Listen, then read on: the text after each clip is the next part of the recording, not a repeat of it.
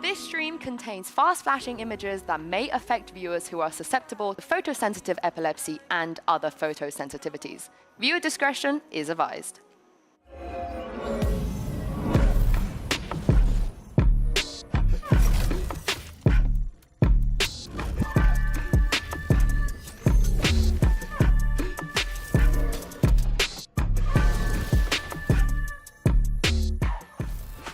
Today, our 2024 champions are looking to make it back to the grand finals, back to back even, but they're gonna have to get through the last hope of the Pacific region in order to do so. Hello everyone and welcome to day 8 of Masters coming to you live, from the UOB Live in Bangkok. Of course, I'm Golden Boy here alongside Mimi and Bren for today's best of 5 lower bracket final between EDG and T1. The fans are rolling in. We got the Dan and Tacta Bears, got the Huffy, he's got the Copium. Lower. There it is. Zooms out and you just look like a crazed man. Just stuck behind it. What's good, everyone? Welcome back. We hope you had a good night's rest and you're ready to go, because this is going to be a fun one, because we have 2 phenomenal teams that are fighting for that final spot in the grand finals. Let's go ahead and talk about how we got here, because in yesterday's upper final, G2 got their revenge and take down EDG in 2 straight maps. And Mimi, it really felt like G2 were cooking on another level. To me, this felt like peak G2. Their macro calling was absolutely on point. I think the Teo breach comps that they were pulling out here were excellent, and EDG just had the wrong read, sending it onto Lotus every single time, and now G2 making it to their first ever global final. But the second match was a surprise as well, Brent. Yeah, defining word for both games, I think, as well, is that G2 had just overwhelming confidence. The same could be said for T1 in the way that they were playing. They were relentless. They gave no chance for Vitality to get back into multiple of these scenarios, and I think Vitality didn't play up to their potential. I think they'll reflect on that game and also think that at the same time. But what we got out of T1 is potentially a team in top form right now, peak performance, and they're going up for that rematch again against EDG. But that was a huge disappointment for Vitality. The comp change on Haven, moving away from the ISO Yoru to go into a Jet that you couldn't really see the reasoning watching in that game. Mistakes on how they were calling around their attack, sides being way too slow. A very disappointing end for that super team. You know they're going to be back at future global events, but today for T1, it's about getting another round of revenge, this time against EDG. That's right, that's the most important thing there, because these 2 teams have met against one another in the past. We'll talk about that in just a little bit, but for now though, it's our MasterCard fan poll. We want to hear from you. Who do you think is going to walk away with the dub? Who is joining G2 in tomorrow's epic grand final? Scan that QR code, make sure you get out there and vote. We want to hear from you, and results will be shown later on in the broadcast. And of course, you got to use those hashtags VALORANT Masters as well as VCT, so we can feature only the good stuff, baby, on the broadcast. You know, we care about you. We want to show the good stuff. All right, now let's go and dive into the important conversation here, because I don't know if you guys know, but we got an MVP bracelet to give out, all right? And grand finals is quickly approaching, so this is the race for MVP. And we have our front runners, and it's looking pretty darn good, Mimi. Let's go ahead and run it. What do you think of this? Yeah, Chichu is still looking primed to take that MVP bracelet. Shocking to not see Kangkang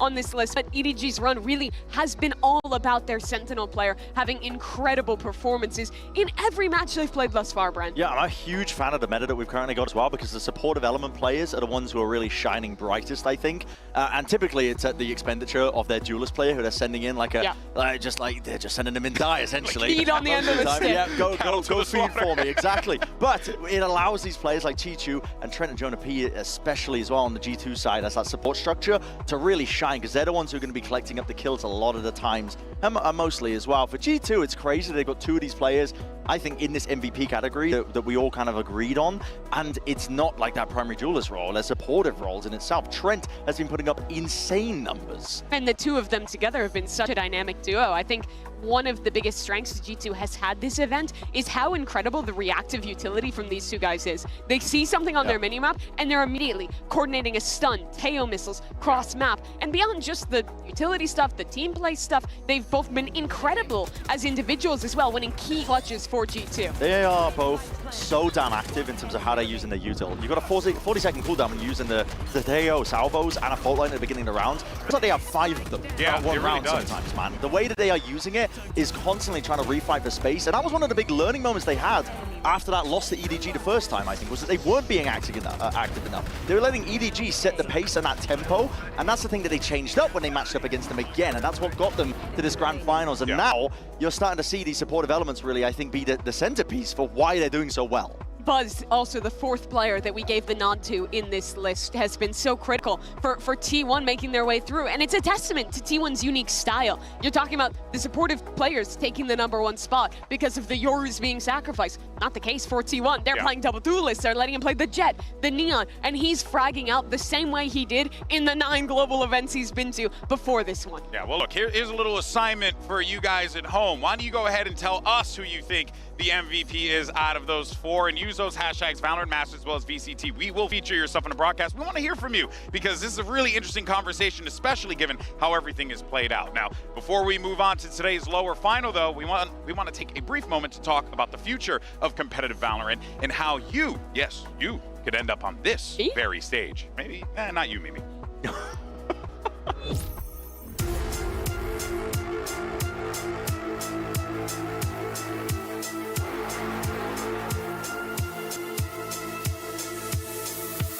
We are here at Masters Bangkok, where the best of the best are battling it out on the global stage. But remember, competitive VALORANT blazes through a vast variety of arenas and stages, manifesting in every form in every corner of the world.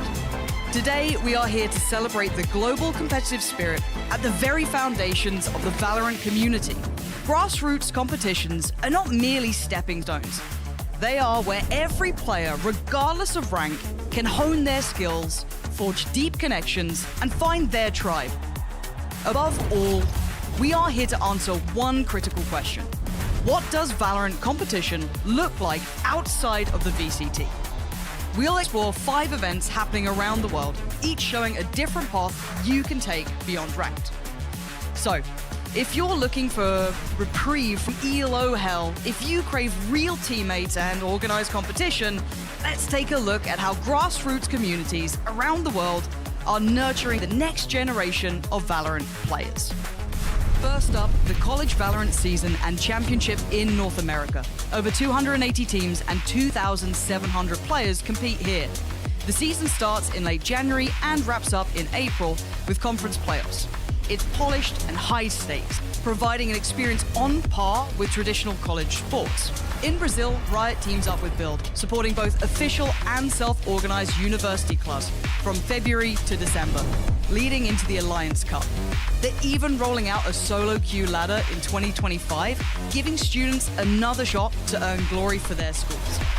Finally, here in Thailand, the VALORANT University Championship Series will see the top 32 universities battle out to be #1. The qualifiers feature over 1,000 teams competing for a chance to partake in the offline finals. Top-tier production and national support. Talk about prestige. We've seen the Scholastic side, but what happens next? When you're looking for a highly competitive experience that can get you serious recognition. First up, Spain's Clutch Series. With 800 teams and 6,000 players, it's aimed at those below Platinum who want structured competition without the sweaty, high-rank pressure. It runs from September to June, culminating in a conference playoff. It's perfect for stepping into the organized scene for the very first time. This is the next step for players who've dominated local leagues, open brackets, premier competition, and are hungry for a higher level of structure. This is where you can prove you can handle the pressure of broadcast matches, heavier scouting, and intense competition. This competition features more high-stakes gameplay between the teams on the cusp of promotion into the VCT. Challengers EMEA brings together the top teams from France, Spain, Northern Europe, Eastern Europe, Turkey, and DAC competing in a league format. Teams earn points that can qualify them for Ascension. You've just seen a whirlwind tour of the biggest grassroots Valorant events spanning the Americas, Europe, and Asia. Each one has its own story, its own heroes in the making, and its own challenges to overcome. From academic pressures to bracket eliminations that keep us on the edge of our seats. But why does this matter? Because these grassroots arenas create the next generation of Valorant players, fueling the ecosystem with new talent, rivalries, and stories. So whether you're a player looking to compete or a fan who wants to see what the future may hold, events like this are an opportunity to experience a new side of the Valorant community. Yeah, and there you have it. Talking about grassroots, and look, I'm all about it because literally where I came from, started many years ago, running my own events back in New York. But Mimi, you're unlike me and Bren, you've actually came from the Valorant grassroots community. Yeah, I mean, this is the first game I ever worked as broadcast talent in, and the first events I was casting in like 2020, they were tiny events, couple $100, $1,000 for a prize pool, mostly online, but sometimes small lanes. But the players that were playing back then, you still see some of them today. I remember like 5 years ago, casting Zekin playing in these tiny tournaments, playing with players that no one else really remembers. Well, Leaf had a history in Counter-Strike, so he was a little bit bigger before then, but players like Zekin, players like Xander, who's now on 100 Thieves, and so many of our Valorant players come from that grassroots tournament. We have so many top-level competitors now that don't have a history in another game, that have come up from collegiate events or small tier 2, tier 3 events in the past. And that's why it's so cool to be able to see that. So if you're out there, you're playing a grassroots event, you could be the next player on a stage like this, or you could be playing against someone who will be. Or you can even end up being like Mimi, a generational broadcast talent. You know, she hates it when I say nice things about her, but I had to do it there. You know, look, Bren, you and I both, I mean, I know your grassroots I'll keep it history. short and sweet, though. Listen, the tier 2 and below for everything in esports, that's your lifeblood. That's your foundation. I talk to people about this all the time, but if you don't have a good foundation, your entire sport is going to crumble. And for Valorant, this is what I love the most about it, is how much emphasis we do place on the grassroots, I think, as a scene overall. Because outside of it, your sports, if you don't have that foundational level where you have the lifeblood and the ecosystem and these fresh players coming in and giving opportunities to people to compete, you just have a sport that's being propped up by like suits and middle management. And it's just like, it's going to fall over. It feels fake. It doesn't feel organic. Valorant feels organic because we support the tier 2 and below. We support it from a grassroots level upwards because we understand that without it, we are nothing. We wouldn't have jobs. You know what I mean? And you've seen players, teams from those levels coming up into Challengers this year. Shopify Rebellion's GC team now in Challengers in North America. You're seeing collegiate teams make it into Challengers in North America. And across the world, you're seeing the first batch of Premier teams making their way in as well. So really, if you're playing in a small grassroots land, if you're playing in Premier, all of that is a very direct path to play somewhere like Bangkok in front of all these fans someday. That's right. And the only thing that I'm going to say on it quite briefly is just, look, in esports, you can forge your own path. I was a social worker, so look at me here.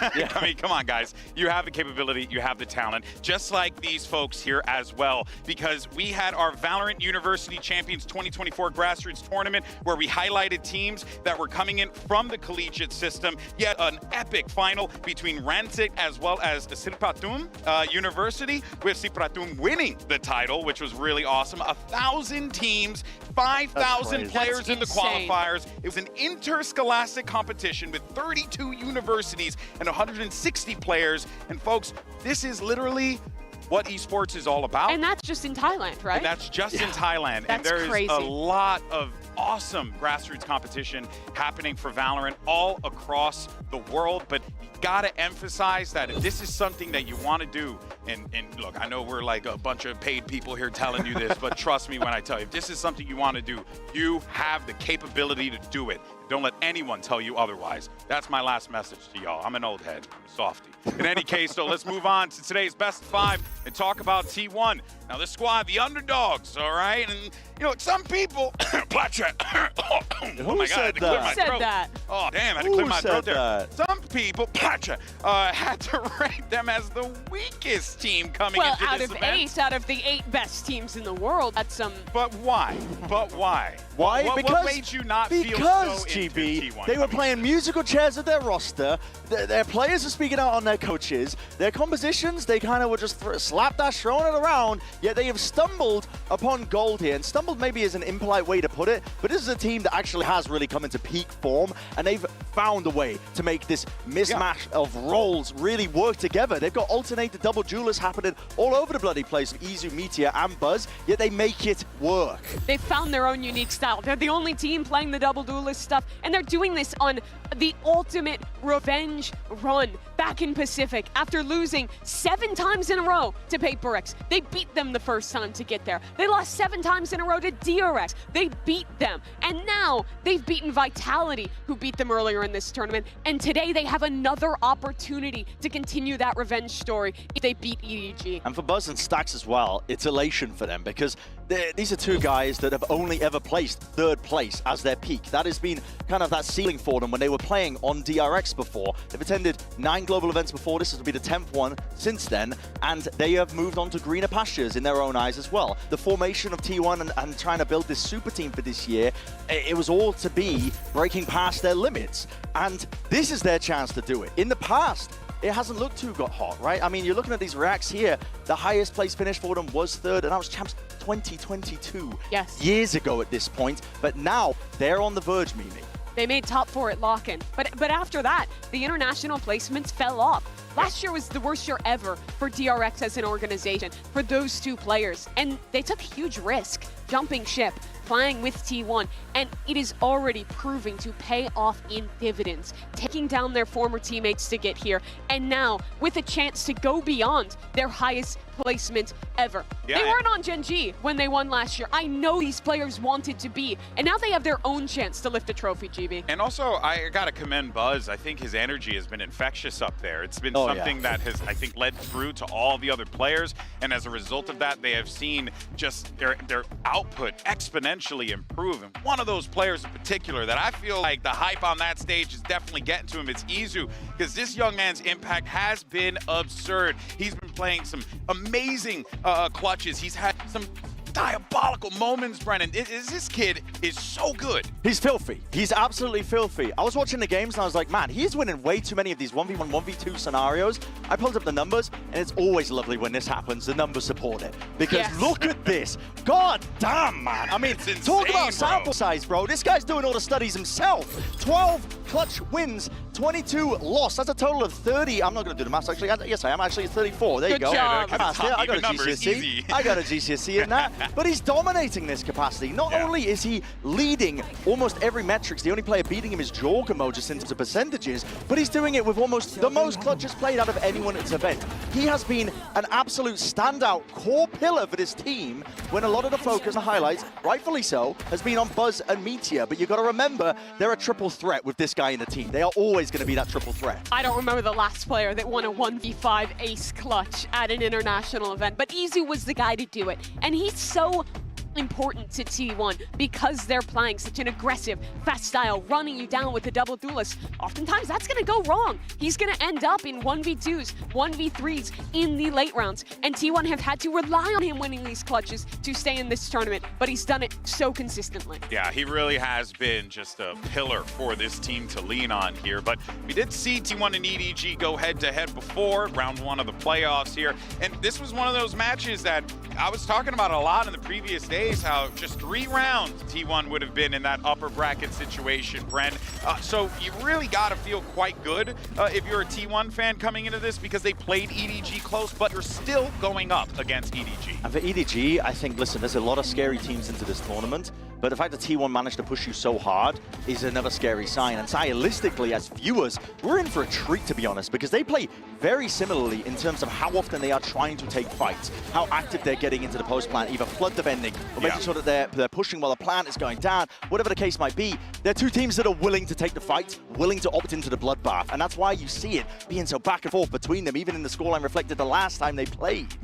These two teams are also so similar in the way that they're playing. They're not as heavily as other squads, playing super heavy into the Breach, Teo, Yoru, Vice combinations that a team like G2 has started to perfect. They're both so willing to go for crazy fights, to get hyper aggressive, and in that way it's going to be very reliant on individual form today, and that got shown in their last game. I tried to steal his Valor, but it was Sylvan who won that 1v5. The rookie player stepping up, Izu doing it as well, alongside that experienced core of 3 players on T1. They should have won that game by all accounts, but now they have a second chance. They do a second chance at redemption. If there's one guy who likes the sweet taste of revenge, it's Stax, who's standing by with Jen Lee to get his thoughts ahead of today's match.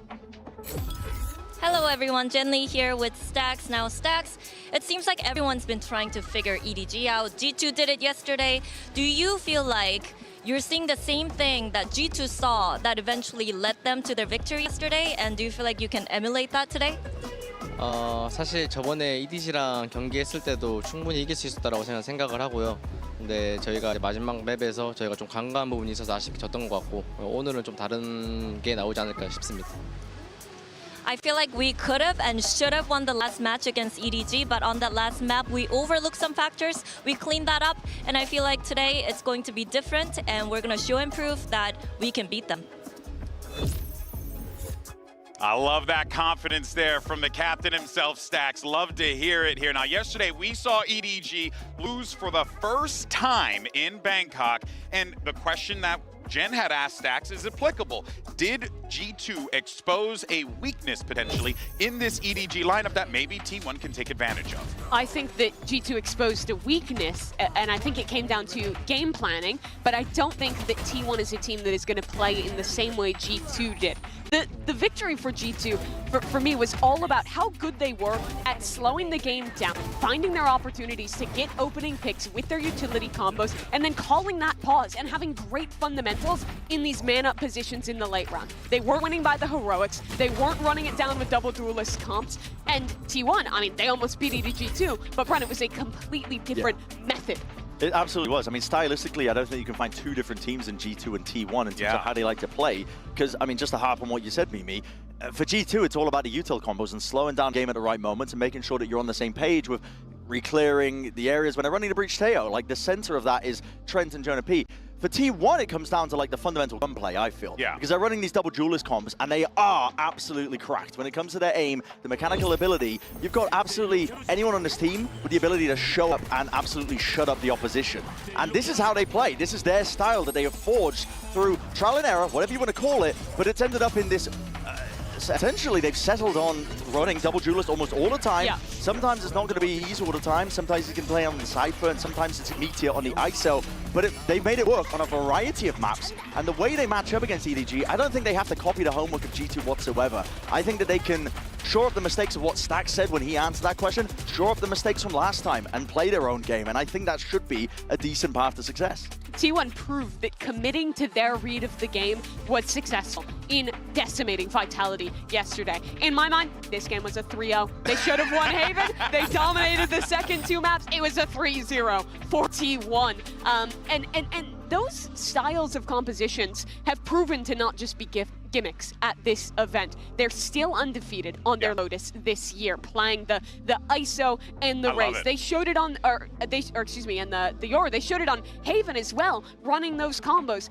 We lean into talking about them as this crazy duelist team. They don't play the util combos, but they do, just not with the Breach Teo. They're having great combinations with the undercut and their ultimates. The way that they're supporting players cross map with Sova and ISO ults as well. They are a very creative team that is also very proactive and aggressive. And I think that is reflected in that MVP discussion we were having, because 3 of the 4 were supports while Buzz was the only duelist there. So it's very clear that the style of T1 is also manifesting itself in the stats as well. Now, shifting over sides to EDG, we have Simon standing by with Genli to get his thoughts on today's matchup and T1.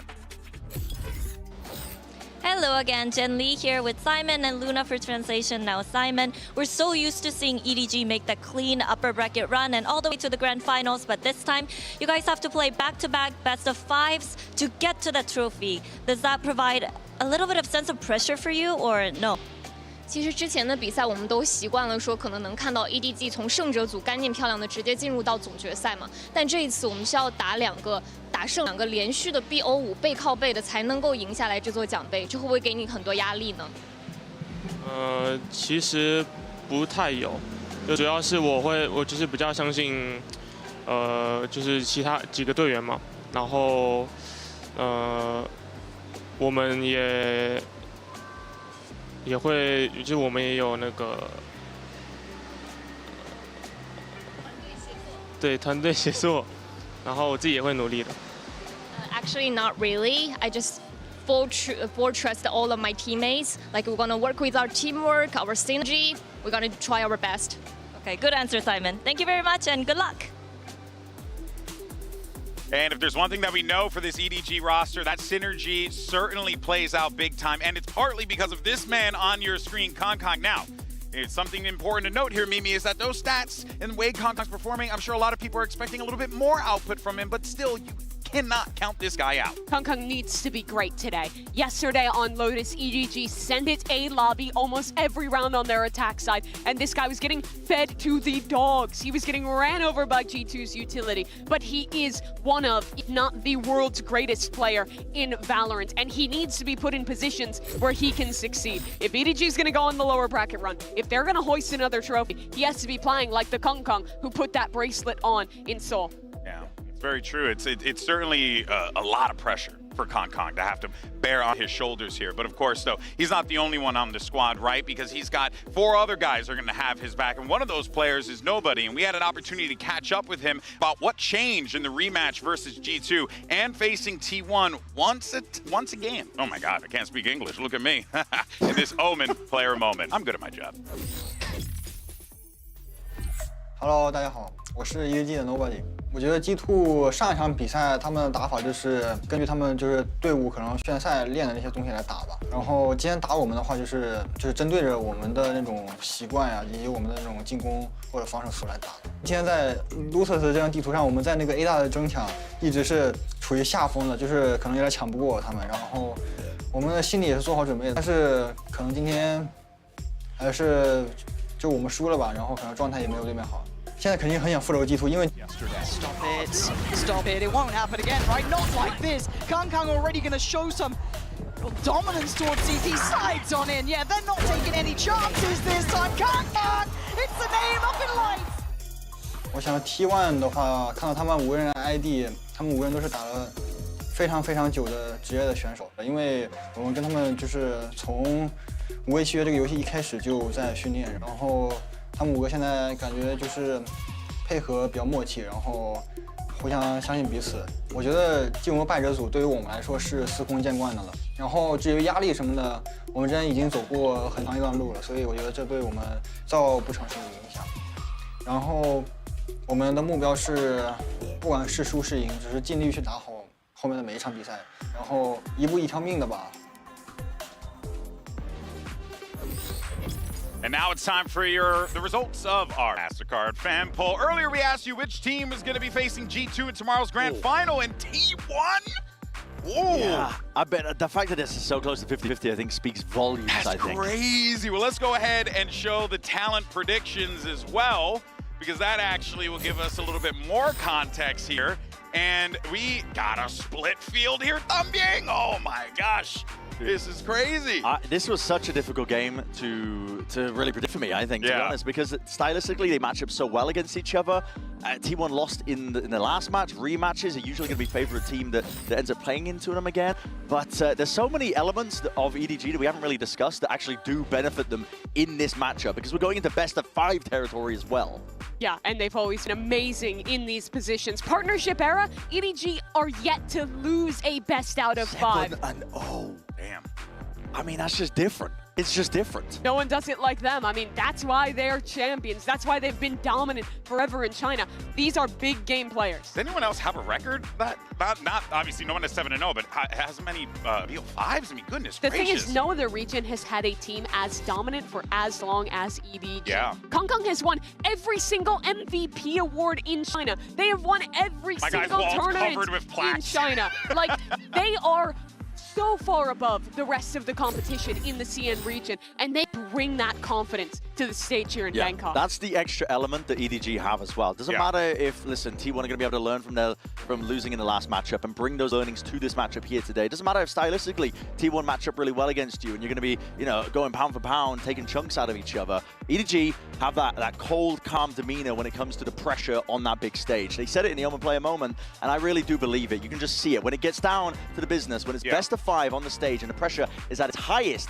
they're the ones making diamonds. They're not crumbling. And losing to G2 is going to put a chip on EDG's shoulder. It's the first international match they lost, global match that is, since they won the trophy back in Seoul. They have to make a run from the lowers to try and go back-to-back. No team since Fnatic has done a back-to-back tournament run, so really the pressure is on for EDG, but these are the moments where they're at their best. T1 could just do the funniest thing, though. And they've been doing it all tournament. They've been doing funny things all tournament. Oh, man, I really, because I came into this one genuinely believing that I just can't bet against world champs. That's why I went the way that's that I valid. went. I think that's super valid. But I also see, the community is going hard on T1. It hurts me to go hard on T1, to be honest. It hurts me to be prepping them in this manner, but because the trouble is, when EDG do get down to the business, they turn up. They shut up, man. They really do. And I think that T1, to a degree, are a team that have been playing largely, I think, with house money. This has been an event where they didn't have quite the right philosophy heading into it as well. I don't think they were really intending to make a deep run. Every team goes into it wanting to lift the trophy, but now the pressure is real. Now it's starting to get down to that top 3 scenario, and you're just one step away from even getting the chance to potentially lift the trophy. Ooh, all right, folks. Well, I hope you're ready, because this is it. We're going down to the wire, and we're going to find out which team will be fighting for glory, fighting G2 for the trophy tomorrow. It's EDG versus T1. It's a BO5. Masters Bangkok's lower bracket final starts right now.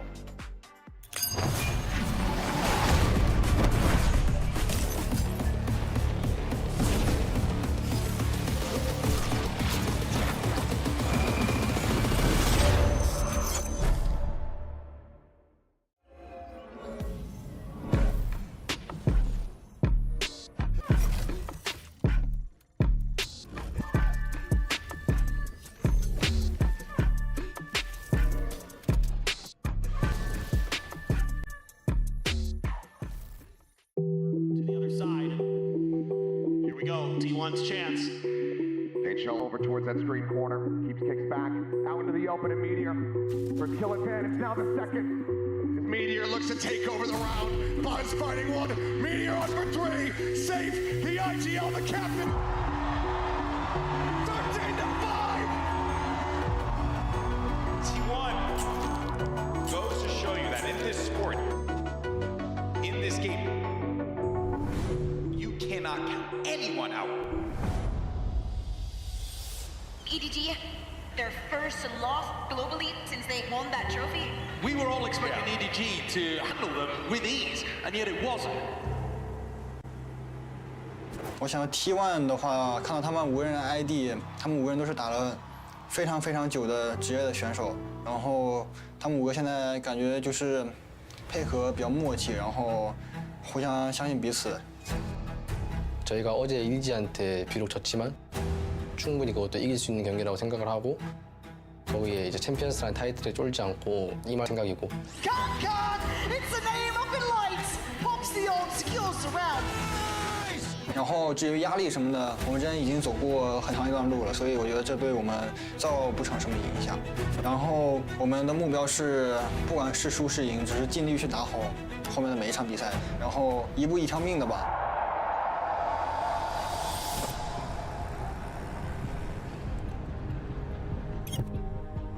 그리고 이제 저희 팀원들이 오늘 바이탈리티에서 경기 보여줬던 게 제 입장에서는 진짜 말도 안 되는, 그래서 너무 자랑스럽고 만약 우승한다면 일단은 병철이는 울 것 같고요. 저는 냉정함을 일단 유지하고 저는 조금 더 높은 곳을 바라보도록 하겠습니다. Vitality, let's upset them here. Sylvan fighting 2, fighting 3, and Buzz, my God, what a nail biter. 至于我的队友们，我觉得今天就最近可能残局输的比较多吧，然后我觉得就希望大家能够调整好心态，然后能够找回以前的自己吧。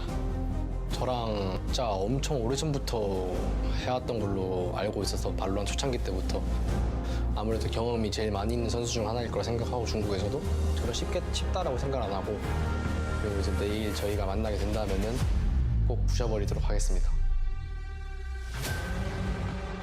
我觉得进入败者组对于我们来说是司空见惯的了。我们无数次从地狱杀回来，这一次也还是会一如往常。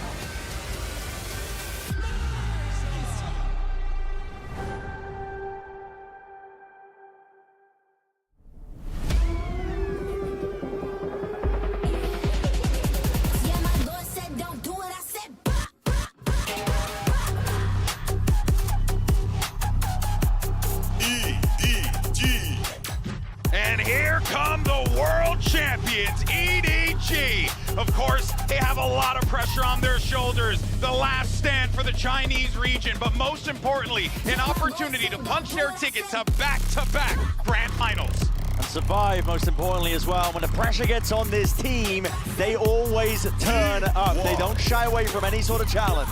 T1, no one expected them to be here, the second seed from Pacific. But they've been on a revenge tour, taking down EMEA's super team, and now another revenge match ahead of them. A chance to deny EDG's back-to-back trophy opportunity. It's the salty run back we've all been waiting for. T1 gets an opportunity to get revenge on EDG. And let's see how the chips fall as these players, you know that they're feeling the pressure, the anticipation, and most importantly, the electricity in the UOB Live. Both of these teams have a very similar map pool, and both of them perma-ban Abyss. In the last series, EDG floated the map, T1 banned it, and I think it put EDG at an advantage here. I'd like to see both teams float Abyss to the end, but T1 go back to banning it. Yeah, not the case, but you are completely correct in that they have very similar map pools themselves, and EDG selecting Bind as their first opening map. And I believe they ended up losing this to T1 when they played in that initial series. So looking to see if they can right the wrongs of the past here and start off strong early in the best of 5. Let's not forget, that format is going to be absolutely brutal. It's a marathon, not a sprint meeting. And this is experience territory for EDG. You're so right. Partnership era have not lost a best out of 5. For T1, they've barely played any. They were not a top team in Pacific for the longest time. They made it to some of their first BO5s, this stage of Pacific, and now this is their first BO5 on a stage this big. Yeah, both of these teams though, right, as we had noted many times here, no strangers to these high-octane, high-pressure BO5s. They've been in this in the past. The problem here this time, Brent, is that you got a T1 team that's kind of been a little bit of a David and Goliath setup here, right? And they feel that, but it feels like they are embracing it, but they want it because they feel like they have the right hook to bring down the giant. But we saw the MasterCard fan poll, and we've seen our opinions overall here. This might be the turning point in the tournament where people expect T1 potentially to be the very, very slight favorites, or at least 50-50 out worse in this matchup. The pressure kind of shifts there a little bit. You can be the underdog throughout the entire tournament, and that gives you a bit of an edge, I think, a bit of extra confidence, because you know, okay, well, if we go out here, it's not the end of the world. The expectations weren't that grand in the first place. But here is where it is real. Like we've been mentioning, best of 5 territory. EDG were freshly got this one in their mind through their run in their own regionals. They made a lower bracket run recently. They know they're capable of doing it. But T1, they're going to be having many questions, I think, asked of them, and it's up to them genuinely to answer it themselves here. But for Buzz and for Stax, 2 players not on DRX, not on that Vision Strikers core for their first global event, it would mean the world for them. It would make the risk pay off to not just make top 3, but to go beyond that, make their first ever global grand finals, being the second Korean team to be able to claim that accolade. You can see the BO5 yet again. I wanted to bring it up just to emphasize, right, for folks at home, Bind, Haven, Fractured, if necessary, Split, and Pearl. Where does this series go topsy-turvy potentially? I think biggest strengths here for T1 are the double duelist maps, the Split, the Haven, where they beat Vitality yesterday. Not having their Lotus, though, makes it tough to find the third map they're favored on. And I think the questions have to go to the first map of this series. They beat EDG here yesterday, but clearly EDG have focused on changing that up, picking it first in the series. EDG are a scary team when they're confident. If they're going into a match as well, thinking that they can right those wrongs as well. And we're seeing those switch-ups. We're this deep into the tournament. If we did, I think it would be quite surprising. But I just love how much these two teams opt into the fight. They're both running KO for a reason. You're going to be seeing pop flashes. You're going to be seeing aggro plays, re-clears. Aggressive is the approach for both of these teams. It's going to be a bloodbath. I want to see Kung Kung at his best. He's been asked to play a lot of sacrificial roles, running it down on the Neon, teleporting in on the Yoru, but his Raze has always been one of his absolute finest agents, and I think he has to put up another MVP caliber performance here to take down T1. This is going to be awesome. I think it's safe to say everyone in this venue is hyped for this one, and it's the last hope for both China and Pacific. So let's get this BO5 started. Send it over to your casters. Here's once again Pansy and Ender. Thank you so much, GB and the desk. And I want to start this off by kind of prefacing this with the notion of power residing where men believe it resides. And EDG normally would be the one to look up to. However, they were made to look mortal. G2 bringing them down, but can T1 deliver the killing blow? T1 riding all the momentum coming off the back of yesterday's series. There's a little bit of magic in the air for Pacific's #2 seed. Their run so far this tournament has been nothing short of incredible. And starting it off on the map they took EDG down on the last time they faced off is exactly where they want to be. It's tense here.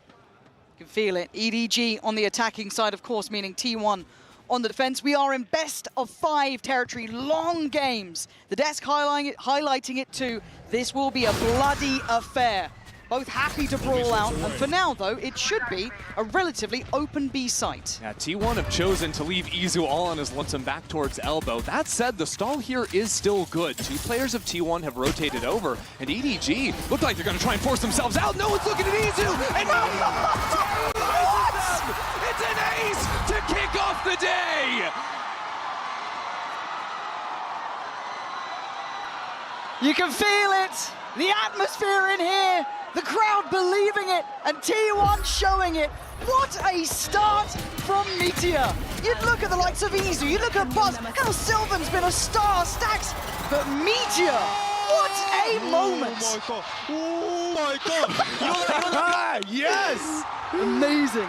Meteor, the man to watch, and that is just killer. EDG come in, get instantly put down.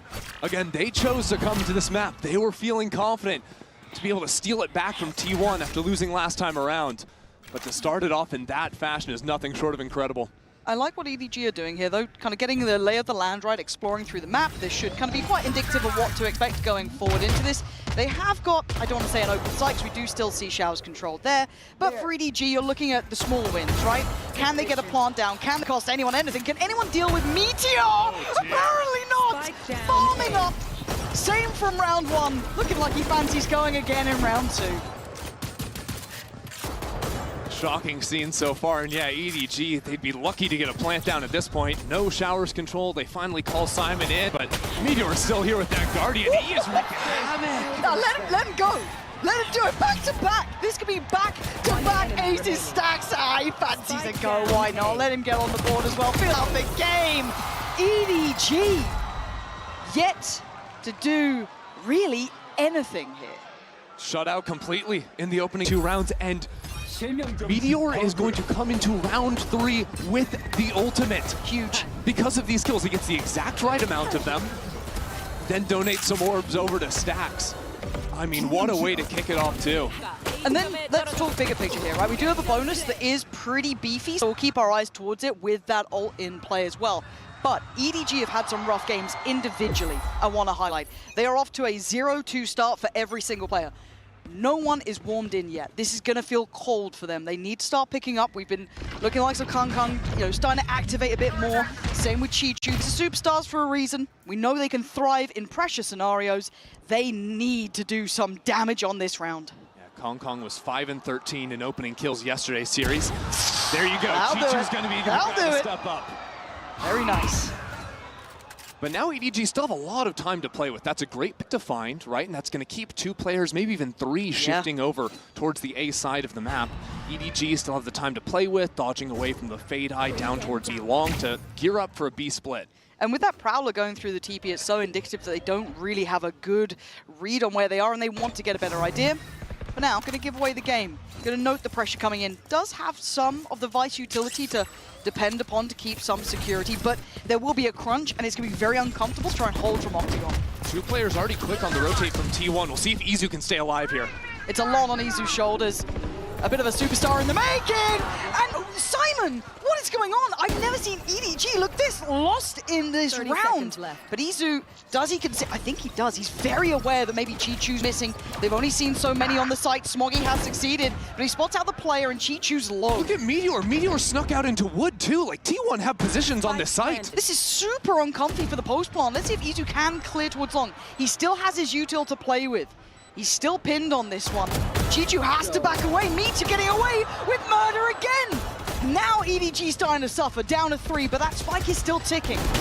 It's getting messy on the site. Kong keeps it up for EDG, and he gets another. EDG was looking tough for a moment, but he goes for a swing, finds those kills, and now Izu is turning it around. It's not over yet. The time is ticking. Nobody's going to be ice cold about this one. You can't lose it like this. The time! He's got it! He's absolutely got it! What is going on with EDG right now? It was looking just about unplayable. And then Izu out of nowhere with the Red Bull clutch. The fact that he's able to stick here in Octagon. How's he not cleared?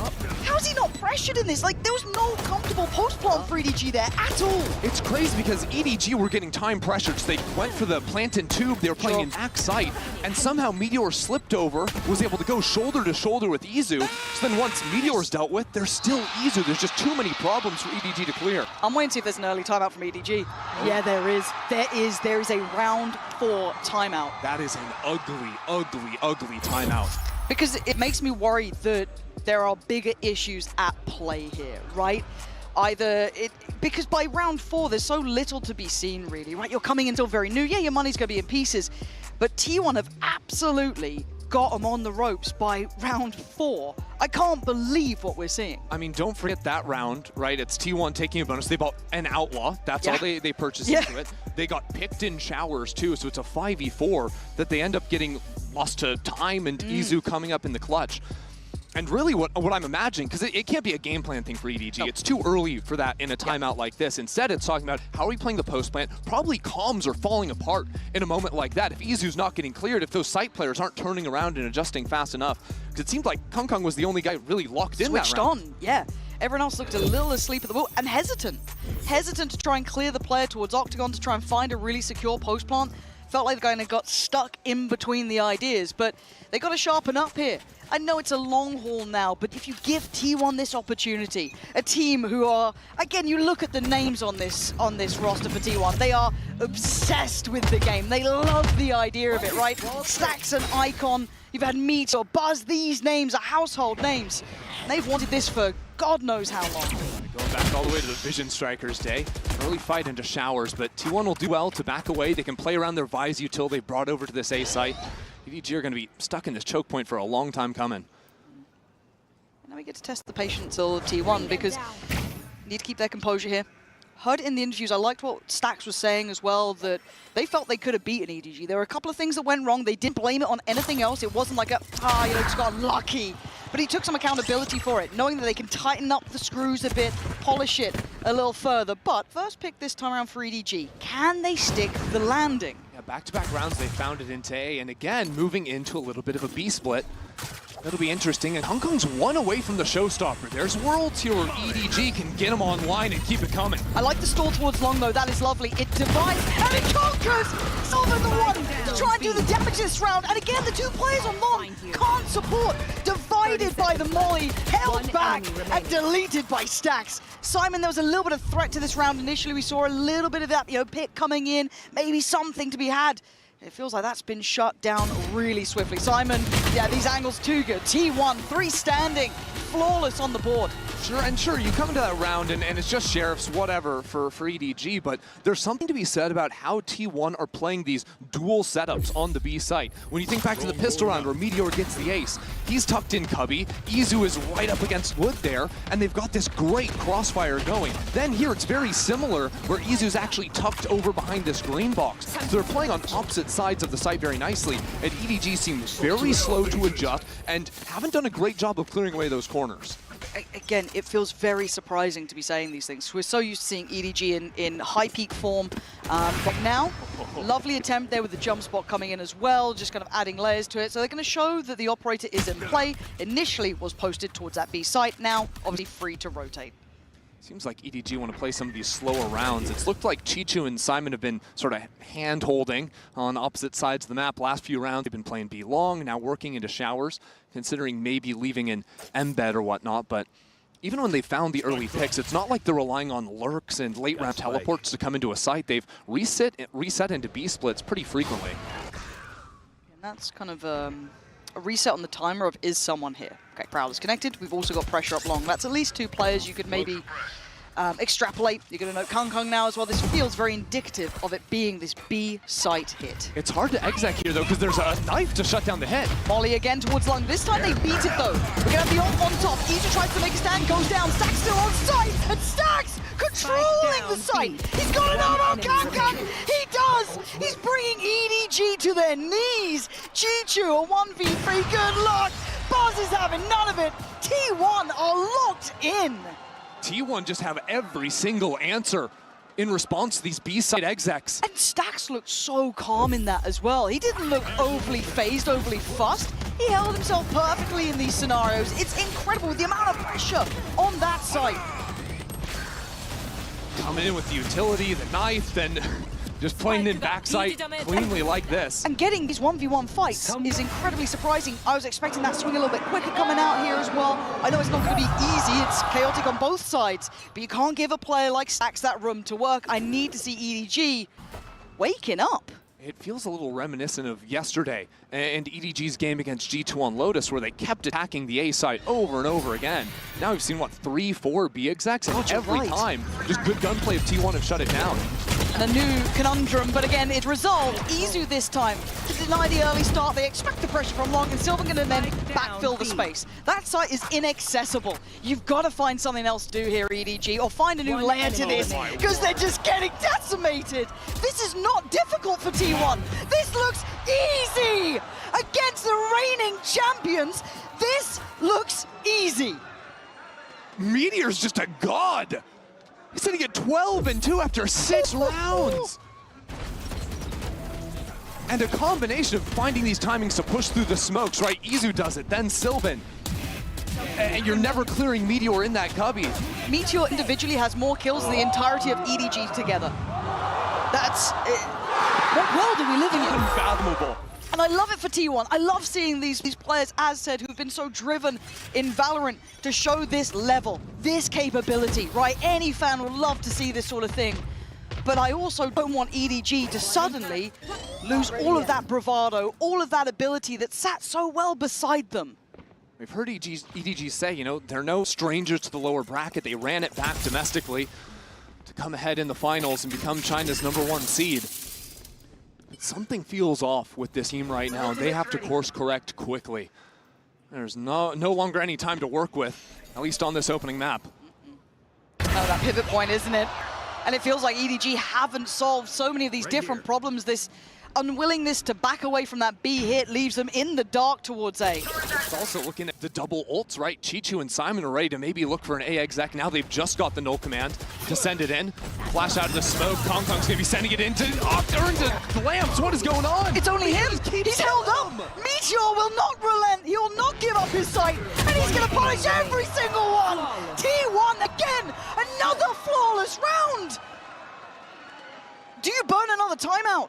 Or do you just let this go? What do you do in EDG's position? Because this is not the team who won champs. This is not that team right now. I genuinely think you have to pull the timeout. Their execs just look sloppy. And the spacing between it, the stall coming out from the Vice utility, the mollies coming in from Sylvan, they're great, but these aren't new things that EDG have never seen before. No. You've got, right, flashes from Meteor and Stacks countering out the exec. Those second, third players coming to Cider just getting shut down. But also, their slow play. Now that there's an op in the hands of Buzz, that's not going to be easy to keep working the map, playing it slowly. So they show a knockdown towards B long to maybe pull a rotate. Now sending the ulti in. That's a surprise. He's still going to go there. Does it divide as much? Not really. Stack's going to then invest ult. Buzz still not really moved. All pressured in showers. A lot of this site is still controlled by T1, but EDG have a decent position towards Lamps. They can dig their heels in here. Yeah, nobody's got the ultimate as well. Some options to trap play off of contact, but Izu with this ultimate, I mean, they're just going to go running through. Yeah, this should be, you know, green light, go for it, get in there. Meteor fancying it. They're still on line of weapons. Meteor, they have no idea. Now they see him, but now it doesn't matter. It felt late even on the call then. Chichu turns, does get Meteor, but the paranoia mounting. They're burning every ult they got because they need a round. They need something on their side. But Stacks is defusing. He gets taken off the fuse. EDG might scrape by here. But Buzz and Selvin, oh, coming together at the right time, at the right place. Simon, good luck. The time is too late. EDG finally on the board, and they put everything in it. I think I saw a kitchen sink flying past at that point. Maybe the biggest investment I've ever seen in a MasterCard Thrifty. Putting 2 ultimates into the challenge.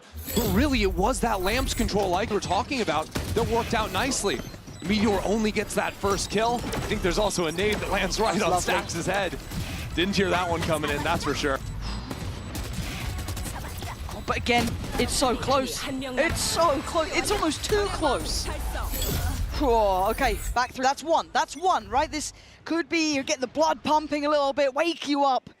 EDG showing that, hey, we can get on the board here, but you gotta find more success than that. One's nowhere near enough. Exactly. Issue is now the ult cycle is down, and those ultimates were really impactful in both the hit and the post-plant situation. So EDG are gonna move back into their slow rounds right now, but they seem a little bit timid in terms of the angles they're taking, because they know T1 have the good enough econ to have bought back into the operator, so it's only after maybe you see a peek that finally the Showers players start creeping. Finally we see that creep into long. They left Spike all the way back in towards spawn. Yeah. Again, this little bit of a pace change is interesting, right? A little bit of a gear shift, slowing it down. I don't think that's going to cause too many issues for T1 yet. Oh. As it stands, though, it seems as though T1 are in that 3-play stack towards A. Quite like what EDG are attempting here, but this late creep into towards Hookah will be curious. Yeah, Meteor and Izu have done a great job of holding on to Hookah control pretty consistently. Although will be Meteor in a 1v2. Yeah, this could be nice though. They have no idea. Turns a flash, no sweat. He's going to hold this down, and once again it offsets this hit. It delays the approach. He spots out one, calls it out. Izu fills the void. They are perfectly in unison. T1 shoulder to shoulder, making EDG again look frayed around the edges. There's just no time left either. Meteor's still on the hunt. Look He's at hungry. This guy. Oh, he wanted more. Chichu denies, but still, this is done. 9 seconds. Put a fork in it. Simon, there's nothing to do but die. This dominance from T1 is absolutely gorgeous to witness. They've got a great read, and EDG look asleep. Meteor's decision-making is so snappy in those moments too, right? He gets the first kill, doesn't immediately pop the ult because he re-clears and waits and says, is there going to be a second player to come in and swing me? Once there isn't, then the Steel Garden comes down after Kong Kong's already been sacrificed into the site. It's just these perfect moments of stall that continue to come in, and EDG have no response.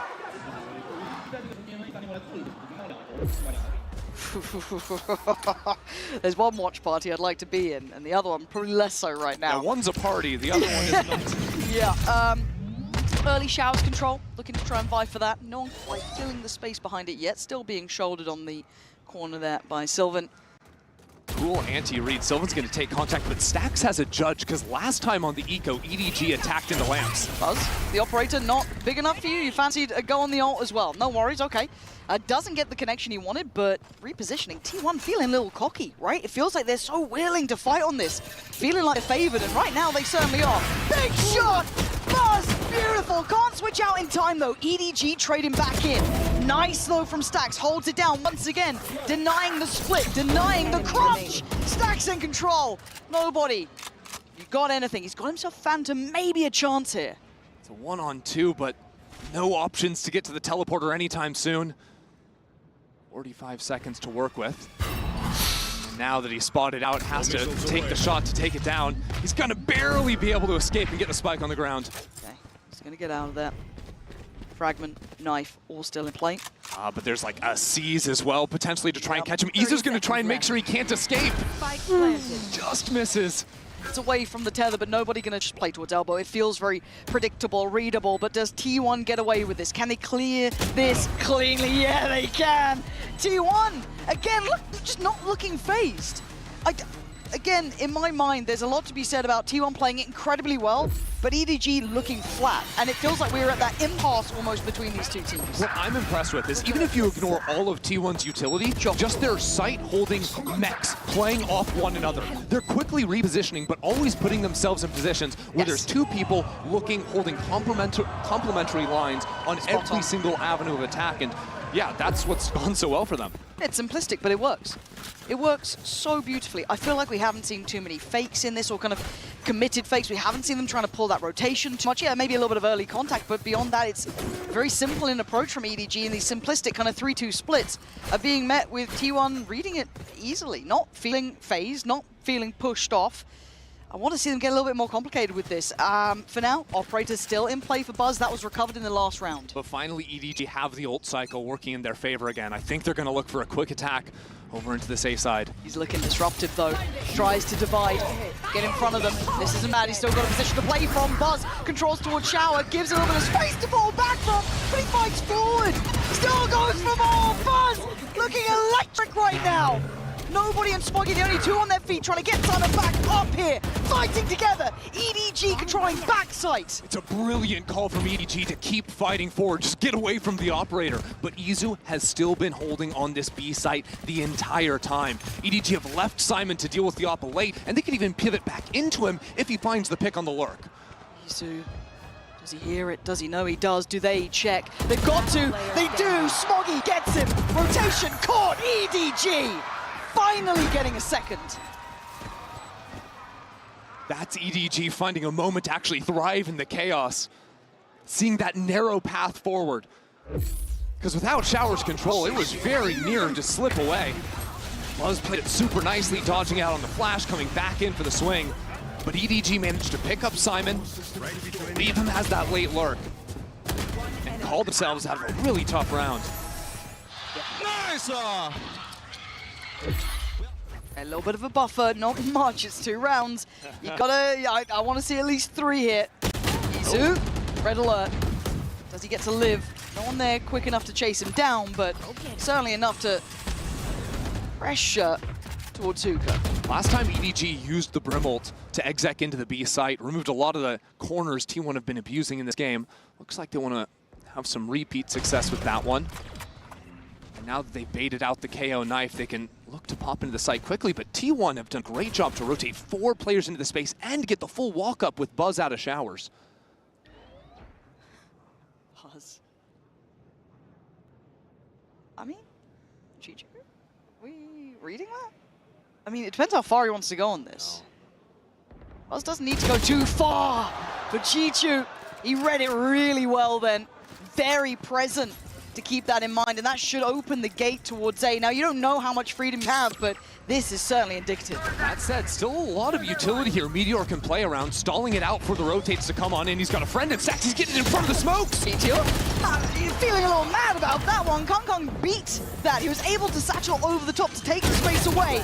Dealt with as well. Kong again, starting to warm in this. Izu and Sylvan, tough predicament to play out from. Plenty of ults, nice from Simon. Very aware round from EDG. Maybe a little bit of light at the end of the tunnel here. Izu, a highlight player, but a 1v4. A lot to ask, and it's not going to be answered today. EDG getting the minimum rounds they can here. 3, barely enough to work with. Yeah, getting the 2 at the end gives them some amount of hope. But this half they're about to go into, the attacking side, they only got 1 round versus T1 last time. They've got to look mad different if they're going to take this first map.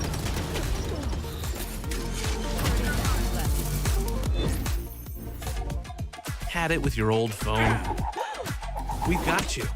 At Verizon, trade in any old phone for iPhone 16 Pro on us, on any plan. And get iPad and Apple Watch Series 10, all 3 on us. That's up to $2,000 in value, only on Verizon. Red Bull gives you wings.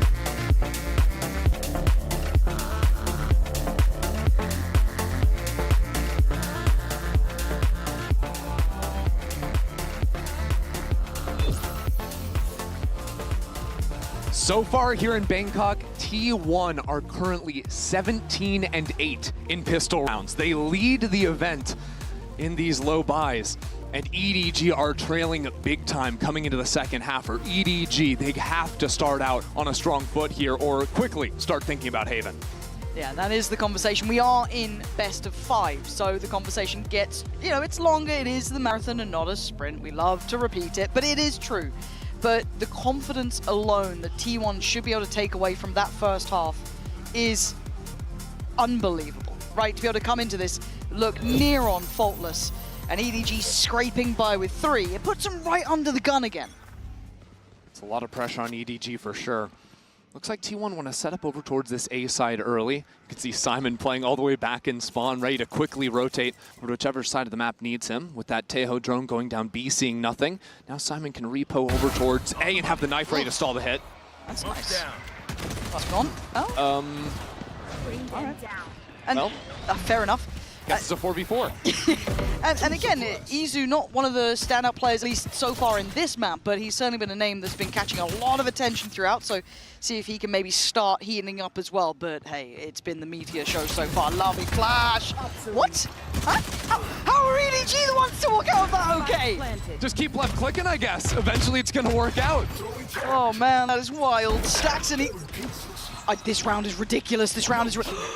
Did he get spotted? He did. Nobody really sharp. But it's down to Izu. 1v2, not easy, and nobody not letting it slip now. Diffuse for EDG. And that round felt bizarre. It frankly was. Every time a team was at a numbers disadvantage, they're getting multi-kills at the exact same time. But that is now 3 rounds in a row for EDG.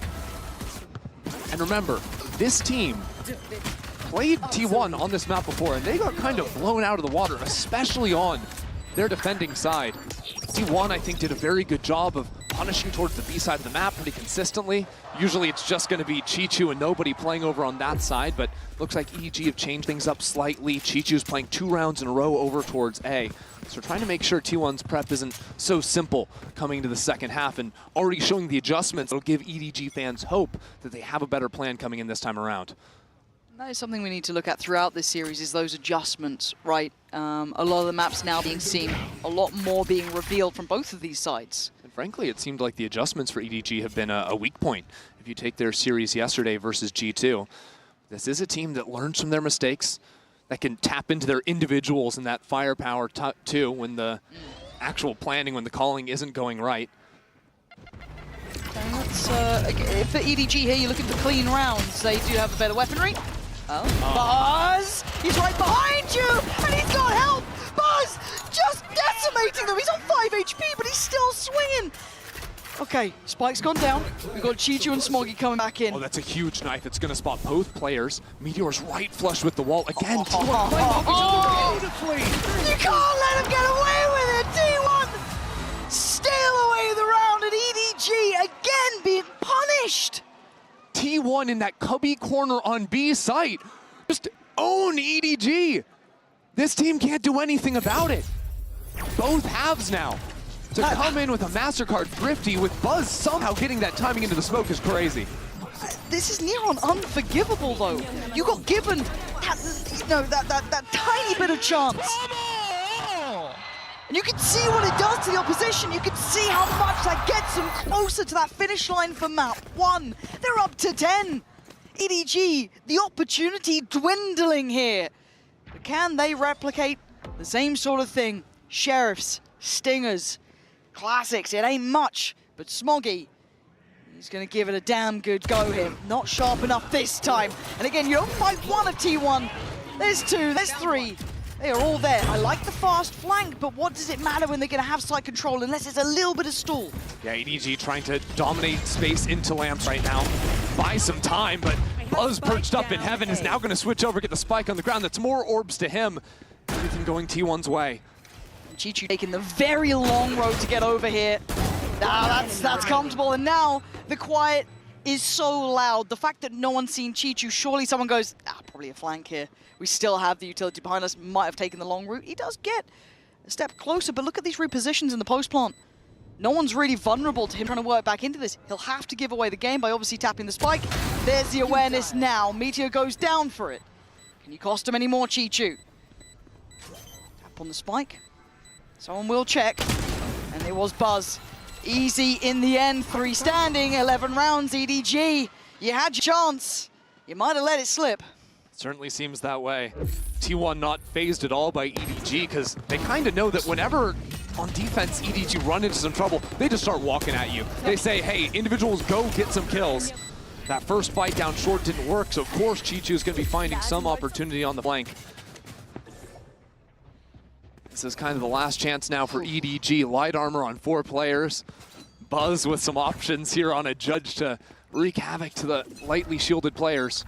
On off from the ult as well. Buzz closing in on that. Now, how do they want to start into this? They're not in a hurry. 11-4. Yeah, often T1 will slow things down, see if EDG are going to overstep, and then they can bank off of Stack's ultimate to actually exec into a site.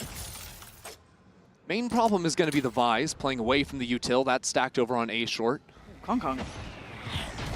Takes a lot to be brave in these situations, but they're going to try and stand and fight on this one, and they might get punished. Buzz, head first, Meteor with the 1-2 punch. T1, they're already in on the side. EDG had a quick rotate off the back of the drone that went down from nobody, so they have the extra body here. Simon is at least controlling some of the space. Chichu now, working back in through from Lamps. Going to be forced away from this, though. He needed that. Now EDG come on in, but Sylvan still locking them down, seeing just a pixel angle over the smoke. Yeah, Chichu and nobody up against it now. T1 with the numbers. Izu waiting and watching, controlling so much of this site. There's nothing for nobody to do. He makes it go, but it is nowhere near good enough. 12-4. T1 are out for blood. It's just a beautiful thing to watch right now. First, it's the pop flash, then this shot. I think, by the way, Sylvan or Meteor spamming off of minimap because Buzz like barely saw him off his shoulder inside of the smoke. And that's netting them a kill somehow. Then their fundamentals in the post plant always getting ready to swing off one another. EDG, what do you have left in the tank? There's a tail ult, but it's 4 Guardians and a Judge. About as bad as it can possibly get here on 12. Scraping what they can together, making something out of nothing, trying to at least. Chichu holding the corner, trying to show a little presence, but there's a lot of players heading their way. If they lose Hookah, it's over for EDG. The Thorns buying some amount of time for them to look back in towards Octagon. So tense between these two, though. Because you're going to trigger the wall towards long. That's a lot of bodies now spotted. I'm looking at Meteor's timing here. Does he try and catch a little bit of a window on it? Oh, and he's rewarded! Nobody to... Ah! Meteor getting away with murder! And T1 just explode on the site! Kang and Simon left to pick up the pieces. Oh, he's trying. Simon's trying, but trying is not enough. Map 1, like a dagger to the heart of EDG. T1 walk away at 13-4. Just devastating, destructive. Meteor and T1 just waylaid EDG out of this.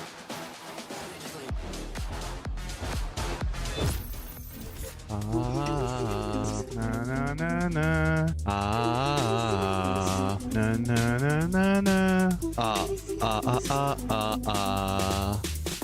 Boom chicka bum chicka boom chicka bum chicka boom chicka bum boom boom boom.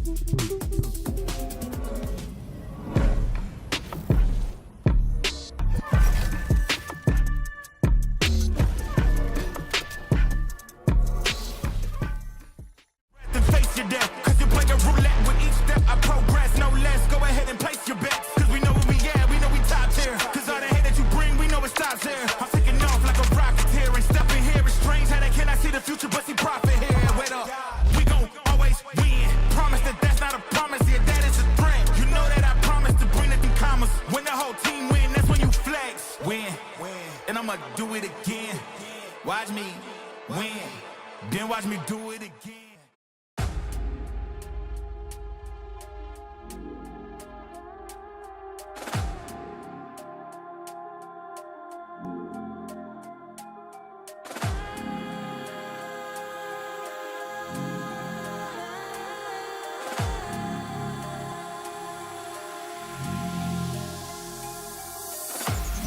Is this where you keep your heart locked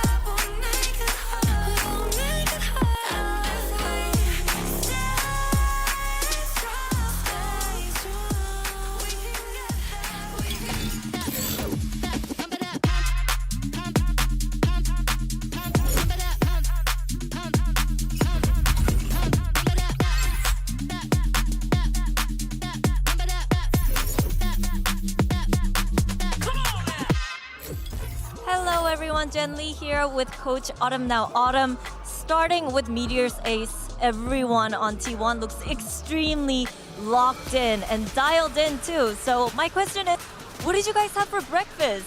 Where is this confidence coming from? 감독님, 메테오 선수의 에이스부터 시작해서 정말 선수들 모두 오늘 최고점을 찍고 있는 것 같거든요.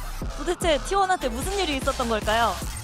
아무래도 선수들이 저희가 한번 지고 나서부터 오히려 그거를 동기부여 삼아서 우리가 여기서 배운 게 있으면은 그걸로 이제 극복해주자. 다음에 또 만나게 되면 무조건 복수할 수 있다라는 자신감을 심는 데 집중을 했고, 선수들이 실제로 오히려 저희가 목숨이 없으니까, 뒤가 없으니까 정말로 자기들이 가지고 있는 모든 걸 보여주기 위해서 게임하고 있다 생각하거든요.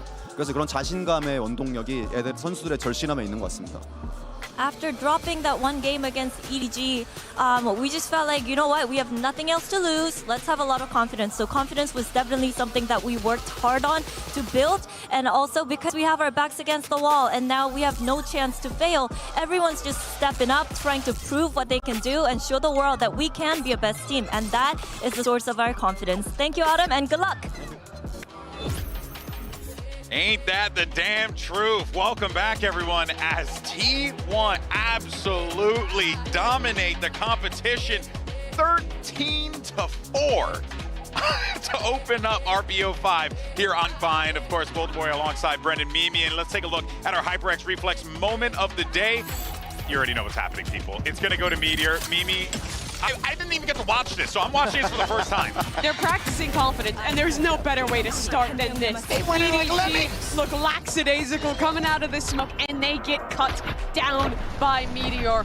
What a round it was for him to kick this game off. Yeah, I mean, it's explosive, isn't it, to just begin? I mean, one of the things that you pulled and we're talking about briefly, I think it was just T1 success rate in pistols, and I know Ender was talking about it as well. They've been the best team this event. And it just starts them off on a lightning fast pace on Bind. It's a map where you want to get going strong.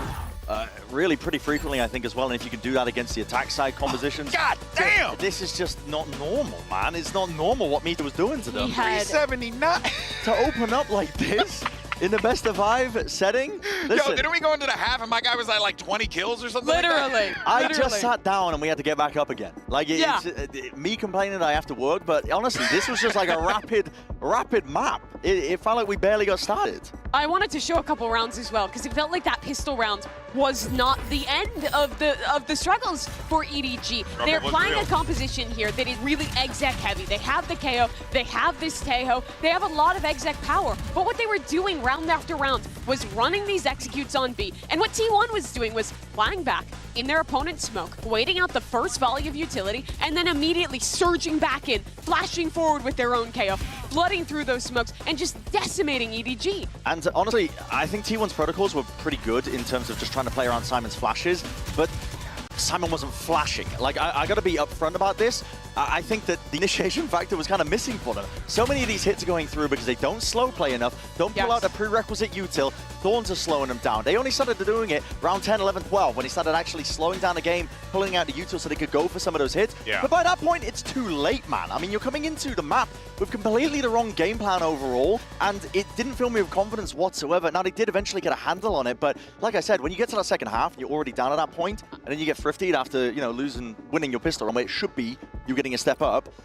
It doesn't look good. They lost this map last time, 13-7. This time they lose it 13-4. It only got more dominant for EDG, and I'm so disappointed because I think the prep should have been around the fact that you're playing into a comp that has some of the strongest stall utility in the game. You have a Brim, you have a Vise going up against you. They weren't baiting out the Thorns the majority of the rounds. When they were defaulting, they weren't actually taking those timings they found to go for their executes. It just looked completely out of sorts for EDG. Guys, you keep talking about plays, where you put stuff, and who you shoot, what you do.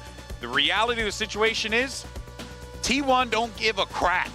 They are vibing. They don't care. Whatever happens, happens. They're big chillin'. And when you are big chillin', let me tell you, you're feeling pretty damn good. Especially when you're going into Haven and you get to run the ISO potentially here. Who knows what the hell they're gonna do? I mean, this, guys, That's insane. I don't think Media's ever lost in the Gulag. Listen, he pulls you into that kill contract, he's getting a kill almost every single time, bro. Yeah, he was almost like 4-1 yesterday, of the time. Yeah, he's different. When they play on this home, they are different, T1. And they've set themselves up so nicely for a deep run here now in this best of 5. Now listen, it's still anyone's game. These are marathons, not sprints when you get into this territory of tournaments. But this is such a great beginning for T1. And what Autumn said really resonated with me out of the coaching interview, which was him saying that they're playing with no pressure because they've realized it's kind of like, you know, it's house money, the pressure's off their shoulders. If the whole team is bought into that mentality, it's very dangerous. I'm going to say it. I've seen one team do it once before in my very long years of esports. I'm not going to mention the team or the game, but listen, what I will say is they won the whole bloody thing. They won the whole bloody tournament when they had that mentality, when they were just letting loose, having fun, and all the pressure was off them. And that, I think, is the most important thing. Above all else, right? You're in this situation, you know the fans, all these people here, they go nuts whenever EDG does something. You know, Kong breathes, and people are like, whoa, you know, losing their mind. And you know what it is, Mimi? That builds on you after a while. I have to imagine. And for T1, they're like, I don't know. Screw it. Yeah, I mean, EDG, they won the championship in Seoul, but it is still a team with a lot of young players. It's the first time they've had the expectation of being champions and aren't the underdog from China. And they're coming into Haven, which they are yet to play at this event, with a comp change compared to China. It's nothing crazy. Breach, Taeho going into the mix, but you're going up against a T1 that is undefeated on Lotus, Bren. And for EDG, I hate to say it, but I need to see better supportive util from Simon. I wasn't seeing it on Bind. It was almost non-existent in a lot of aspects, even though T1 had good game plans for it. But you are literally playing to essentially empower Kong to deal with two heavy hitters. He's got Tangle with Buzz and Meteor. Kang's got a hell of a job for him. He needs to be supported effectively. Confidence is high. This is one of T1's absolute best maps, and they have a prime opportunity to go up 2-0. Massive opportunity for T1 here. You're so right there, Mimi. Let's send it back over to your casters. It's Pansy and Ender for the call. Yeah, no pressure on T1, I guess, if you want to put it that way. Now, what up to the good? The scoreline actually reflecting it too, right? Walking out with a 13-4. Amazing. Just now, absolutely smashing. Haven, a comfortable map for them. They look good here. They beat Vitality here. Now, did Vitality look good? No. No, absolute bin juice from Vitality. But EDG, they're a little on the ropes in my mind, right? Map 1 wasn't a pretty affair. Those first couple of rounds were messy, and now we get Meteor able to call up his own number. We've got Buzz looking to do it as well.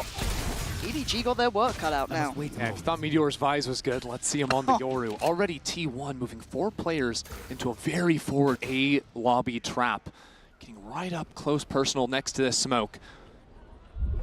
Nobody has the drone to clear it out, but it's already a fight! But do they clear? They give it a glance! A cursory glance is not enough!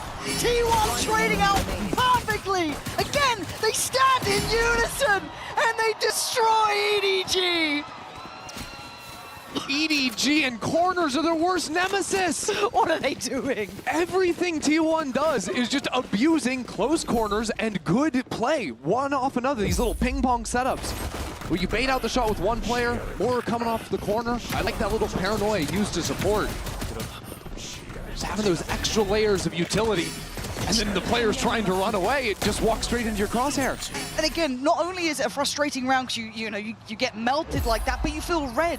There's a lot of like compounding problems for EDG. Now, that is the first round, we could take it off if it was any other day of the week, but they only got 4 rounds in the last map, so I do worry a little bit. Here, show me more. You are the champions, the reigning champion, right? You're gonna have that big old title, got that big old, bracelet we keep going on about. Show me a little bit of something from this, right? Maybe not in this round. This is one sheriff and a classic or two. But after this, a little bit more. That said, EDG have now found both Cypher tripwires. Very nice. T1 are leaning pretty heavily over into Link, and it's a bit messy, but EDG quick to pivot into C. Okay, Izu now going to be threatened here. They're all on the side. They're all towards that smoke. There is a deadly threat, and Sylvan can't deal with all of it. No, he can't! Better! Much better from EDG. Bursting out together, fighting as a pack. Stacks, I was really in the, trying to build something up there. Calm it down. Kong's going to get that Phantom. He's good. Got this sorted. Buzz. Going to have to give away the game. And for EDG, a critical round here. Yeah, I think, honestly, Buzz might just want to save this Outlaw. Do good for him. EDG did a much better job clearing into that backside, like you're saying, right? I think Simon had a great flash. They're pushing through as the Omen smoke. That sort of allowed T1 to get the flood going, ended up falling down, and their spacing as they went out. It's one after another. Weapon here. I think jumping too with the first player just to disrupt some crosshairs. Much better work than we've seen so far from EDG.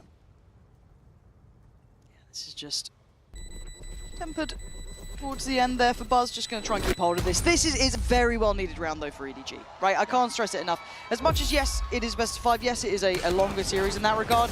This is a confidence builder of a round, right? You're working together, shoulder to shoulder. It's just kind of brawling out. You make it count against much better weapons, right? It starts to feel a little bit better. Takes away a little bit of that chip on the shoulder. That should kind of shake off a little bit of the pressure. And how does T1 respond with this as well? Because they could go for a bit of a broken by themselves, but it certainly won't be pretty. Yeah, it's just going to be the one Bulldog picked up from Meteor, because they only bought 4 rifles in the last round. And everyone on EDG has heavy armor, so this Outlaw not going to be too threatening.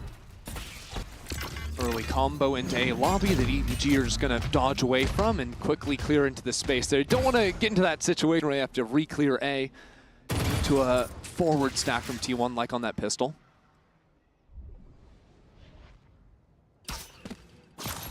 You're right place, right time. Good trade for Kong Kong though.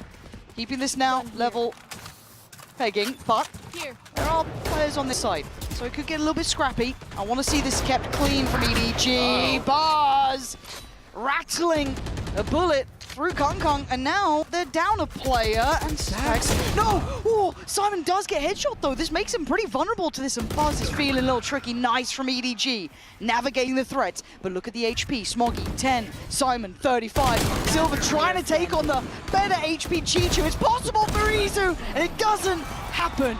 Close, not close enough in the end. EDG weather the storm. That's the control I was hoping to see out of EDG, right? As soon as they find that opening pick, they take it slower, right? They're holding for T1 to fight into them, as the disadvantaged team often needs to end up doing. Even here, where Stax is able to push into the smoke, EDG calmly deal with him. A little bit of a fight. I like this from both teams now, even in these lower rounds, right? The pistol just coming out, right place for it. I like what they were trying to do, you know what I mean? Love this from both sides. Scrappy. 2 consecutive rounds here for EDG. They need this third. See how they start this. Holding the stun just off of the contact, little combo piece to come through, and Kong Kong's quickly taken into the space. Yo, that's what? He gets a kill! He walks the smoke like that. Stack, stop it. Stop it. Stop it. Stop it. Oh, okay, Simon's just like, someone just got jump scared by this. Surely not a third, right? Surely not a third. EDG kept on their toes here, but doing well, dealing with the trail of players crawling out from sewer. I mean, it's unexpected, that's for sure. T1 were certainly trying to get cute with it, and Izu as well takes the timing to isolate the fight. Spike's being planted too, so maybe with these cages and smokes going out, he has a timing window to slip into. They're trying to get a little techie on this. I like that. And I gotta say, Sylvan on that Omen, like it, like what we've been seeing from him. Probably one of those cerebral players I've seen as of late. But can they clear EDG? Dedicated in the ball. Oh! It's a belting shot, but Chichu's here now. Starting to warm up a little, looking much better overall. Chichu was the standout player from this event, right? So to see him now back-to-back rounds, 3Ks for him. 7-1 overall. Exactly, especially when these rounds are getting a little bit closer than you would like from EDG. Still, EDG dealing with these one-by-one walk-ups very nicely. Can't complain. Oh, that is nice from Chichu. Nice! They need someone to become a bit of a talisman for this team. Turn up when they need it. 7-1 certainly a good look. And maybe T1 just kind of slow it down a little bit. Go back to a little bit of the norm after what was a very interesting previous round. I've got to say, I like Kong Kong going for the Outlaw here. I don't think enough teams have been abusing low buys by going for these Outlaw purchases, even on the attack. That said, he's getting all the way in the backside of me. Look at that, that's pretty! He tried to put on a show for us. Stack's gonna stop it, but still, he should be dead in the water. Yeah, Izu, last one to try and make a stand, but this is better from EDG. Controlled, poised, handled, lovely stuff. Up to 4 now, making their response on the board. And this was T1's map pick coming in to this series. Of course, Haven, very familiar territory. They've been strong on it so far. We hadn't seen EDG play this map just yet so far in this tournament. So far in the important swing rounds, all right from them. I think the big challenge is soon to come from EDG. They're dealing nicely on the anti-eco. They're now coming into a round where every ult in the game, basically, is going to be available. T1 have 4. Just the Euro ult they're going to be missing. Also looks like Buzz wants to buy down into an operator, so they saved into that. EDG will realize that and note that possibility coming out of the timeout. It certainly will, and again, if we're going to note the early timeouts for EDG in map 1, have to say the same thing here for T1. Relatively early, maybe not as early, but still enough going wrong, enough to talk through here, because the rounds have been a little bit volatile, to say the least, from T1. Yeah. Maybe just settle into the game, slow it down a touch. That's the thing, though. They always have the option to speed up in a mid-round, right? This team is going to combo the undercut from ISO with that Sova ulti just to get one-shots against you. They can use that Nate lobby. They can use that when you try to plant the spike, you know? It's very versatile. And, of course, the kill contract, too, for Meteor. Even just using that to disrupt a site hit, pull your jet out of the equation, well then how do you break out of a choke? T1 have a lot of different ideas to work with, and they're going to start out by opening strong into A lobby again. 4 players for T1 on this A side as well. All eggs in one basket. B side doesn't even have a trip towards it. They does have the player of Izu coming in, but once they're really committed, they do have the ult. Maybe it's just to put this in play, but EDG so far, right reaction, right approach. I like right that side. EDG are pinging out, too, the potential walk-up, so not walking into that at all for the time being, although now that they've used the drone, they're pretty committed towards this B or C side. It's very hard to re-clear A lobby without the Teo drone, as we saw in the pistol. I like it. I like that they've just started quickly here, still above a minute, cleared the trip through towards Garage, and now they're just kind of going through a pretty well-rounded default, but on this side there is Buzz. And Buzz has an operator. This is a lot, though. You've got to imagine there'll be util here. Oh, stolen away! Right out in front of him! And now Meteor, you better not miss! He doesn't! Kang goes down! It felt like death from either side. Meteor calls it a kill contract. I called it kill steal. Just plucking Kang away from that, but still Buzz is waiting on the other side of this smoke. Yeah, Buzz doesn't want to give this up. Trying to stick around on the site. He dodged it. Coming in, this is nice, he's still got room! He's trying to make up for it! Kill stolen before, but made up for now! It's Simon and Chichu trying to claw into this one! That's brutal though! Chichu being the headliner now, put out, leaving Simon on 30 HP, not gonna get it. T1 back in the game here. Those are the nastiest ultimates just coming online right there though. T1 disrupting the hit with the Sova ult from far. That's just crazy. Okay, it would have been a miss right between the legs. Oh, good. We'll take those. I love how Buzz plays it here, too. Wow. Very nearly 3 kills.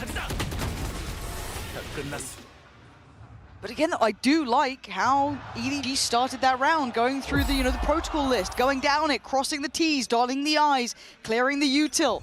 Sadly for them, went back in towards all those ults, and big investment on the other side now as well. Buzz? And what he's looking at, but right now T1 have slept down into mid. Chichu's not looking at it. And now EDG boxed into this A site, forced to move towards the operator. Buzz got to get out of there. Yeah, takes the TP. Backs away, finds a new angle to play from. There's still... Oh! Quick as lightning from Buzz. And EDG now down to the 3, still trying to make it in towards the site. The crossbar, the flush, it is perfect. T1 flawlessly closing the gap. The work Buzz has been able to do on these deeper lines with the operator on the A site has just been gorgeous. I mean, turning away, backing off of the flash, swinging back into the angle again. It's just a thing of beauty. And EDG are forced into the play because of that early pick into mid. He's re-swinging the up line, using the clone to buffer it out as well. A flash too. Picking off Simon, jumping out of the air. That Yoru micro is just impeccable. I love this reactionary timeout from EDG. We saw it earlier for T1 pumping their brakes around that 6th round that they then converted. This operator coming out, the switch-ups they've had have been working. EDG unable to problem solve quick enough on the fly. They want to slow things down, right? This is a good lead for them to start with. Those 4 in succession had got to feel good, but enough has been answered back. So time for them to prove that they can solve it too. Really, if I'm thinking about, you know, coach approaching into this timeout, I'm thinking 2 rounds ago when EDG slowly worked in the mid space as a team and they used the Taeho drone into Garage. Then they didn't have it for the A lobby reclear, so they were showing very early breach utility. That sort of primed and told Buzz this play is coming. So T1 quickly got in and were able to disrupt the hit. I think EDG, I like those looks where they're, you know, taking into that mid space, dealing with the Cypher utility so that T1 can't just heavy stack onto the A side, but they need to keep that drone alive, or clearing out the Yoru from A long is just not realistic.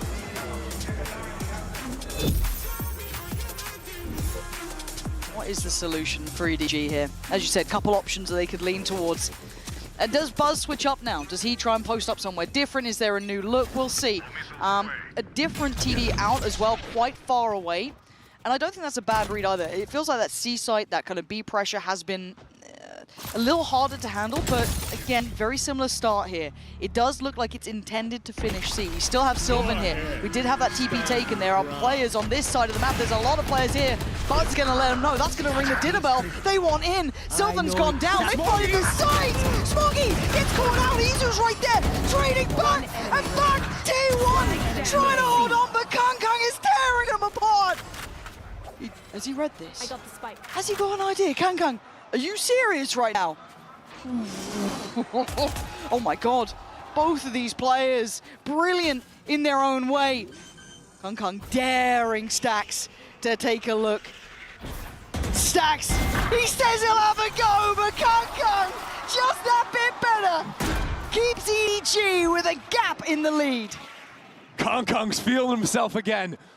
What a round out of the duelist. EDG choosing speed up into that C hit. And it looked ugly for a second because Izu in this spot instantly plucks out Smoggy, turns around into this fight in Garage. And yet, Kang still managed to get into backside. He saved him here. He needed one of those. Top of the board now for EDG. Getting a little warmer. But T1 not done either. I like the adjustment of those missiles twice in a row now. Buzz has had to teleport away. Yet, if EDG run the same round, the trap setup in Garage is going to be deadly with Paranoia in Sylvan's hand. Waiting on the verge for the commitment now.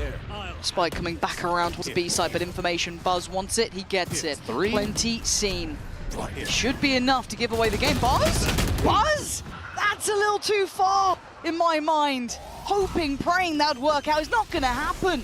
Meteor, are you gonna walk smokes as well? I mean, he's got double tap on, but this feels almost too easy until then.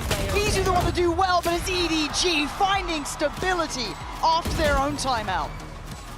I like the idea from T1, but that's a near sight, not a blind. And Buzz ends up getting punished for that.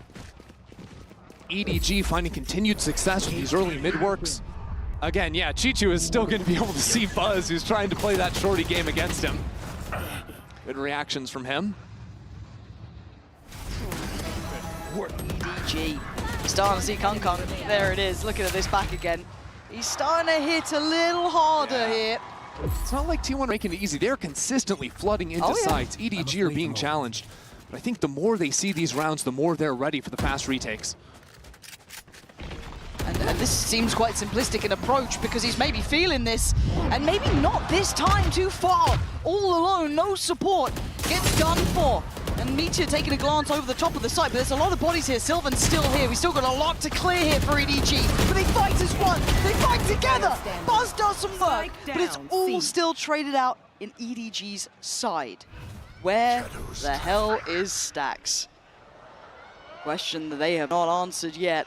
Can Stax do the unthinkable? Not today. Chichu is there. EDG back in this series now. 7 rounds, starting to look stable. It does seem like EDG's utility is hitting its mark. That's another round where they fight into backside C very successfully. Really, it looks a little bit ugly because Kang drops down early on, but then EDG wait. That first reswing isn't a great look for T1, then pushing through the cage. does very nicely for them. It's going to force T1 down onto a bad buy. And look, as simplistic as it sounds, we have to look at the scoreboard too. The difference between map 1 and 2 here, Chi-Chu and Kung both starting to, warm into this. Starting to just shoot back, right? It feels like it's been a little bit of an absence from that. But finding their footing now would be perfect. Oh. Yeah, that'll do it. That will absolutely do it. Still trying to be he's just untouchable. You just can't take him down. Slick moves, but it is a lighter purchase for T1, so we don't lose our minds just yet. Yeah, Kong's doing some crazy flying business up in mid. Now EDG, they slow down, they wait, they know T1's going to start walking. That again, it feels like a very different team compared to map number 1. Maybe that's a difference of the maps, of the work they've done.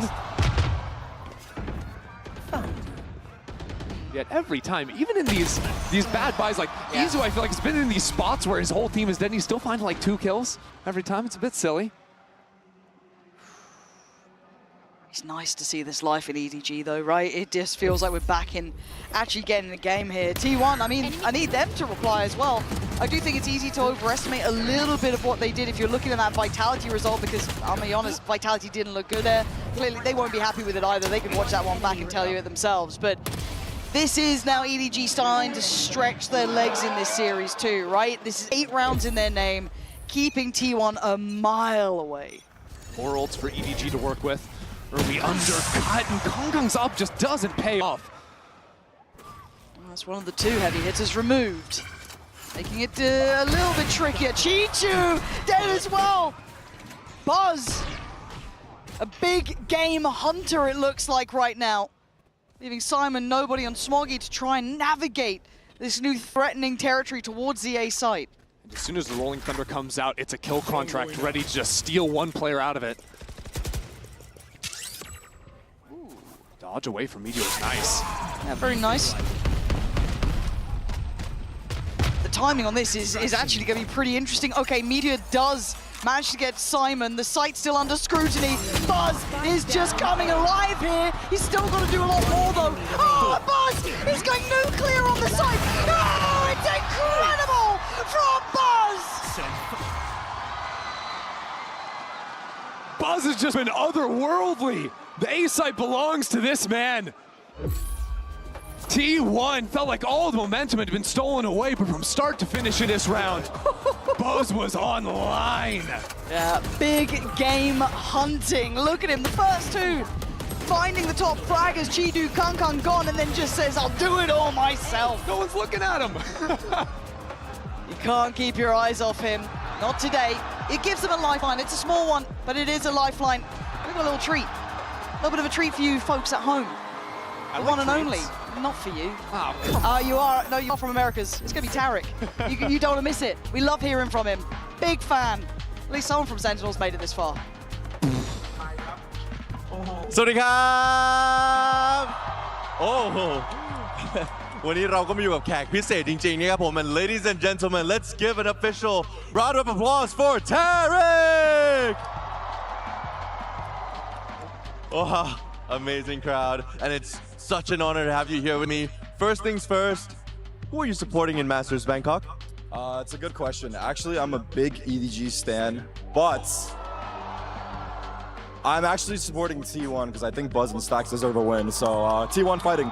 โอ้นะครับสำหรับคำถามแรกอยากรู้ครับว่า Tarek เนี่ยซัพพอร์ตใครนะครับผมเขาบอกว่าจริงๆแล้วเนี่ยคือชอบ EDG นะแต่ว่าเพราะบัสกับแซกน่าจะควรได้ชัยชนะบ้างเลยคิดว่าอยากให้ T1 ชนะนะครับผมในวันนี้ส่วนคำถามต่อมาครับนี่เป็นครั้งแรกที่เขามาเยือนประเทศไทยนะครับเลยอยากรู้ว่าประเทศไทยเนี่ยเป็นยังไงบ้างนะครับ Next question you just mentioned that this is the first time that you're in Thailand I would love to know how is Thailand treating you so far Oh my God, Thailand is amazing. I haven't actually stepped out to this area of the crowd. You guys here are the best. Big shout out to everyone here. I love Thailand and yeah, it's been awesome. A pleasure more than anything. And it's also an honor for Thai people to have you here in our soil as well. Any last words to say before we go back to the game? I'm gonna do it again. Go Valorant! Hey, go Valorant! And that will be it for now. We'll bring you back to Haven. just a Valorante lover. What can you do? Just cheering for a good game. Yeah, what you guy? gotta respect it. Love that. 8-4 though, right? We focus back in on this. Sure. This has been a road to recovery for EDG in my mind. Correcting map 1 and looking a little bit better in this, and by actually quite a large margin. One, Kung way better in this one. Chichu, way better. Simon showing up. We're starting to see those individuals. Now, 4 rounds for T1 is workable, but it's not easy. Ooh, I like this setup from Kung. Oh wait, we're just dropping the and he's taking heads! Spike down, C. How did he get the second? How did he get the first? It was like, it was a nice setup, and then he just decided he was gonna front 4 players on long. It must be nice to be Kung, right? It must be nice. Even in your errors, you still look so good doing that. Izu, Buzz, and Sylvan, they're scratching their heads. What the hell just went on? Yeah. This is not. Buzz is feeling very uncomfortable. Every angle feels threatening. He's down to what? 40 HP? Stalled out, looking for a chance here. They've got space on A, and Buzz, he's selling them hook, line, and sinker here. Yeah, he's trying to do his best, but there's players enclosing him from every single direction. Good news, I suppose, for T1 is Spike is surely to end up getting planted here. Quick jump of the trip. But Izu's going to have to get active and start fighting forward, finding some kind of a pick. T1 are going to have a chance. Surely not, right? Surely not. I mean, those corners have been tough for EDG. Don't mention. There's no way. They still got so much util. Oh my lord. Nah. Okay, they're not coming in just yet. But they. I'm not having it. I'm not having it. I can't allow this to happen. Why do I feel like it might happen? Izu. Yeah, okay, nice. Get cleared. That's fine. It's all fine. We make it through the round. EDG have 4 standing. Kung managed to get 2 magically. I don't understand it, but it's all good. EDG up to 9. That's the thing, though. If you can rely on Kung to get 2 kills at the start of every round, you're winning every round. True. You know, like, look what at this. is that? Yeah. This game works different. Oh, so the first shot was actually a collapse. So it was a headshot and a double body. So reasonable. Yeah, makes sense. Nice. There he is. There he Showing is. What that means for him is that's going to be an outlaw purchased in this second round. We're really going to get like a 13-4, both sides here, on each other's maps as well. There's a potential for it. I don't know if T1's going to let that happen, but for now, going to be looking to flood towards this C side. We've got a plenty of player here as well. Chichu, one of them. Going to be guarding towards backside, turns the flash as well, turns it as well as he could at least, but still going to get his man. T1, what are you doing? EDG, this is not the round that you let slip. It's the inverse of the first half. And Outlaw alive in 1v4, but Kung might just be better. Oh, there's something about Kung right now. Buzz is on 1 HP. And remember before how this happened. Buzz against Kung, and this time Buzz holds his nerve. He waits. Did he take a glance? Did he take a look? He does now. The shot comes in! 1 HP and a dream! Enough for T1 now! God almighty, this game. All of a sudden, that hope that was lost just brought right back. I mean, it's a great flash. Catches 3 players. I thought they were able to like get away from that a little bit, but man! And then look at Kung, right? It's like suddenly, oh, we've got 3 players, all good. Oh no, we don't, we've got 1. At least 1 HP. Oof. Good thing Buzz won that 1v1 at the end, because I think he sold his teammates out, jumping away at the teleport after getting flashed on up. Why do I oh, Kung. He's going for it. Knives are out. Let's have a go. Going for the biff. Going for the fight too. Oh, he's right up behind him. Does he get a pixel out of place here? Our drone's coming, but he doesn't care. See me all you want. It's Izu to catch him. Deny this. Stax gets out with his life, but the pressure's still coming. But look at the TP. Yeah. Buzz, he's right back behind them. T1 running it back from spawn. He's on 1 HP again, getting a 3K. Oh, Smoggy. They're not going to come towards this site now. They're like, no. We're going to take no risks. Let's get out of here. Let's go somewhere else. This game just feels like it's starting to get a little crazy already. Yeah, I think Buzz had the TP prime to go back over towards C early on. Just snapped back in. Got super creative with the pinch, and this is what T1 are so cool at, right, with this comp. The different map rotations they can make, the combos of utility. They can be kind of anywhere at any point in it. And especially on an attacking side. EDG, when they start losing numbers, that is going to start creating gaps around them. If Chichu ever falls or his util is broken, EDG are going to be very mindful, finding where potential lurks from T1 can be, where these TPs can wind up too. Yeah, for Smoggy, looking to just keep what he has. That would be lovely, the best outcome possible. Now, let's kind of call it what it is. There's a lot of room for EDG to take their time here. Now, not, you know, complete and utter and, you know, foot off the gas sort of situation, but they don't need to be in a massive hurry. It's all good. Yeah, we saw the big mid-walk that last round. I'd expect to see them go back to defaulting a little bit more towards A lobby control. Crowd loves the stave. They can't get enough of it. But you're right. I feel like this could just be one of those like kind of like baits though, where it's like, yeah, the TP's ridiculous. How are you going to think about that? But I do feel like there's going to be a bit of bait, right? Because I think EDG will just kind of pull it together, get the ults going, all good, right? There's been a couple of crazy rounds that have been kind of tipped out of the normal fashion they fall from that round 14 onwards. I think they can recover this fine. They don't need to hurry it. They don't need to be desperate at it. Keep composed, keep cool.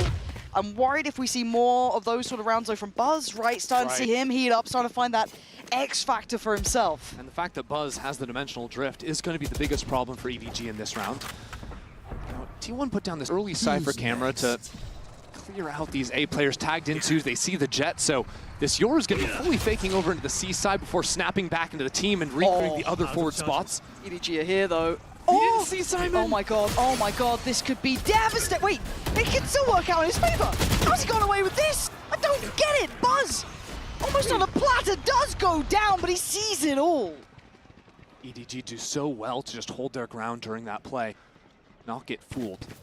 But now T1, they've left Izu into short. The drone isn't going to spot him away, so while T1 create massive pressure onto the C site, get that spike onto the ground, Izu needs to act quickly and come in on that flank. Yeah, because they still have to withstand the potential. Oh no, they're coming back into him. He heard all the footsteps leave. They're going for a little double pump on this one. Yeah. All right.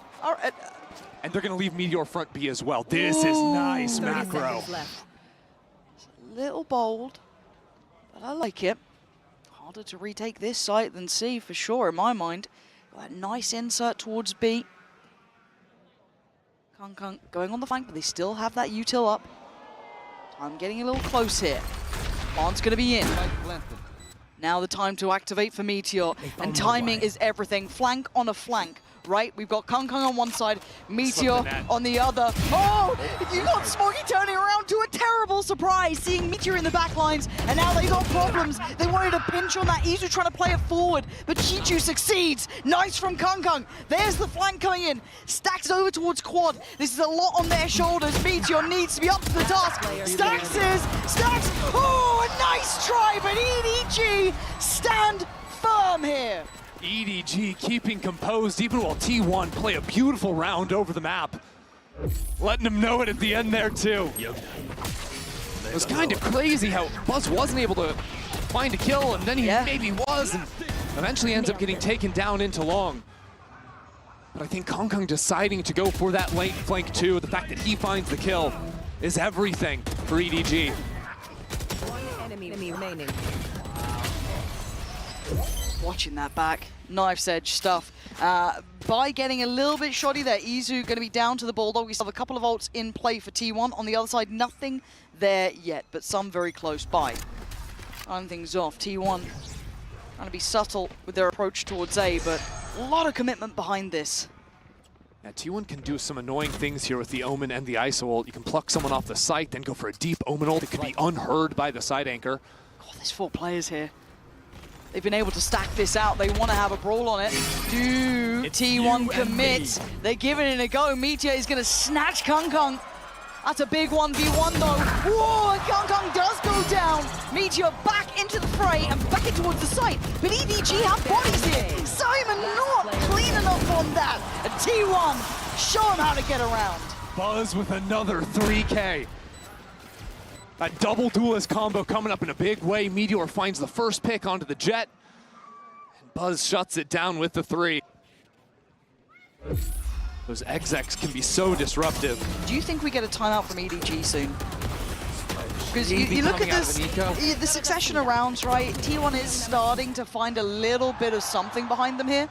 I don't want to say that they're close enough by yet, but maybe you make it through this one, see how it feels, but I do start to keep a glance towards it, because EDG weren't in a massive hurry. They didn't have to be too worried, you know, after that half. Now they got to start keeping a little bit of a closer eye. Get a couple more of those, and now we're talking. Ooh, Izu, in a round like this, are we really going for that? Oh, hello. Peekaboo. Ooh, this is still pretty risky, but he does manage it. He's fine in the end. Gets away from the threat from nobody, but Kung still controlling. Still posturing and threatening. The Owl drone. Eyes on Garage right now. Izu looking for a little step out. Actually, sorry, Chichu. Just getting pushed back. Go at it. Going for this B plant here is risky. Stacks might die for it, and they already retake front side. Trying to disrupt the deeper lines is difficult, but it's certainly not impossible, and they have some numbers here. T1 making this hard work, but they're going to hold this down. They've got the ults to try and bank on. Already Stacks does get a tag. Does at least deny that first attempt here. G trying to tap back on, but that pop flash is going to be brutal. Kung with 3, though.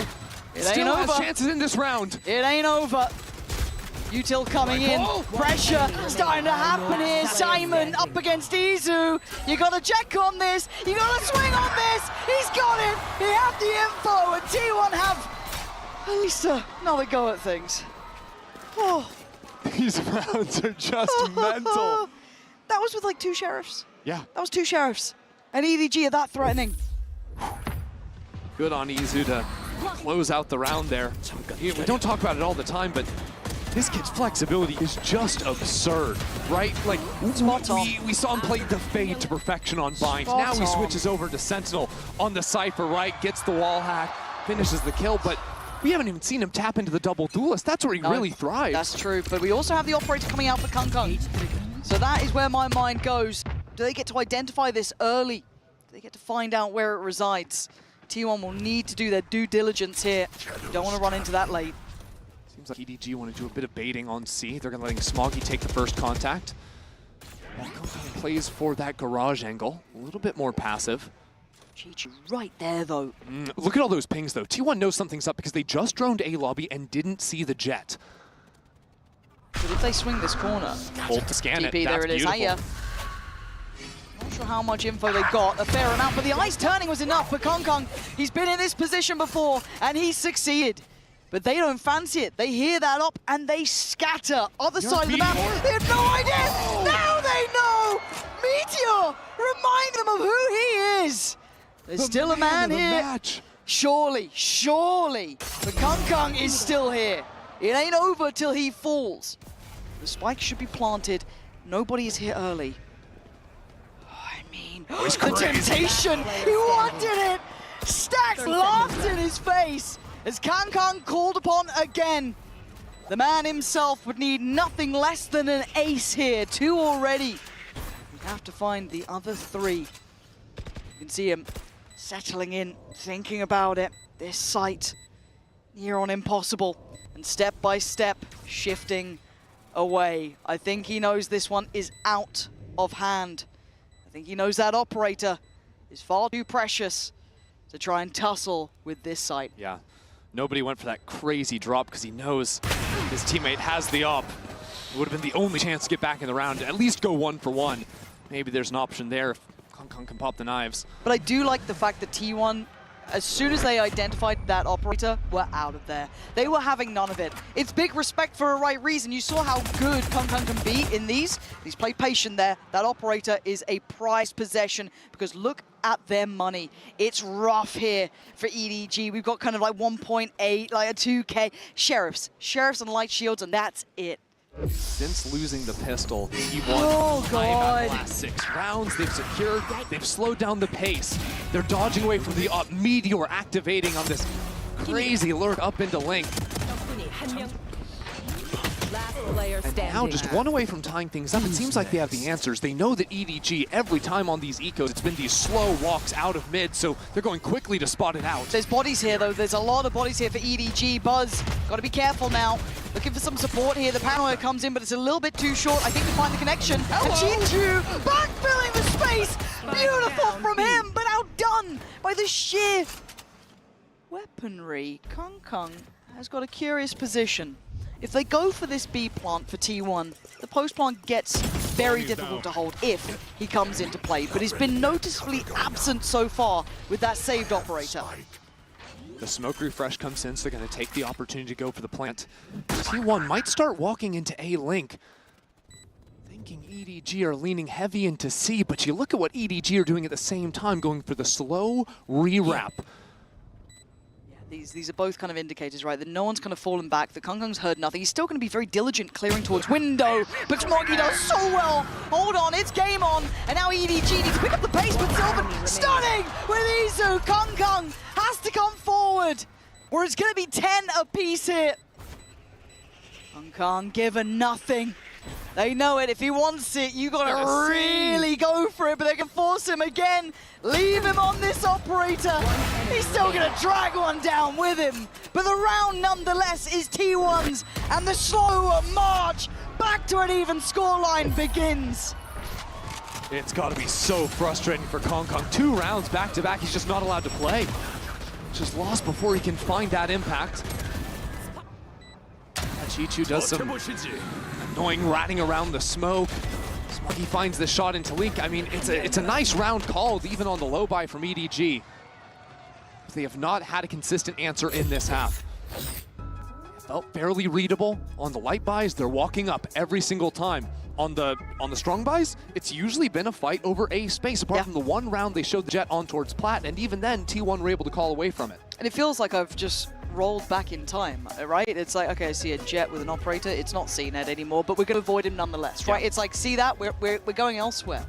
And I love the fact that T1 are respecting the impact that he's starting to have. I think that's a right call to make at 25-15. It's a much bigger performance, but EDG need to take back control of this game somehow. I mean, be it pressuring back, like they need something here. The Red Bull fan. Don't know exactly what's going on. No. Oh. Nice to keep it a little bit lighthearted here. Yeah, a 10-10. Everyone's just like sweating. In the midst of a comeback. But truthfully, I mean, the weird thing is because Kung Kung's had to keep saving this up, and he hasn't had the impact. T1's comp, we haven't even talked about, does very well against the operator. ISO has the shield to block the first shot. Then his ultimate combined with your ultimate, they have perfect scouting to make it so hard to get consistent value. It's kind of a blessing and a curse that Kung Kung's so effective with this gun because he kept going into it, and T1's calling has just dodged it. And they evade him again. The operator is now toward A. T1. I've seen them approach this. Kung Kung standing his ground this time. Maybe this time he'll get his man. Takes down Stacks. Buzz doubling down. Where did he get that from? But Simon is still here. Enough to keep the sight. Waving the EDG banner until Izu barrels on up. Now Smoggy feeling surrounded. Rightly so, they count it down. They swing together. We saw it before. Chichu was a mile away. Hold on, Chichu's got the spike. Oh, he's got his ult too. But now that gives up his position as well. When you're 1v2, Chichu, you've got your chance. Can you keep your team in the lead, or is T1's comeback inevitable, Chichu? Oh, it was bold, but it falls apart. T1 taking the lead. Just an unbelievable round out of Buzz. The fact that he's unfazed completely after this first kill goes down, he pushes forward, takes the timing, and they're lined up next to each other. Nobody's got his util out. It's just brutal. And it's all because he went for the early teleport. They closed the gap. He snuck into the right side of Stack. He's in a position that no one on EDG thought he could possibly be. The money. Look at the money. Oh my god, EDG gonna have to face this with a scrappy buy. You got Guardians, you got Stingers.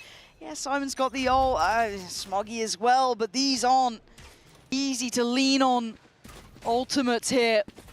And patience from T1. They don't want to fall into any sort of trap.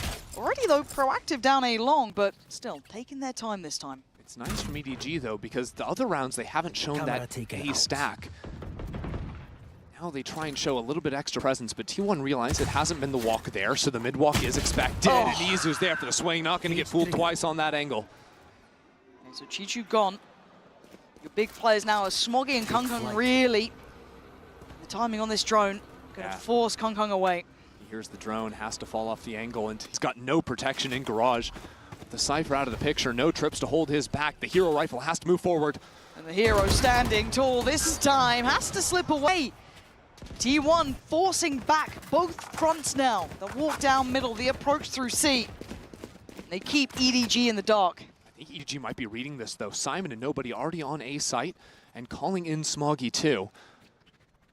Now Izu is taking the opportunity to pop the ultimate in front B. That's a great moment, 30 seconds left on the clock, but T1 are sort of locked into this A hit now. Actually, they're not. They're gonna back away and try and fake this hit while the spike makes it into C. This is unbelievable. Meteor is keeping so many players, and he's still thriving. Outnumbered on the site. He's still standing. Just dropping body after body. T1 flawlessly making it to 12. T1 just exec'd all 3 sites at the same time and won every single one of them. They're on an absolute tear, 6 rounds in a row. 8 of the last 9, reading every single move EDG are trying to take. And now 1 away from being up 2-0 versus the reigning champions. Deep breaths now. We are watching something rather special here. 6 rounds in succession. P1 on the verge now of taking map 2. And EDG too stunned to speak. I'm expecting a quick tempo shift from T1. Once they deal with this tripwire in Garage, options to accelerate into C off the ultimates. Early canceled out. They see the players on the site, but Smoggy is here. Smoggy is waiting too. The EDG anchor, but T1 are not slowed down. They needed someone, anyone to stand up, and Chichu's still here, but it's a little sloppy, but it's fine. He gets the job done. Down, C. Wait. Stax and Izu in a 2v2. Simon's got ult. Surely that's enough to tip the scales over, right? Maybe not. Down to a 1v1. It could close right now. And look at the HP. 10 on one side, 30 on the other. And it's a clash around the back. T1, 13 to 10, looking bulletproof at the end there. The thickest plot armor in the game. T1 are 1 map away from moving to the finals.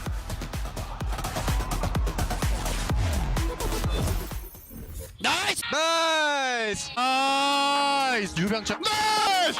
와, 나이스! Nice! Nice! Nice! Nice! Nice! 유병철!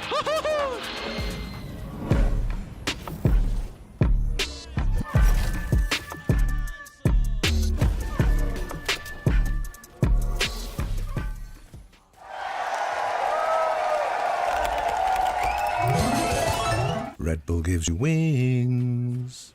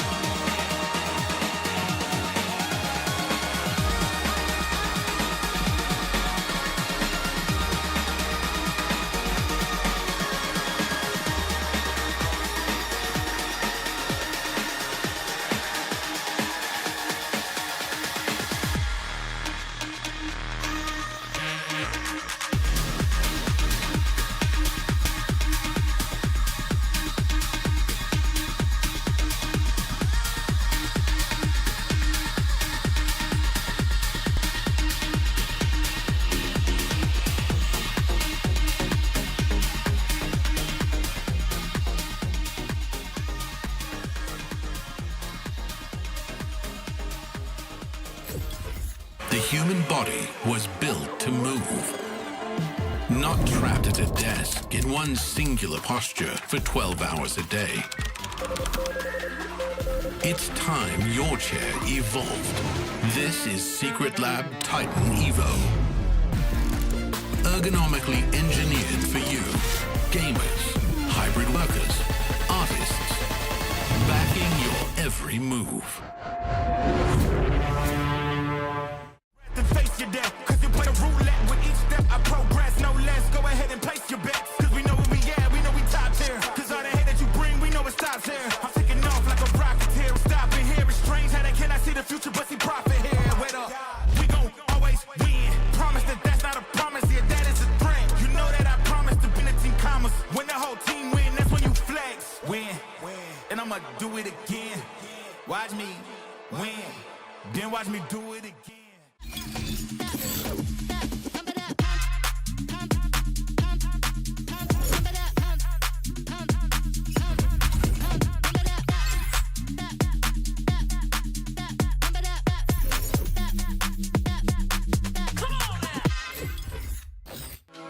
EDG had him in the first half, not gonna lie, but then T1 comes right back into it, and they win 13-10. And now the series is at 2-0 in favor of the #2 seeded team from Pacific. Let that sink in for a moment as they are going up against the world champions, and the #2 seed from Pacific is showing up big time here, Mimi. The only #2 seed to make it to the top Crazy. 4 at Masters Bangkok. The team that was rated 8th going into this event now has By a EDG fraudulent on the podcast. ropes. Well, I wouldn't go that far. By a Very lot of fraudulent. people, many people. Fraudulent according to many people. Yes, yeah. He's on the money. Hey, but you know what wasn't fraudulent? This incredible play from Buzz. That takes us to our Verizon high-speed moment, and of course, it's the Buzzman himself. And he ends up finding an nasty one here. Well, wait, is this the, no, okay, that was the one where he catches the shoulder. That's how good he was, so you don't even remember No, which play. I loved the one where he hit the shot, but ended up going transport to the gulag. That was another good one, too. Yeah. Some crazy moments in this game, Brand, for sure, but the fact that T1 dug deep to come back like this is And it was these rounds that made it possible, right? It gives you the breathing room and the buffer to potentially make that comeback happen, which they ended up completing. Buzz, on an individual level, he hasn't stepped back in terms of his form whatsoever. This guy's been on a heater beginning to enter the tournament, and he doesn't seem to slow any signs of slowing down. T1 have been so good because of their willingness to play to their strengths. And I think that this map is one of the best examples of that. When you have players, the quality of Buzz, the quality of Meteor, with the pedigree that those two guys have in Korean Valorant, and you put them on a map, on agents they're amazing at, they play with utmost confidence, they will deliver you rounds like this. But it's not just the individualism. This map again showcased how good T1 is at using their ultimates to support their teammates from across the map, at setting up little combos with the ISO utility. They are a team that, at the simplest form, is willing to just shoot you in the face, but there's that little bit extra behind the confidence that pushes them at that next level to be truly world class. Yeah, T1 are certainly looking fantastic, but there you see that guy on your screen, Kong, who has been doing everything feasible to keep this EDG team in the game. And look at the change from Vine to Haven. Bro, he was deadlifting. He was trying his hardest in that map. I'm not kidding. And genuinely, where they were going amiss, it wasn't in the firepower. I mean, yeah, him and Chichu were fantastic in terms of being able to trade off their teammates and playing off for some of their util, having huge individual moments that we saw over and over and over again. But the thing that really slipped away from them was just that macro play. And Kang was left in so many scenarios where he was forced to try and play retake with an operator in a 1v3 because EDG were trying to force the issue too early. They were taking peeks when they didn't need to. They were dropping into sight when they didn't need to. Kang's doing the most, but he can't do it all. And I need the rest of EDG to step up to give us a more competitive game. You can't go out of this tournament 3-0. You're the reigning world champions, man. You can't go out 3-0 at this point. I need to see them collect it up, be disciplined, and play together. but if there was a map to come back for the world champs, it would be Fracture. They dominated G2 here. The only team to beat G2 this year with a 13-4 win, but they have a very tough task ahead of them because they're playing their Neon comp into T1's buys, and Meteor has been so incredible on this defensive side. And Brent, I think of map 1 where EDG was just sending it on their X6 and the T1 anchors were feasting. Yeah, they certainly were. I mean, Meteor, the last time we played this map, I think against DRX, he was, just demonic. I think he dropped over 25 kills, but for EDG, they need that firepower, which we know they've already got, and they need confidence. They're going to be bringing it, pacey, tempo, it's going to be nice. The question on everyone's mind is this how it ends for the world champions? A 3-0 in the lower bracket finals. Let's send it back over to Pansy and Ender. Thank you, GB and the desk. I mean, I didn't expect to be considering this already. Coming into Fracture with T1, 2 maps in hand. This feels unbelievable. But surely for EDG, there is a chance here. Or do you think T1 just have too much behind them now? T1 just seem like they've got everything going, right? Ever since reintroducing Sylvan into this team, they've been 6-1 this year with him in the roster, 1-3 without. It is just clicking, but EDG, they're 3-0 on this map of Fracture. They destroyed G2 on this map previously. If they are to get back into this series, it is going to start here.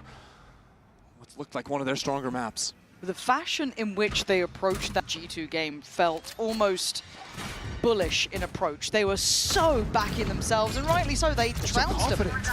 Is that confidence here today? Meteor has been marvelous, and we were complimenting them, especially in map 1, for T1 at least, with being able to divide and conquer against EDG. Izu again denies the push-up, turns the flash, he's back in the action. Where's the follow-up? No trade there. Sylvan a little slow on this, and EDG make most of it. That's 4 alive. That's got to be a plant.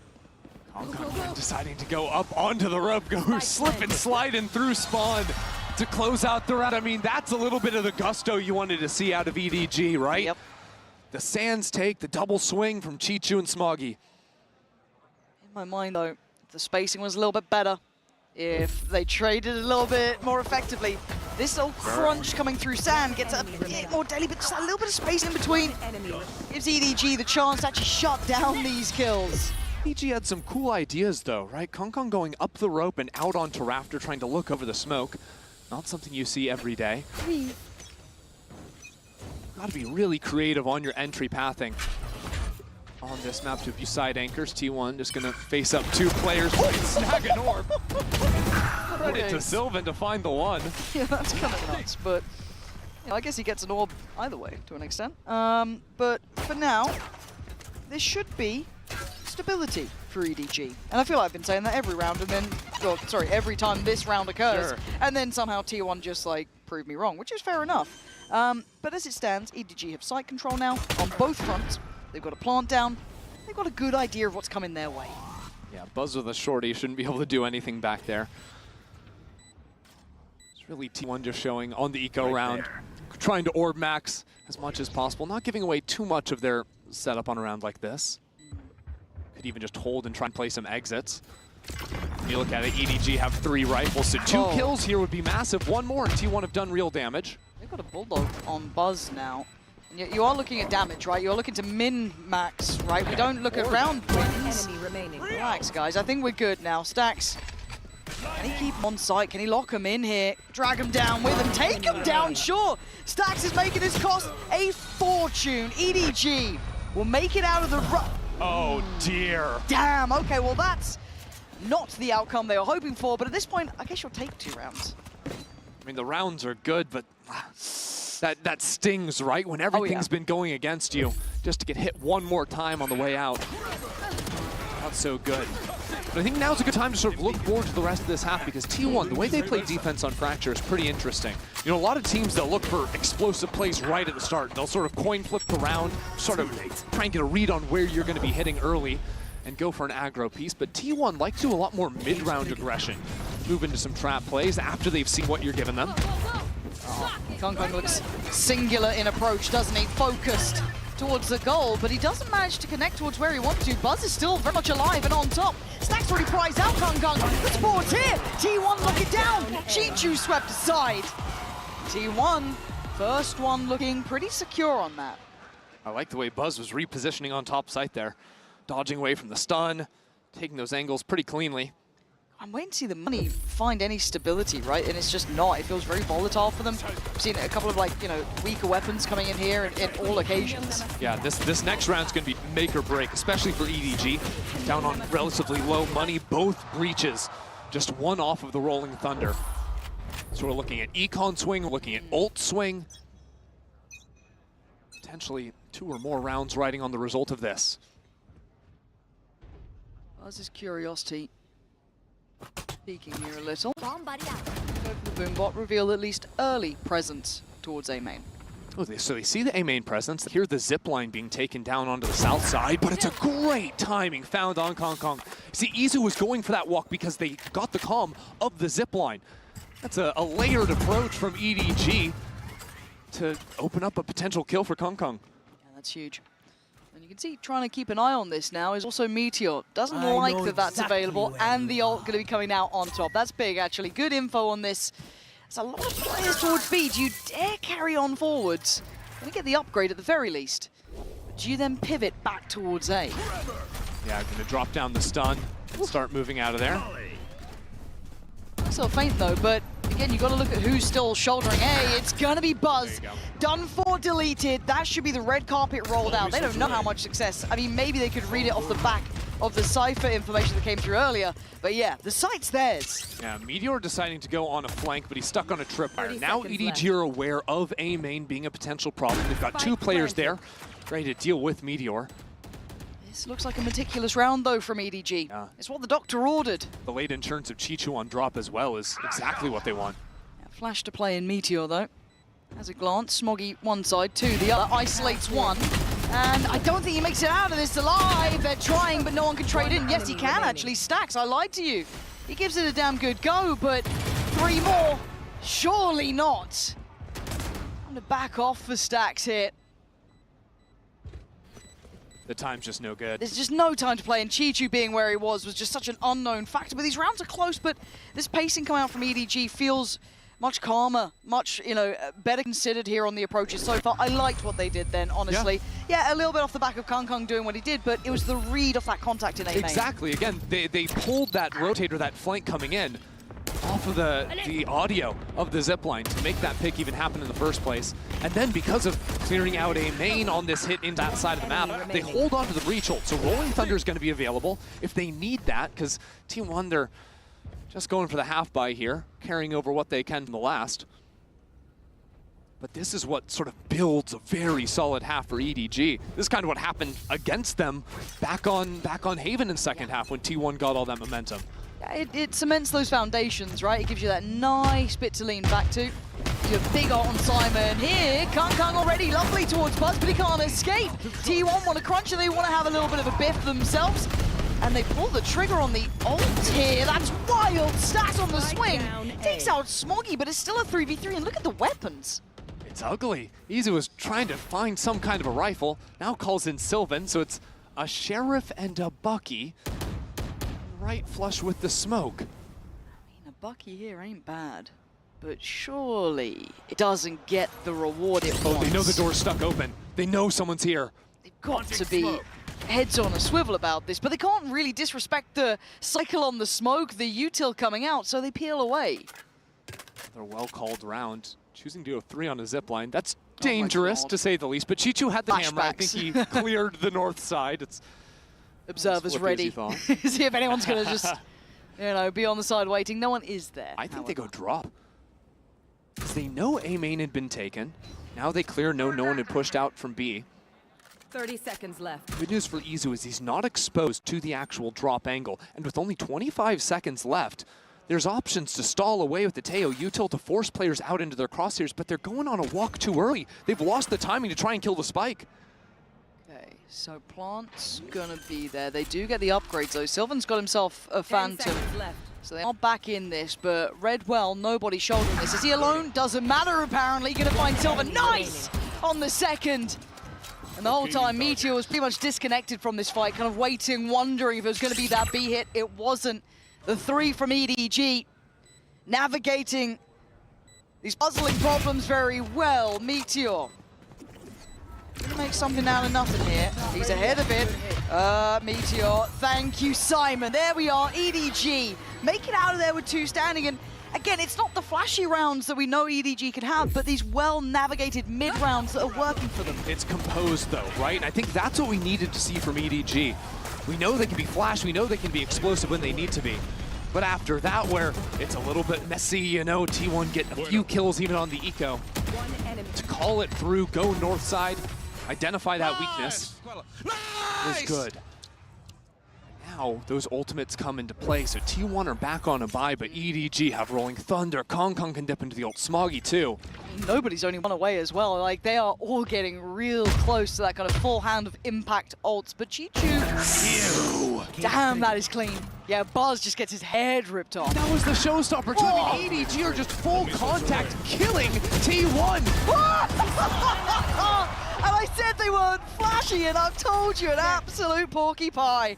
Bloody hell, what on earth just happened? They just fully contacted 2 sites. Kong Kong runs in and wins. I feel like I'm doing a disservice to the EDG players, being like, oh yeah, they can use these ultimates to secure the round. No, they just need guns. That was the most EDG round I've seen. Just walked up, battered 2 of them, and we're like, sick. Kong Kong, slide in. Yeah, can't wait to watch that one back. Good luck, T1. I don't know what's happened in between these maps, but someone's had a chat to EDG. They've turned up and they look pretty sharp by all accounts, right? For Simon, 1 HP. Stay on Simon for me. Is he LAN experience scanning round? Yeah, looking for I mean, there's only so many places players he can be at this point. Right?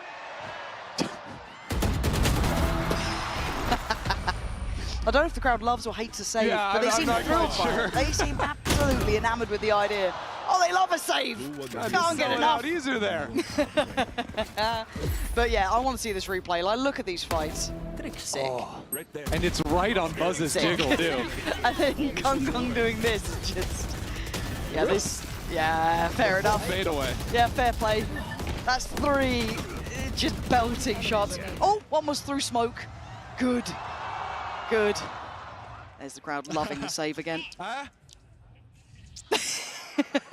1 to 5 though. What are you meant to do if you're T1 here? Because this does feel like EDG have started the ball rolling well. And we've seen this before, but they found these in a multitude of ways. This hasn't just been that kind of one-off heavy hitter having form here. We've just seen 3 players basically pound for pound outdo people. But also the way they got to that 6th round was through a composed approach. They were playing the map well. It wasn't just heavily dependent on individual influence. I think what T1 have shown now in a few of their rounds, especially on the ecos, but even in a couple of the buys, when EDG find a few openers and then the round resets, right? Because apart from the last round, EDG have slowed down the pace in the mid-round. T1 have started walking and trying to, you know, take advantage of some potential gaps. And I think EDG have dealt nicely with that. They've played a very grouped approach in these mid-rounds. And if I'm coming in here from T1, I'm thinking, okay, instead of committing to the flanks in the mid-round, let's commit to maybe some more limited re-clears or some heavier stacks, lean 1-3, 1-4 on sides of the map, because EDG have done a lot of re-hits.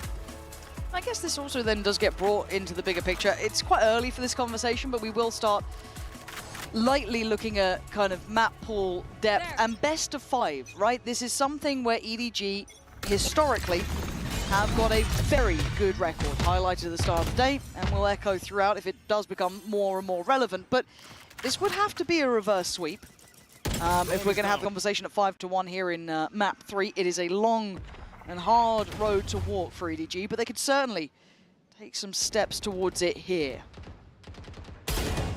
Meteor looking with the Marshall, and actually leaves Izu on the close angle. Good drone's going to push them back off the side. Off your feet! And an ultimate now. Oh, surprised they felt they needed it. I felt it was already lined up, but Kong Kong going to springboard in, and why not? Meteor deleted, Izu on the trade, but now he's in a bit of a predicament, just kept safe by the smoke. And okay, and Sylvan, oh, free gun, lovely, have a go on that. Ult comes in, this is all getting sloppy, it's all getting messy. It's down to Buzz and Sylvan, at least for T1. And EDG and all that chaos just looks so composed still. They plant their feet, find security, get themselves a plant. Buzz once again goes over the tripwire, but he was hurt. Yeah, EDG full on holding him. Going up 6-1 now, and you think, okay, Rolling Thunder may be an overcommitment, but they've been sitting on 4 ults for a while, so I don't mind that just to guarantee the round. It also did end up pulling out the orbital strike from Sylvan. So not a bad round at all, especially with nobody catching a couple of those real nice kills. Okay. Brimstone thinks it's all right. You're right. Simon burning that one ult to ensure a round outcome. Fair play. Operator purchased Buzz. First time we're seeing the look from him. NT's fully spotted. And start. Oh my god. Oh my lord. Can he get out of there? Buzz barely alive, but makes it away. Bounding back towards the A side. But then as a catalyst, Kankan just goes on forward a little too wild. A little bit too far. And Buzz just in panic mode. Just punch the ult. How has he gone here? Just on his own, walked into A main, out into sand. Meteor full clears him and takes him down. And EDG out of sorts in the round. They've seen 4 towards the A side, so they're going to speed up into B. But T1 with Meteor ultimate available on the retake should be everything they need to get back on the board. And that's a spike held back here. Can't even get the plant fast. Gonna try and on the north side yeah, too. spot on. There is a look to try and go through tower to try and get the cross, but the cross is it could be threatened. They know that operator could have been in play. Swing together. All good. Meteor just comes crashing back down to earth. And slow lurk coming into play now as well. Layers upon layers here. Chichu trying to hold the line. Pressure towards CT. It's Smoggy waiting over towards that dice side too. Chichu's got a lot of eyes on him. He tries to fall away for a second, reset the tempo, but T1 starting to build back in, but Smoggy succeeds. Cuts off the approach from Dice, but already Sylvan ahead. But Chichu's reposition might just be heaven sent, but he's been hurt. Oh, but it doesn't matter. Oh my God, Chichu! Out of nowhere, the reposition perfect. The first felt fated, and the second unbelievable. EDG had no business winning that round, but it's Chichu and the Red Bull clutch to carry it through. I mean, look, Buzz gets the classic kill. Nobody tried to take that timing, but then from getting that opener and then the reposition, T1's gonna be kicking themselves for the missed shot on Buzz for giving Chichu that window. In fact, he pathed all the way around. EDG. Signs of life here, right? Heart starting to beat a little louder. 7-1. Not gonna go down without a fight. T1 have walked all the way up on nobody. This guy's way off sides. No one to help him out, so EDG have to speed up on the other. I don't think Kung needs any encouragement, actually. He's flying through regardless. That's gonna get put to bed early. The main danger man would have been Meteor here. Buzz! Oh! 3 big kills! I was talking about Meteor, I'm sorry, Buzz. I wasn't familiar with what you could be doing here, but Kung's still alive. Buzz, have you got more for us? Kung forced to pop the ult under pressure. Looking to thrive, Buzz! He looks out of his mind right now, supported by Meteor, but what a round! He's a headhunter! He's a trained assassin! Buzz just wills that round to T1. How's he done this?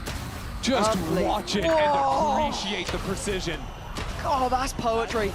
That is poetry. Oh. Christ. But that is a bright spot in a very dark map for T1. Their second round, it's the only one that they've really had that individual upswing on. Other than that, it has been the EDG show here on this side. And again, Kung looking like he's just been given a red flag to a bull. He is just running this map. All the way up in towards heaven. T1 spot him out, anticipating it somewhat, but he's not abandoning the angle. Look at the confidence. He just keeps fighting. Maybe this is that confidence builder, right? Just go in there, get in their faces, remind them who you are. But T1 putting up a fight now. That's the spike. The spike is in spawn. Okay, well, that might have been a little bit too far. And Chichu's on 5 HP, so it all is on nobody. He's regrouped back into the B site, now into the spawn. There's no way this gives him a window, right? T1 have given the spike up. One enemy remaining. Okay, just nobody. Needs a 1v3 here. Gets the spike, has 40 seconds. He's going to know where one of these two players is. Probably not the second, but he's going to hazard a guess that B's the best chance for him. He make up for what felt like a real fumble earlier in this one. Aren't going to come in nice and open. About 5 different angles he could choose to hold at the end of this. Even outnumbered 1v2. This is by no means simple for T1. Got a bit of util, but so does nobody. Good stall here for the plant. Gonna use that boombot to clear close. Gonna be going in a little blind to this.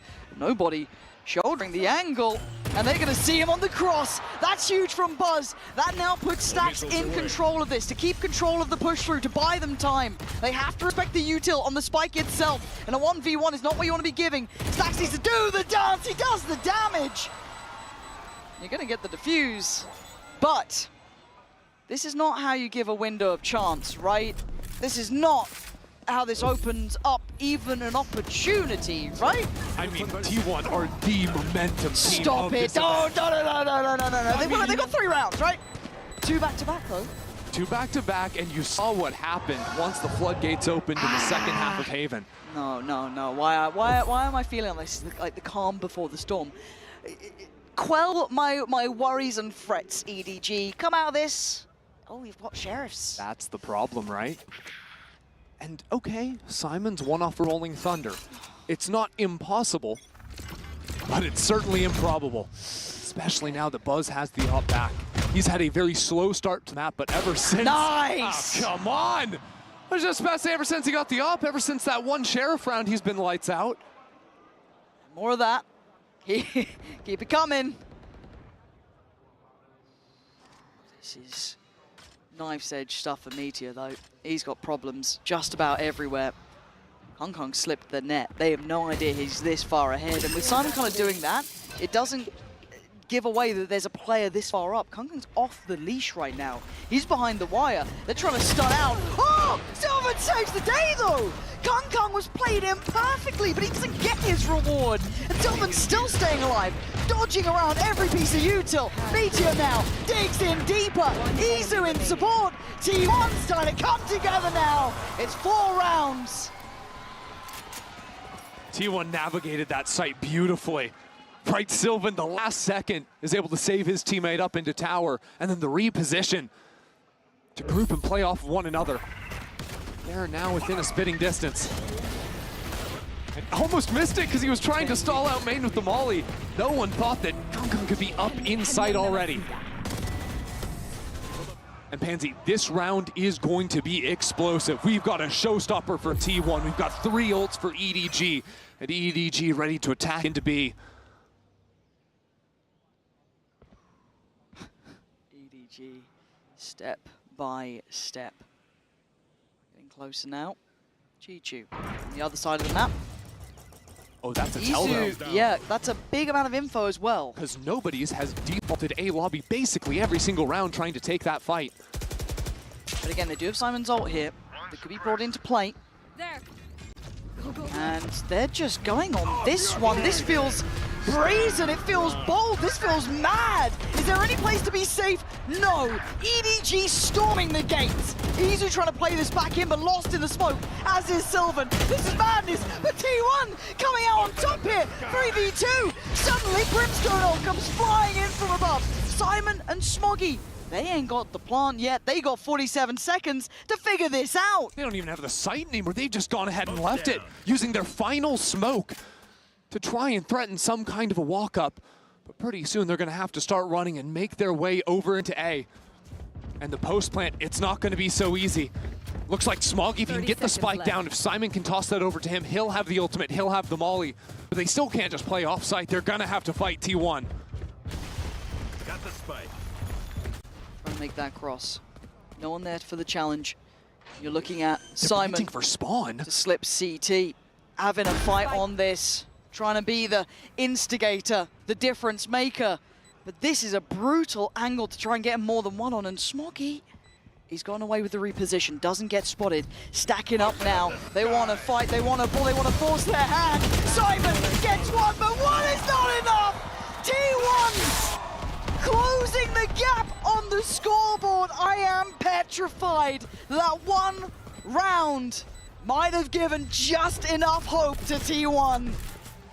T1 found something special towards the close of this half. You can feel it in the air, they can taste it. Just 8 more rounds separating them from the grand final.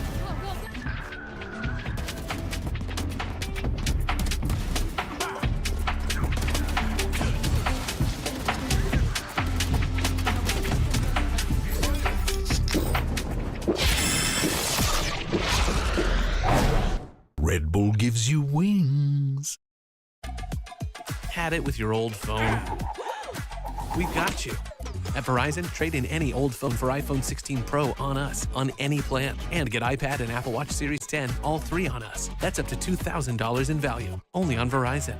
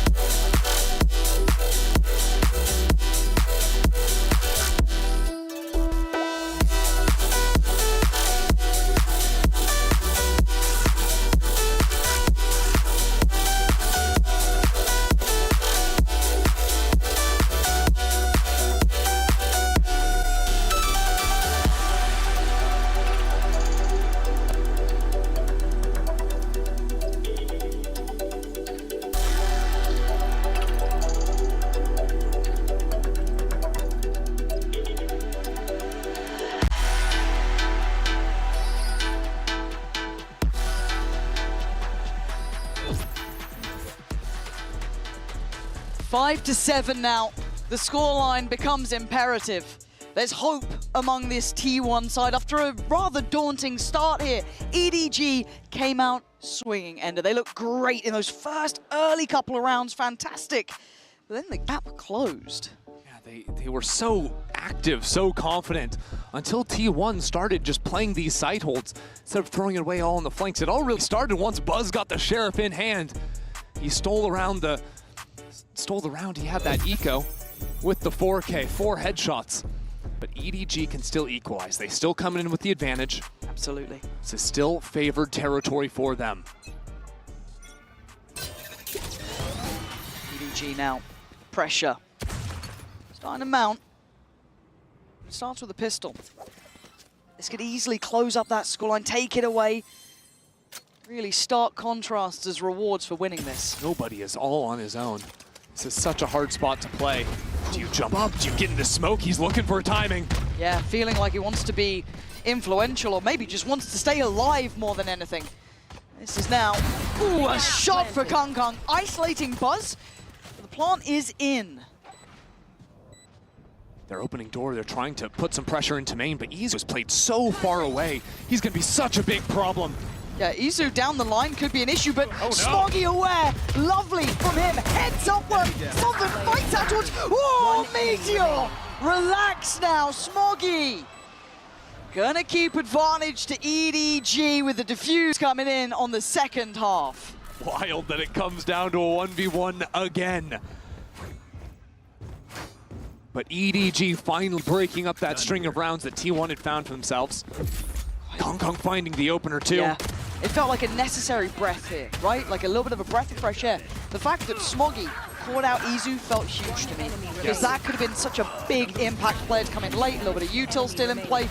I mean, Meteor and Sylvan tried to make a damn good go of it, got real close, you can see it. Real close, but a solid step for EDG. Up to 8, and you can see that there's no hurry for T1 to try and over-invest here. Just gonna be that Sheriff on Meteor. We'll see if EDG can keep shutting Buzz out of these rounds. Apart from the Sheriff, he's been fairly low impact compared to his usual self, but as I say it, are they gonna steal away another eco? You don't do this, you don't do this! There's no way that you get away with it again, right? We've got 2 Bulldogs, we've got SMGs, we've got util. EDG now, level in numbers as well. EDG going to be forced back. They're trying to find their fight towards Arcade, but nobody does really well here. Now it feels likely they're up towards the tower side. Kung wants to take the space. He's having a go at it. And yeah, he's going to get his marked man. EDG weather the storm. It got a little dicey. But they deliver and get up to 9. Great util on that tower re-clear. First the initial stall, then the flash. Scaling off it nicely too.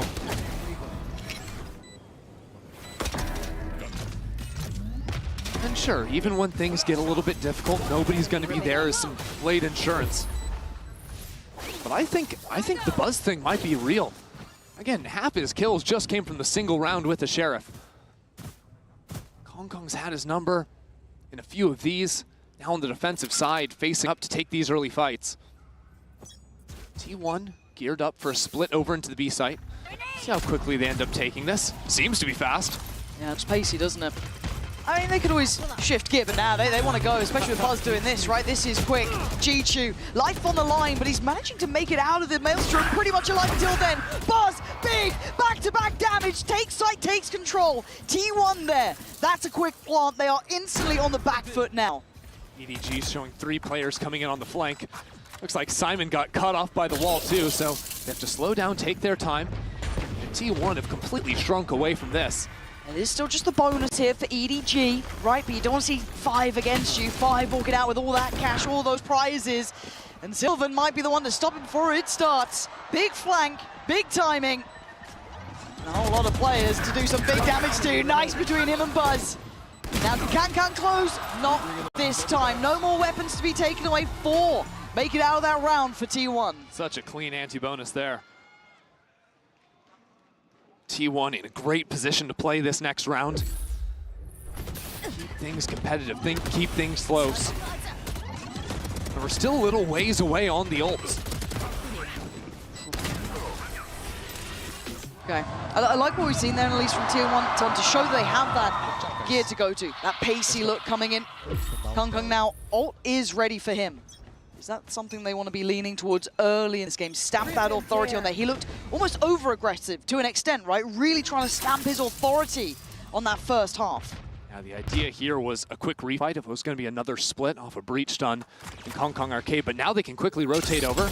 Drone's going to spot the 1 player, but EDG aren't going to be fooled at all. They are ready to stop this hit in its tracks. Ooh. Did Buzz hear that, though? We talk about land sound. That little drop. Affordable, but now a little uncomfortable. Buzz can still just go in for it. Oh, he's hunting him down! He lets one slip, they don't know about it. Buzz still going, still trying to find his man. He's lost him in the smoke. He's lost him in this complete madness. It was Izu in the end to come out of the bloodbath alive. Just insanity! I thought Buzz's entry pathing was perfection there. Going into the smoke for the first kill, then turning around to help his teammates. Hearing all those rotates coming in. You'll see his POV here, right? This kill then turning around, because you know that the defender's going to be flooding back in from those site smokes. Oh, that was sheer pandemonium, but like, look at the amount of bodies that died on that site. These 2 rounds. Of course, just enough worry, just enough, that they want to slow things down for EDG. They have a buffer still. We're at 7 to 9. But when we talk about pressure, I know the Deaths did as well at the start of the day, we never really put Team EDG as someone to feel that pressure. They always thrived in it. Actually, if anything, got better in it. Now we've got a real challenger in the form of T1 here, who seem unfazed by all of EDG's past accolades. And they are getting close on this scoreboard. It's sort of wild, right? T1 coming in with some of the lowest expectations of the tournament as Pacific's #2 team. Right? Losing that first match against Vitality, you discount them almost instantly. Like, what are they doing switching around their roster? Like, it doesn't make sense. Play with the guy you stuck in first. Everyone looking foolish after what Sylvan and his team have been able to do since then. 6-1 this year with him in the roster. And this combination of old and new, right? Buzz and Stax have been together since the Vision Strikers days, rejoining now with Izu and Sylvan. The younger players, in moments like this, still managing to step up. It's nothing short of impressive. You look at the bite for EDG. You've got to feel like this could be an 8th. Now, they still have some ults here, though, that could change things. Smoggy gets a kill. You've suddenly got the orbital strike as well. A lot could be had here. T1 as well, walking into 4 players. There. Hong Kong's hero rifle is up in arcade. And it's a little difficult for T1 to exec into this B side without any pressure on the north side. So either move back into A or re-clear underpass, you'd imagine, unless you're willing to commit the Rolling Thunder to it.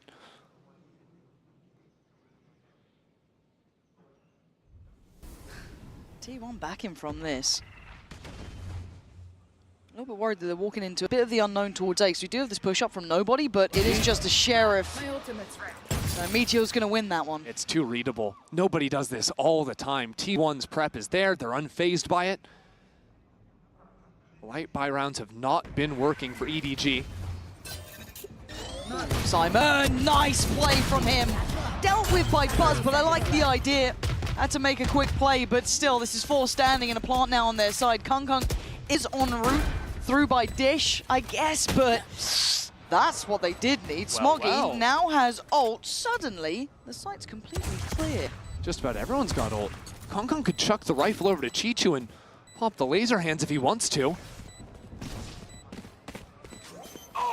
They are playing so far off site here. Look how deep T1 are sitting. They are banking on Stacks to be their backbone here. Kung Kung, he's going for it. He's absolutely going for it. They've been taken off the defuse for now. It's already forced forward. They have to get back.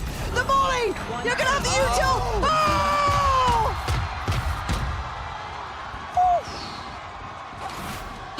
He just gets it like that? T1 throw 2 ultimates into the post plant, combo the utility, and just by a sliver, EDG able to full stick it through. God, that was close. The util, as you said, a fraction of a second earlier could have been the difference on this. Error was getting half, and here it is on completion. Bloomin' heck. Close as you like. What a Red Bull clutch for him, though. He'll be over the moon with that, keeping EDG now up to 10, spurring them on forward, but there's a fight! Izu slicing through them, Smoggy and Kung Kung left in tatters. And now the site looks vulnerable. Nobody is sped up on the flank, broke the wall, and now is going on the zip line to approach from the north side. So EDG have to slow down the retake. They can't be flooding out here. They need to wait for nobody. Gotta have the patience, the discipline to wait. Izu's position might be a checkmate on nobody, though. It's been so good today. I mean, he started this one off. Might be the one to pretty much... He's at least going to identify where nobody is. It does force the hand now of the other two to start working forward. Peekaboo brings the surprise. Izu just holding the space. Stacks and Sylvan shut down the account. He was down by a fraction before. This time, 4 players standing for T1. I just can't believe the work Izu is able to do consistently. They're 2 rounds away. On every possible agent. Dude, we haven't seen him play the Duelist today. He's still putting up numbers. He's still having rounds like this. We are 2 rounds away from all even. I'm going to tell you about the money. If you can't see it yet, you'll see it now. It ain't good for EDG. We're down to Sheriffs. We're on Classics. Let's have some fun. This is looking like maybe 9, and then we're 1 away. This game could close up here. But T1 still need to stick true to this so far. EDG dangerous as ever. Have a look at Kung Kung. Already out and about. Taking his walk. Stretching the legs. They have a read, but they certainly don't have the site control now. It's just every round EDG going for these flanks. Nobody always pushing out from the south side. The ultimate's being thrown in. EDG are going to get the kill. Play the 4v5, but they've only got 3 Sheriffs to their name. They are actually scrapping for this one. They are actively trying to fight on this with very, very little to their name. Nobody has so many players in front of him. He doesn't get the shot he wants. Nice in the end, but outgunned, outnumbered. T1 trying to come together, but EDG from nothing, making mountains out of molehills. A Meteor about to be outdone. EDG! The odds against them, and it doesn't matter. 11 rounds. You've got to just love watching EDG play. I mean, you are at risk of getting 3-0'd, and you're tossing the ultimates into a round 5v5 with absolutely nothing. A full-on MasterCard thrifty for them. And it works. The combination of the stun and the Brim ultimate from the heavens. And a couple of nice shots is what they need. The fact they can dig that deep is unbelievable. Felt that might have been a bit of a slam dunk almost. Teed up for T1. Not to be, ever to be underestimated, EDG, no matter the money. That's a showstopper unlocked for Yeah, Buzz. it is. He can come flying out from drop. EDG have called this though, no one's on the site. There's 3 players flanking on the north side, and they can potentially speed this one up. Nobody's home. This rocket surely doesn't find anyone. Chichu needs to get out of spawn. Yeah, all good. But already T1, they're trying to re-clear their south side. They know EDG have to be pushing, and it's Meteor to find the first. Kong! He's left in bits. Beaten and bruised. He can't make it through the thorns. Meteor holds his ground. Now pouring everything again into this one. Chichu, Simon, nobody. There's not much more you can do. Meteor is just out of this world right now in this round. Chichu and nobody trying to pry these final players out of these positions, but they're well set up. To be able to divide them now would be spectacular. And it doesn't look like it's to be. Chichu fighting tooth and nail, giving everything he has. But he has no bullets, he barely has any HP, and he's certainly running damn low on time. T1 taking another step back here at 9-11. What's the money gonna look like for EDG? It wasn't pretty going into that, and again, they're just gonna have 2 rifles. God, they're pouring on, barely. The way Meteor is consistently able to find rounds like this is so good. Look at what they've got. It's a Bulldog, a Vandal. It's a mess. Yeah, it is. They made it work with less before. How do they paint this masterpiece now? It might be with a Rolling Thunder. They committed an ult last eco, and they won with it. They find, yeah, okay, so they spotted Kung. That's the rifle. Gonna be now etched into their minds, but they pick up the pace. Smoggy goes unchecked. There's still a threat here. There's still a big chance here. Good trade, though. Stack's gonna keep it at least on even footing, but Smoggy still in the smoke. T1 this time, isolating the players, and Smoggy not able to make much of that position in the end, as T1 barrel closer. 10 rounds now. Nearly in touching distance to EDG. On 11. They've got a buy in hand here though, EDG. If there was a round to make it matter, to make it count, it would be now. I just want to know if EDG are going to change the playbook. They have just done so many of these flanks trying to blow open the rounds. But I think T1 have dealt with it so nicely. They've identified this tendency of EDG's. They're clearing out their flanks, and yeah, EDG are getting some rounds here and there, but it's not like T1 are shocked by the things EDG are doing.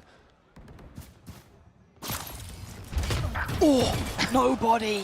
What a start. I mean, feels like he's prayed for that one and someone answered that time. But Buzz, quick to business. Straight up towards tower here.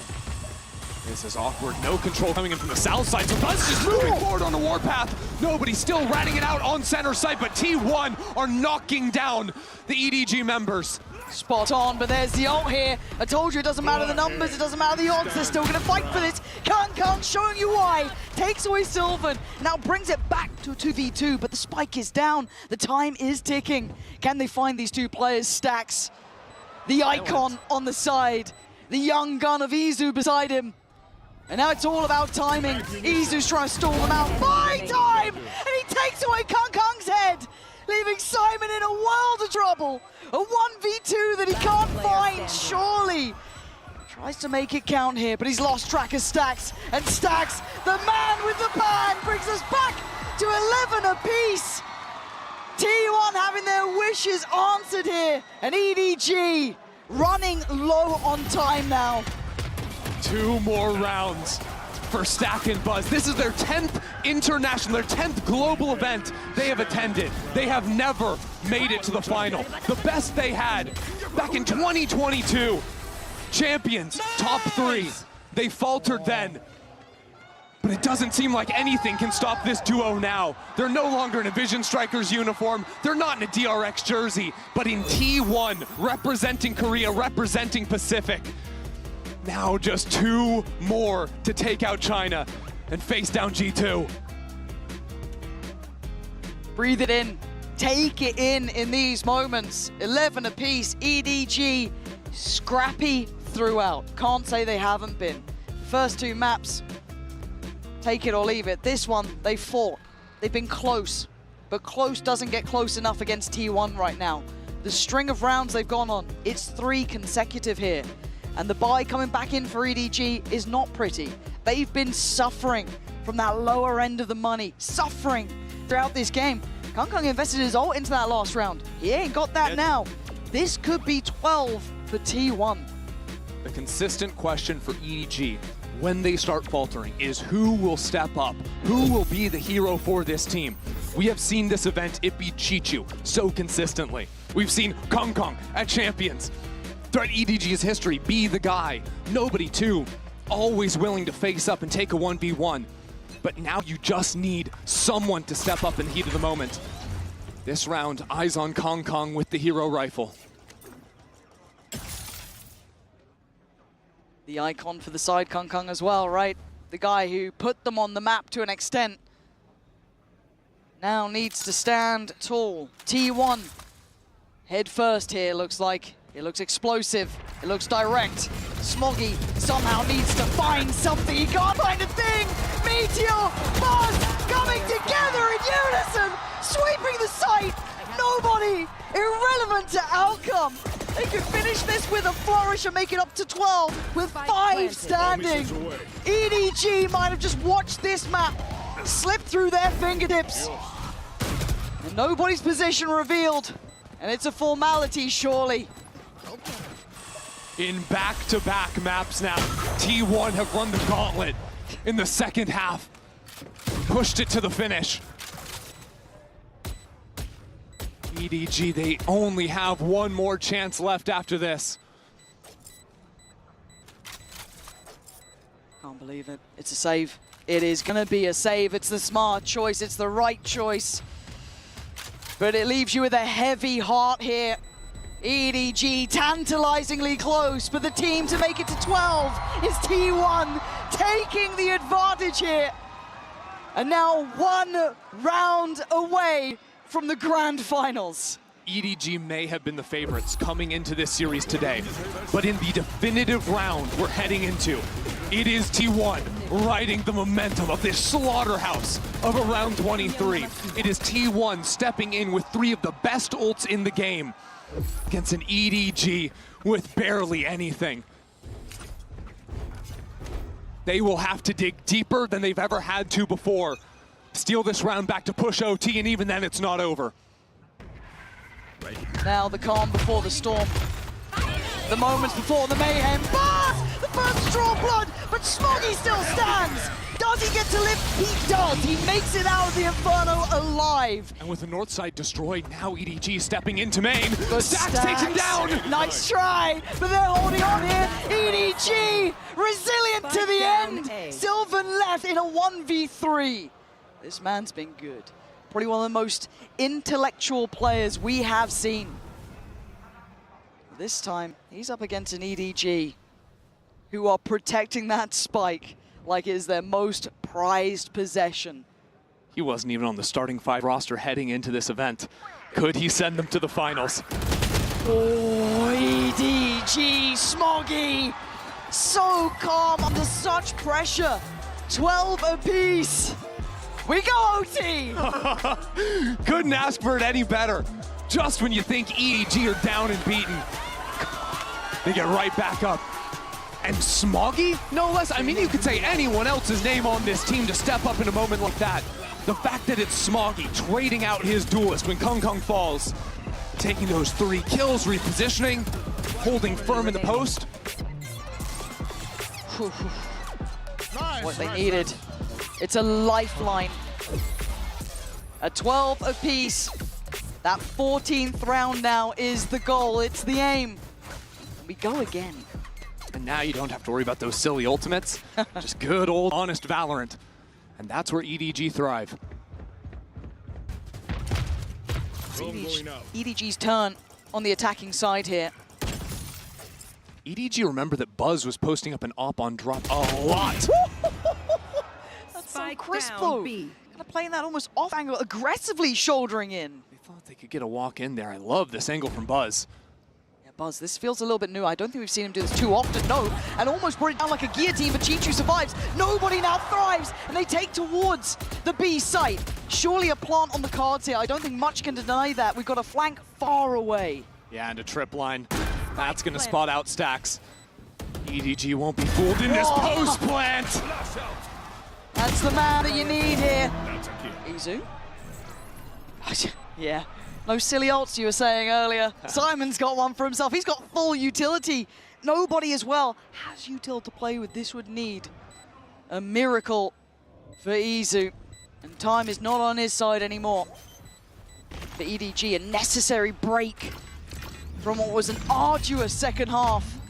Clawing back in, game on, and it looks like this round over. Izu sprung in the air, EDG striking first in OT.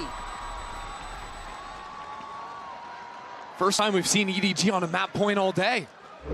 It's crazy. That is crazy. But it's in these moments when masters are made, when champions are born. EDG have been at the heights before, and now with advantage. Heading into the 26th round, Kong's decided to go for a glass up. Seems like a timeout's going to be called from T1. Find an answer here. But honestly, this defensive side has been EDG's weakness. They only won 3 rifle rounds, 3 rounds even, after the opening pistol in round 2. But I don't think we ever saw the op look out of Kong. That could be a new wrinkle. Certainly could. And leading this conversation was actually Stacks there. A little bit of input from the coaching staff, but Stacks the one to kind of have a chat with the boys, it seems like. We're trying to pick them up here, get them locked in, get them focused on trying to either bring this back to a double OT or try and prepare for whatever EDG got in store with them. Hey, it makes sense. He's been around from the beginning. Yeah. Synonymous with the early days of Valorant. It's true. But has never been able to reach that final peak. Ever since Vision Strikers went to the global stage, right? It just wasn't the same story for that team, for Stacks or for Buzz.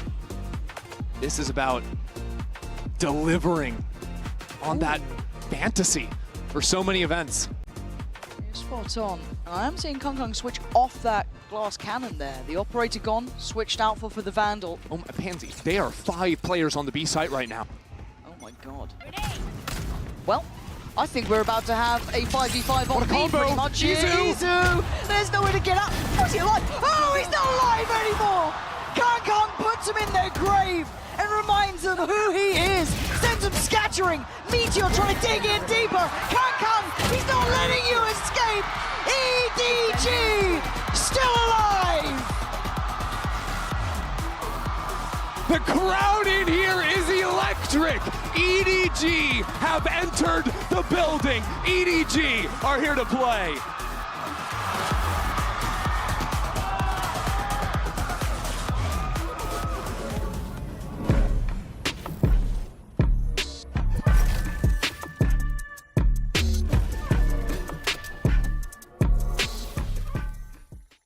Stay focused. Stay focused.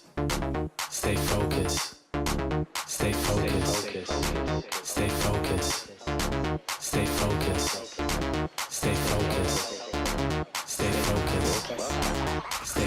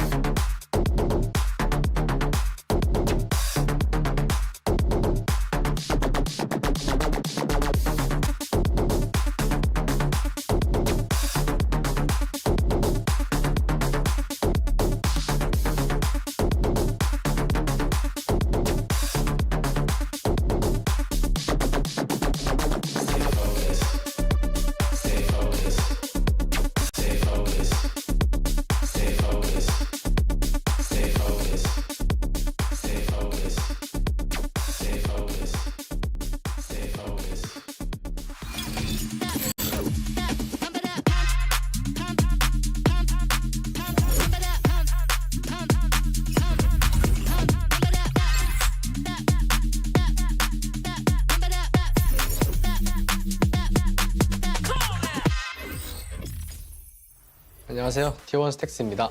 그리고 이제 저희 팀원들이 오늘 바이탈리티에서 경기 보여줬던 게 제 입장에서는 진짜 말도 안 되는 걸 수행해줬다고 생각을 하거든요. 제가 콜을 내리긴 했지만 거기에 맞는 플레이 전혀 주눅들지 않고 그냥 자기 소신 있게 꿋꿋이 하는 모습과 퍼포먼스를 그만큼 냈다는 거에 일단은 너무 쉽게 게임이 굴러갔고요. 네, 그래서 너무 자랑스럽고 우승하지 못하더라도 저는 저희 팀이 얻을 게 많다고 생각을 해서 네, 자랑스러울 것 같습니다. 그냥 제가 이런 적이 몇 번 있긴 했는데 유독 어제만 조금 심하게 조금 게임 생각을 더 많이 했던 것 같아요. 내가 왜 이렇게 했을까? 그냥 뭔가 분위기에 휩쓸려가는 느낌으로 제가 콜을 많이 내렸었거든요. 근데 그거를 이제 끝나고 이제 저희 선수들과도 얘기해봤을 때도 선수들도 다 이해를 했고 근데 저희가 조금 뭔가 이슈도 있긴 했지만 그걸로 이제 잘 풀어나갈 수 있었는데 제가 그것만 했었더라면 달라졌지 않았을까라고 좀 자책을 많이 했던 것 같고요. Hicks gets knocked out.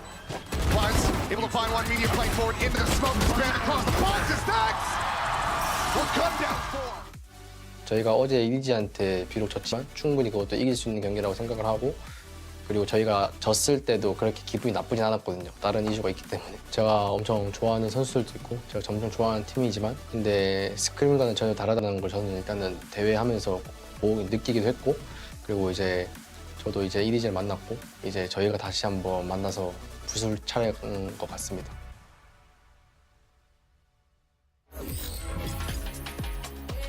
It could possibly end in a 3-0, but EDG says not today, and they managed to force that game 4, and it almost got a little bit hairy for a minute there. Goes to OT, and somehow, some way, the Chinese #1 team, the world champs, managed to stay alive in this lower bracket final. What a game we witnessed, folks. Welcome back, GB, along with Brandon, Mimi. Here you can see Kong feeling the energy in that moment there. But Mimi, I mean, this was exactly what EDG needed, but it could have gone bad very quickly. It absolutely could have. There was a real chance of a T1 comeback there towards the end, pushing things to overtime with a really nicely constructed attacking side. But for me, the biggest thing about EDG playing this comp is this is where they get to be at their most proactive, locking Kong onto the Neon. They have so many set plays, and that's what ends things out for them in that overtime. Yeah, it's a little bit too much for T1 to overcome there, Yeah. but honestly, the way that went backwards and forwards as well in terms of them just opting into the fight,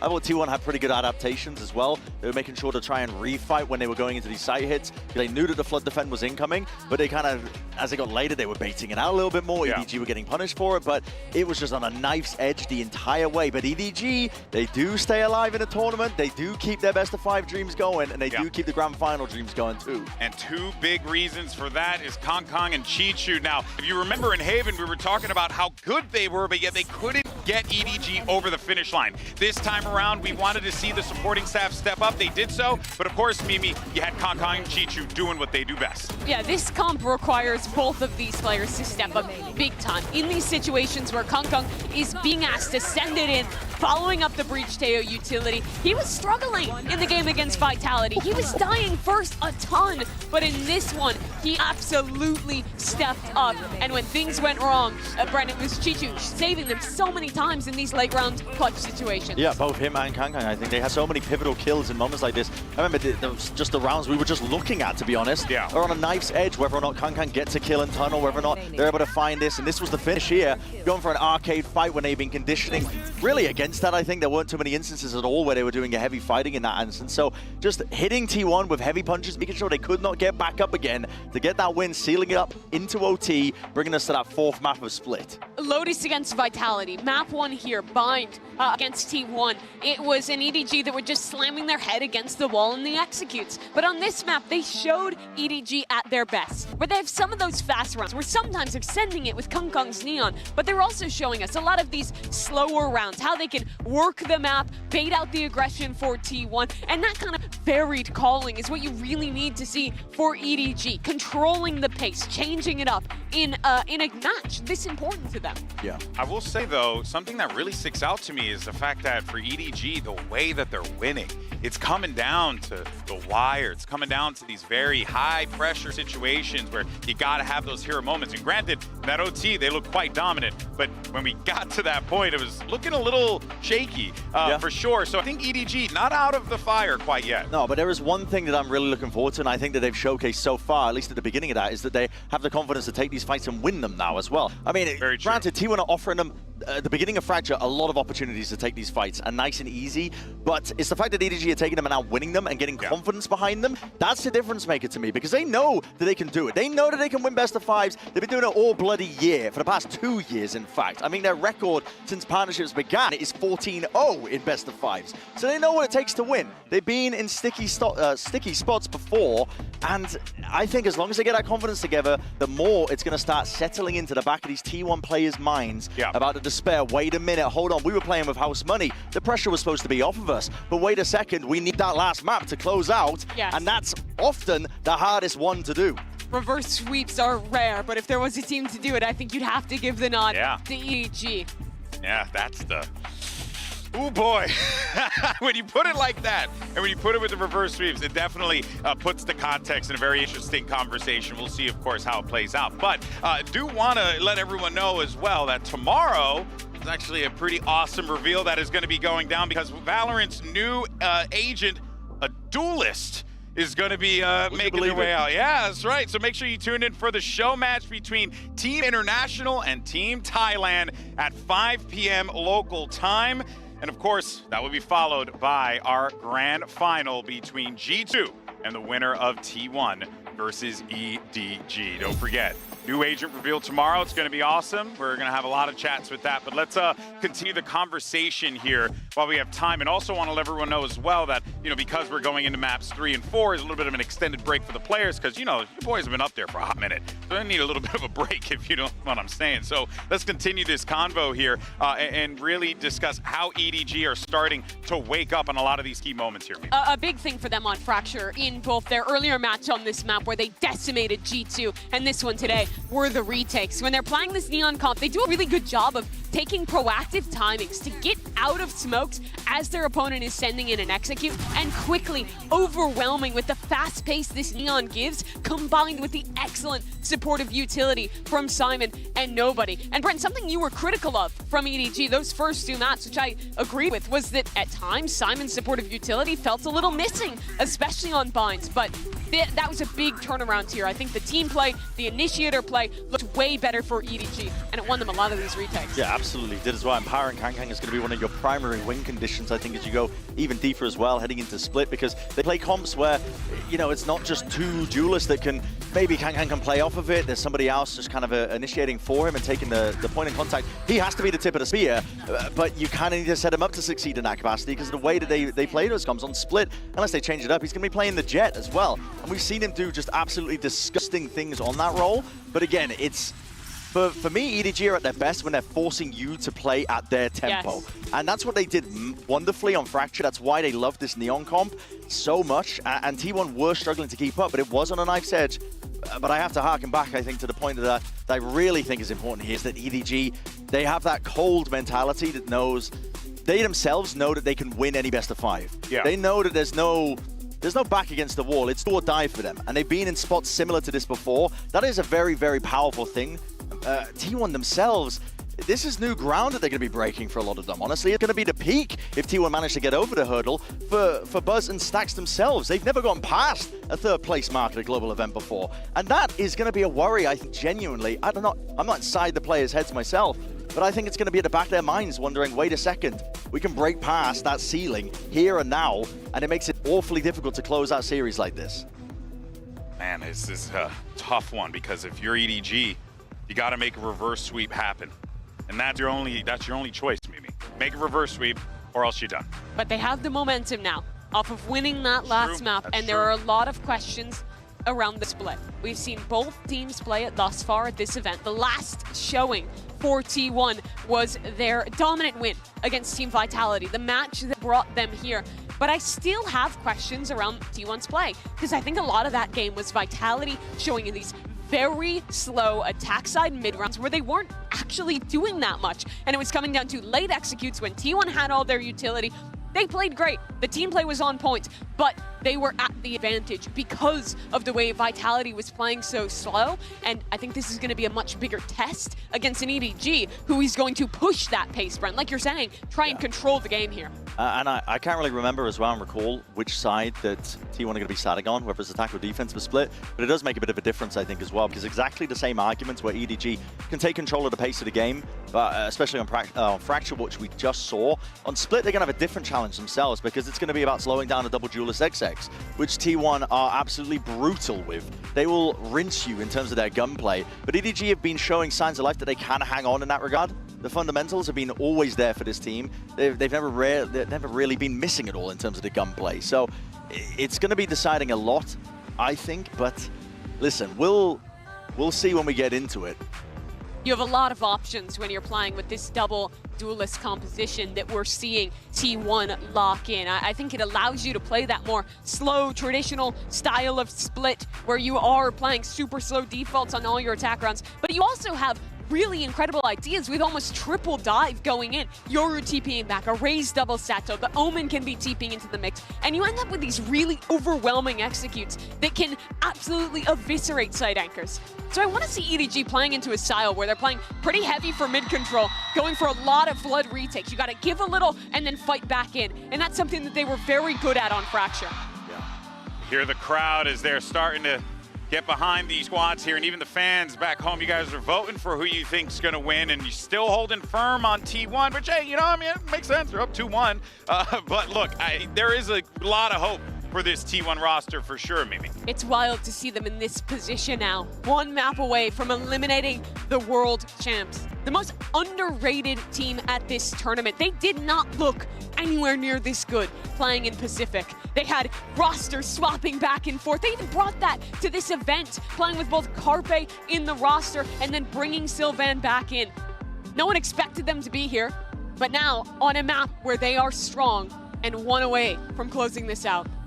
Yeah, and you know, I don't even want to say that they were underrated. They were just not even considered. They were not even, you guys, no one gave them the time of day, right? And here they are, one step away. But the problem is, as being mentioned before, that final hurdle might be the most challenging. And here come the agents locked in. And there's a lot of worries for EDG off the rip here, I think, as well, because Izu is going to be everywhere at once. That's one of the benefits you have with the Yoru, instant rotations. But EDG, they now have the momentum. I think they've always got the belief that they can do it in situations like this one.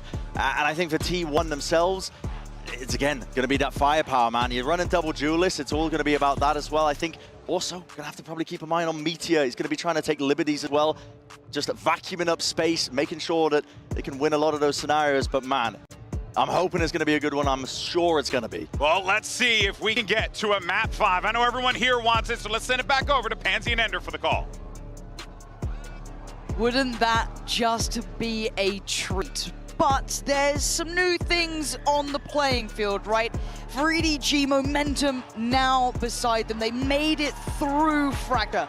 But for T1, we've got some switch-ups here. I'm so excited to see Izu back on the Yoru on this map. This will make his 4th unique agent in the series. The first time we're going to be seeing him walk in the Duelist. He has been on fire on this agent. Him and Buzz, the tag team, the dynamic duo, have been excellent.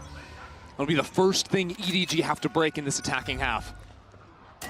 EDG, can they show off their pedigree here? Reverse sweep, the words almost feeling unfair to whisper. But for now, first moves made. Mid is already controlled. EDG putting a lot of pressure here, even getting tagged on through the smoke. They've decided to leave Kong Kong over into vents. He has the option to maybe even pinch into the A site while the rest of EDG work heaven. Yeah.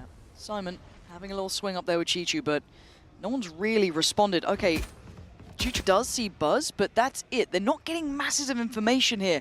And all in the meantime, they are working towards A. It was a great round from EDG, baiting this out completely, and Kong Kong is here so quickly. He's in the right place. Meteor. I don't know if he actually gets... Yeah, he just sees him on the swing! Meteor gets away with murder. Pop flash bye-bye. Nobody good trade. Better positioning from Meteor again. Just catching them off. They're dropping like flies. T1 stand tall with the first found. really seemed like EDG had worked the map nicely, faking that up into B Heaven. Yeah. But T1 got all the opening fights. Meteor continues to impress. He's the one backside, deals with at least the one before he's knocked down. T1 don't really miss a beat after letting Fracture slip away.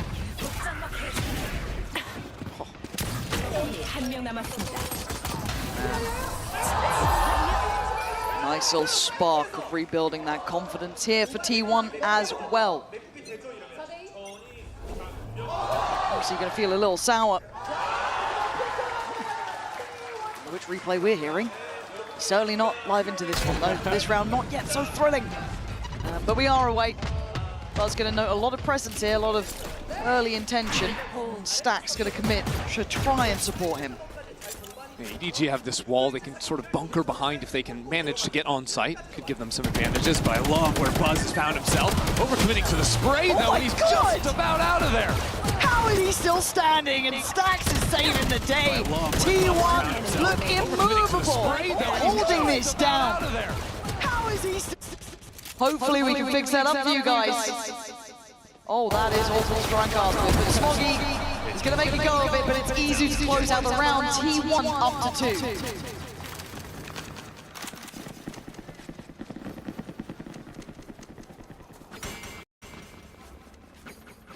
Coming into this next round, T1. Couple of Guardians, the Bulldog as well.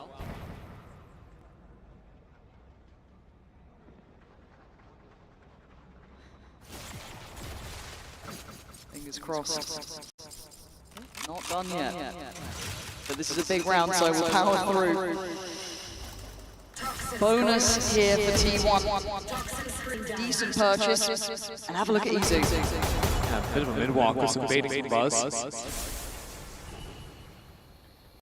Nobody want to have a glance so far. Rowlet not going to explore far enough yet.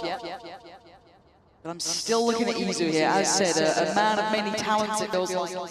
Capable in so many ways. This time, gonna feel threatened here.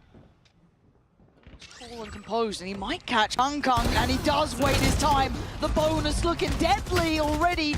Buzz holding down the corner, nobody there. EDG clawing back in at 3 apiece, but Sylvan's position. Hey, this is the map that he's impressed me the most, playing on this Omen. Oh, right back to business for nobody. He's just flattened. Unbelievable. But this round is awkward now. Meteor's taking the timing to step down into mid. EDG still don't have the sight. Stax's Guardian could do so much work. Does he get a bit of play in this? They think he's Heaven. God, Stax. A moment to shine. He takes away Simon and buys precious seconds. Done and dealt with by Smoggy. But Meteor's position could be everything. Takes away nobody. Knows where Smoggy is. Dodges against the paranoia. The TP.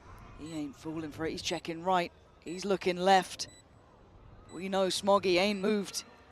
He's played a risky game and he might be rewarded. Meteor swings and misses. Smoggy calm under pressure and needed for EDG.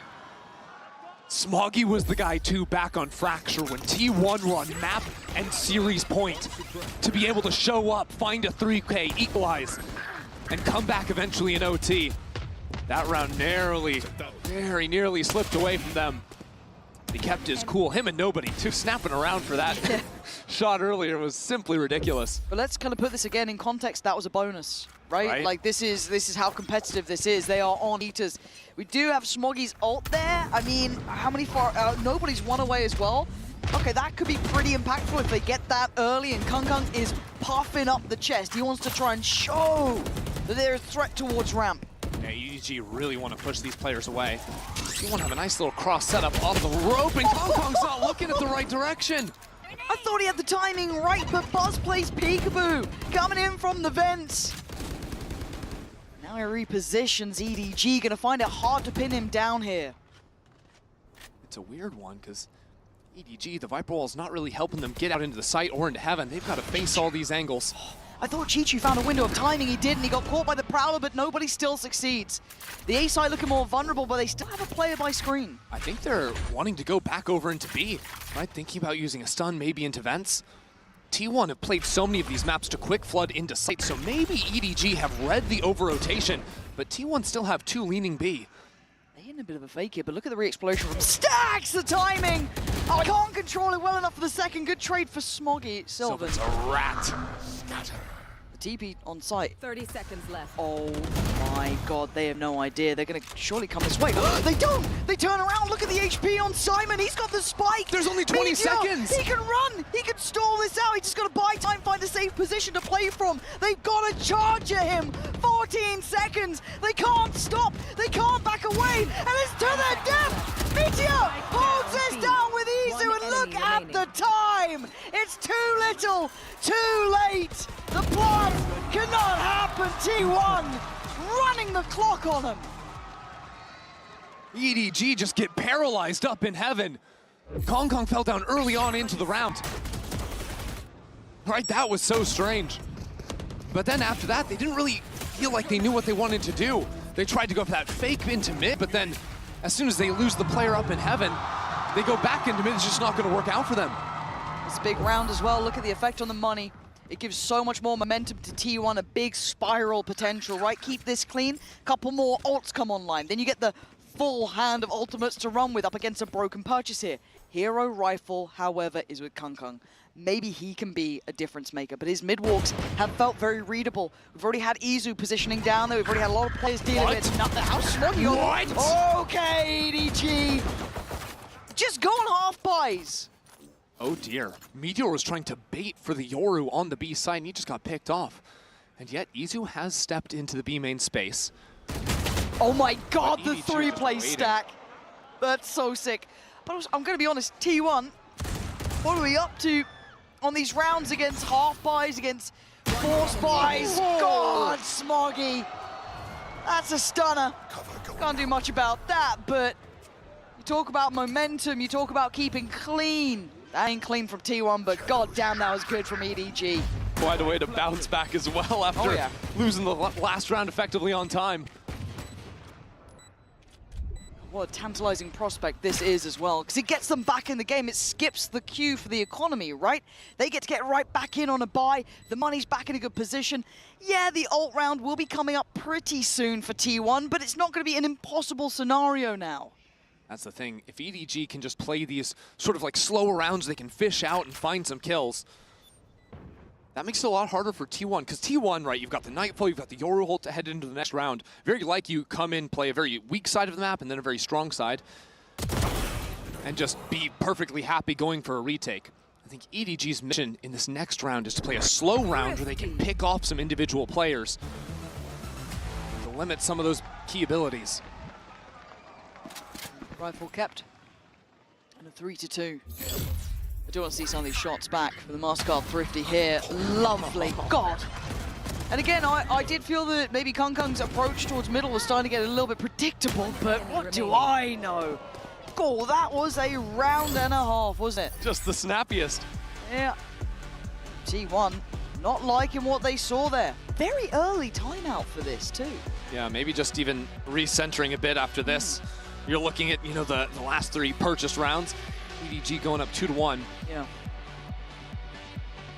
And I feel like EDG, their 2 main looks when they've played this map both today and in the past, it's either sort of slow mid work or pretty quick ramps dive into freezing the rounds, resetting, looking to maybe even pivot back through mid eventually. I think there's options for T1 to either get creeps into B main, like we saw from Izu in the last round, sure. Or maybe even take more active fights into an A main side. We saw G2 do that a lot versus EDG yesterday and just sort of blew open the rounds where EDG were trying to play A early on. Be something T1 tap into. Don't really have the purchase for it this time, but things they'll be thinking about for sure. Opportunity now for EDG to build. Nobody's ult is there. 3 away for Simon, quite a way off for Chichu, but Kung Kung very close by. And hopefully some stability to come along with this, right? To get some financial backing on the money, build that buffer to be able to depend on For now, T1, I guess we asked the question, can you do what was just done to you? Right back at him. Early investment of utility to facilitate this pressure towards B main. T1 put the Viper's Pit in mid as well, so not giving up on this round just yet.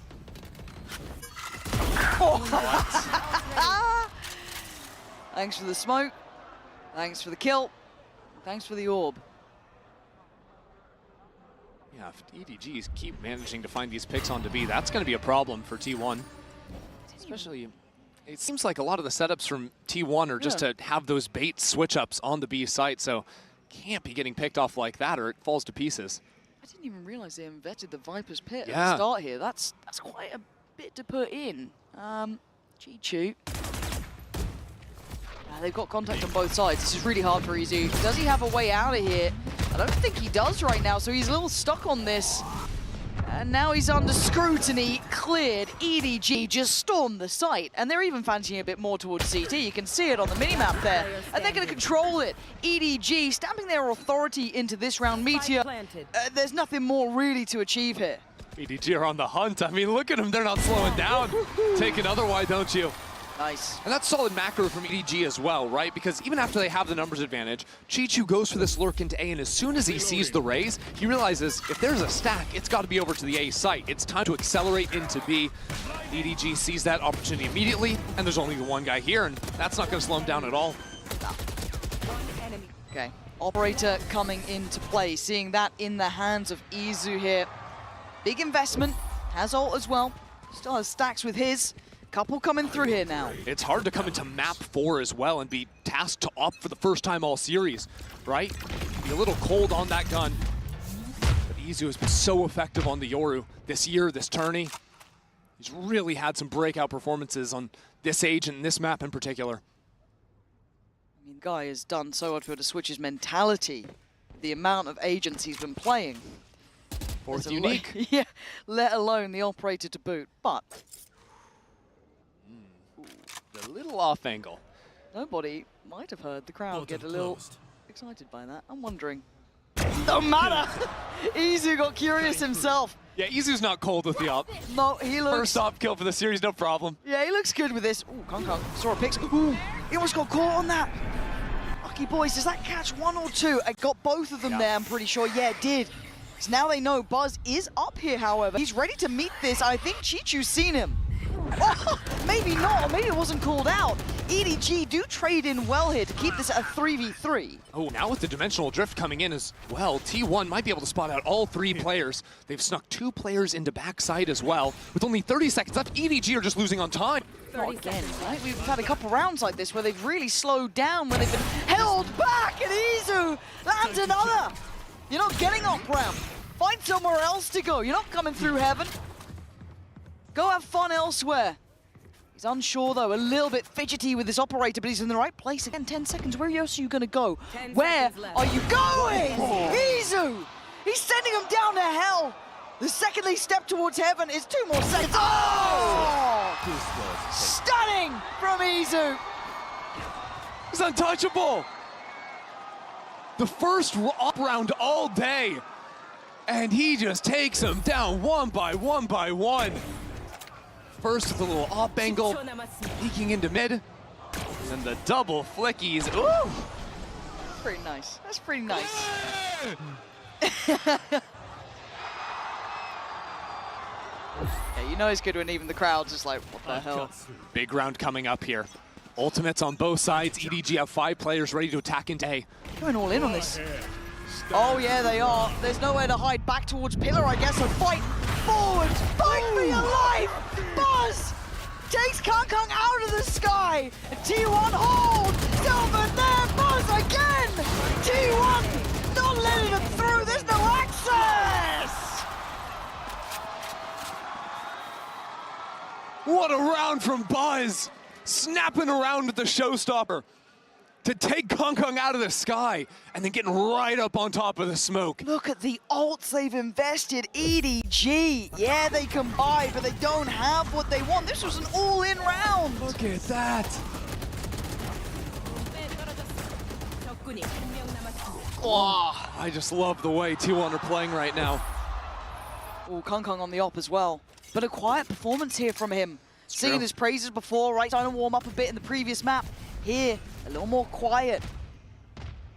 This map looking like Smoggy and friends right now. But Kung, so often when you'll see a defender pick up the operator, he'll ask to be tasked with that 1 versus 1. Put one in his own hands.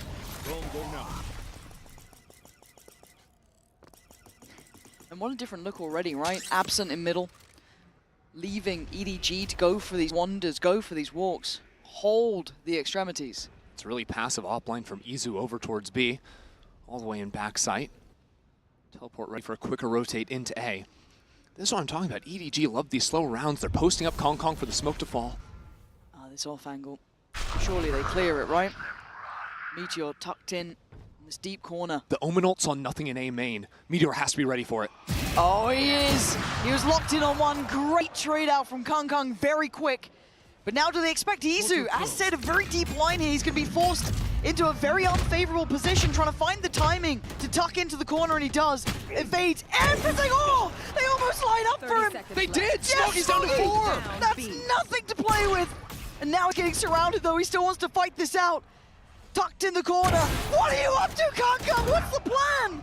To get a trade for Chichu? Maybe. But now a 1v2. How is this working out? 10 seconds. 10 seconds and Stacks. He's playing it so calm.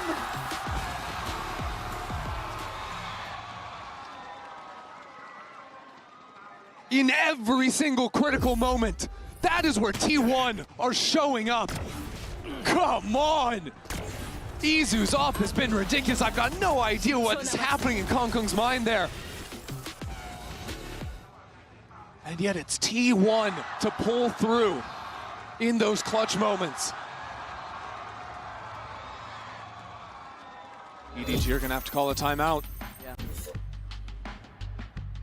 And it looked good at the beginning, right? A lovely trade in for Kung there, kind of rolling out the red carpet. I felt they had a really good crunch in towards Izu, but super slippery from him. But also, where was the spacing? Where was the trading? Where was the timing to really capitalize on that? EDG have had a consistent problem in every map of split they've played. It's because they're running the jet. They've never been able to clear backside B behind sign. We saw yesterday against G2. Yeah. They were abusing those angles. And here again, Izu puts himself in exactly the right position with the operator, right? You don't have the double satchel to go flying on in.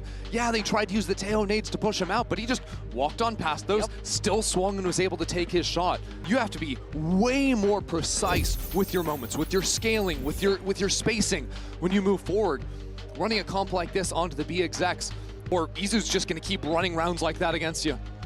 Yeah, it only compounds the problems, right? We're now seeing 3 consecutive for T1. 7, 8, 9 looking real pretty for them. EDG off the back of a timeout now. Going to try and facilitate a buy, muster something together. We've seen them with some heavy hitting, half purchased, messy buys. They do it again. Right, so that Prowler will confirm a real teleport from Smoggy. Not going to be any fake embeds. But Izu was once again in the weird angle in mid. Yeah, and I like the versatility we're seeing from Izu already. I've been posted on towards that B side before. Certainly going to add to the paranoia there, but they're going for a contact play, which is quite bold. And Stacks should be able to get good info on this. That's at minimum 1, maybe 2. Not sure what he's seen yet. Teleport in. Smoggy has been the hero for EDG. Yeah, he's the one who stepped up so far. He's going to have to keep climbing at this point. Notes another. Izu closing in. There's 2 on this side. A quick kill from him, but it's back down to a 2v3. The site not quite secure. Spike back in hand, and Izu wants to cook here. Gets himself a different weapon. Spots out the site. What's the plan? Izu wait on the paranoia and take the site back. Take the fight back to them. But Kung adjusts his eyesight. Checks towards CT, finds Sylvan. And yeah, he's getting slippery with it too. Izu good, but not good enough. EDG, give him a half buy. Put him under pressure. And apparently they get you around. The quick pace into the B site there. EDG. I mean, it's a great combo to backside. Look at that paranoia. You've got the nades, the breach blast pushing players back into Smoggy's crosshair. And they were execing sort of before Kong even got there because he opened the round over on the A side of the map. Yeah. Smoggy said, give it to me. No problem. 14 kills for the Omen. Smoggy stepped up in a big way here in crunch time. Spot on. Now, money for T1 also on the line here. Back and forth we go. Fragile for either side. EDG once again dedicating himself, at least early on, towards the B site in a little bit more of an aggressive angle. T1 also playing doubled up in mid here. Meteor in the slanted vent, and Kong trying to work that pixel angle off the smoke. Portal closed. Cutting through. Zoo. Oh no. Timing on this one. He does have an escape plan, but maybe he doesn't want to escape. He's seen enough! Sticks around for one, dips out of there. Paranoia goes in. Sylvan now fancies his go at it. Would they predict him to be here? They're doing their due diligence, but still, this is tricky, this is tough. That's great from Sylvan, and now slippery from EDG. They don't know where he's gone to. They're getting choked out in B main. EDG are moving back into their Viper. Chichu has lurked into A heaven. Massive. And yet Meteor is in mid. Oh Not my again! God, and the patience pays Meteor with two! EDG walking to their death. 30 seconds left. All right, Chichu, you got to be the hero of the, I'd say round, but maybe even the hour at this point. Lost. Spike's gone, he knows it, 20 seconds. I mean, you could try and do damage, sure, but this feels futile. 10 seconds, and T1 will be grinning with this. That's going to be 7 for them. And what a lovely reposition from Meteor there, and Stax. He just fancies a go, and that's why 7 rounds now for T1. That's the second time EDG haven't cleared that exact same spot this half. And they're forced back into it because of the beautiful hold, right? T1 utilizing their teleports perfectly after getting the kills, calling in Sylvan to go into that exact same position. Backside that EDG cannot physically clear.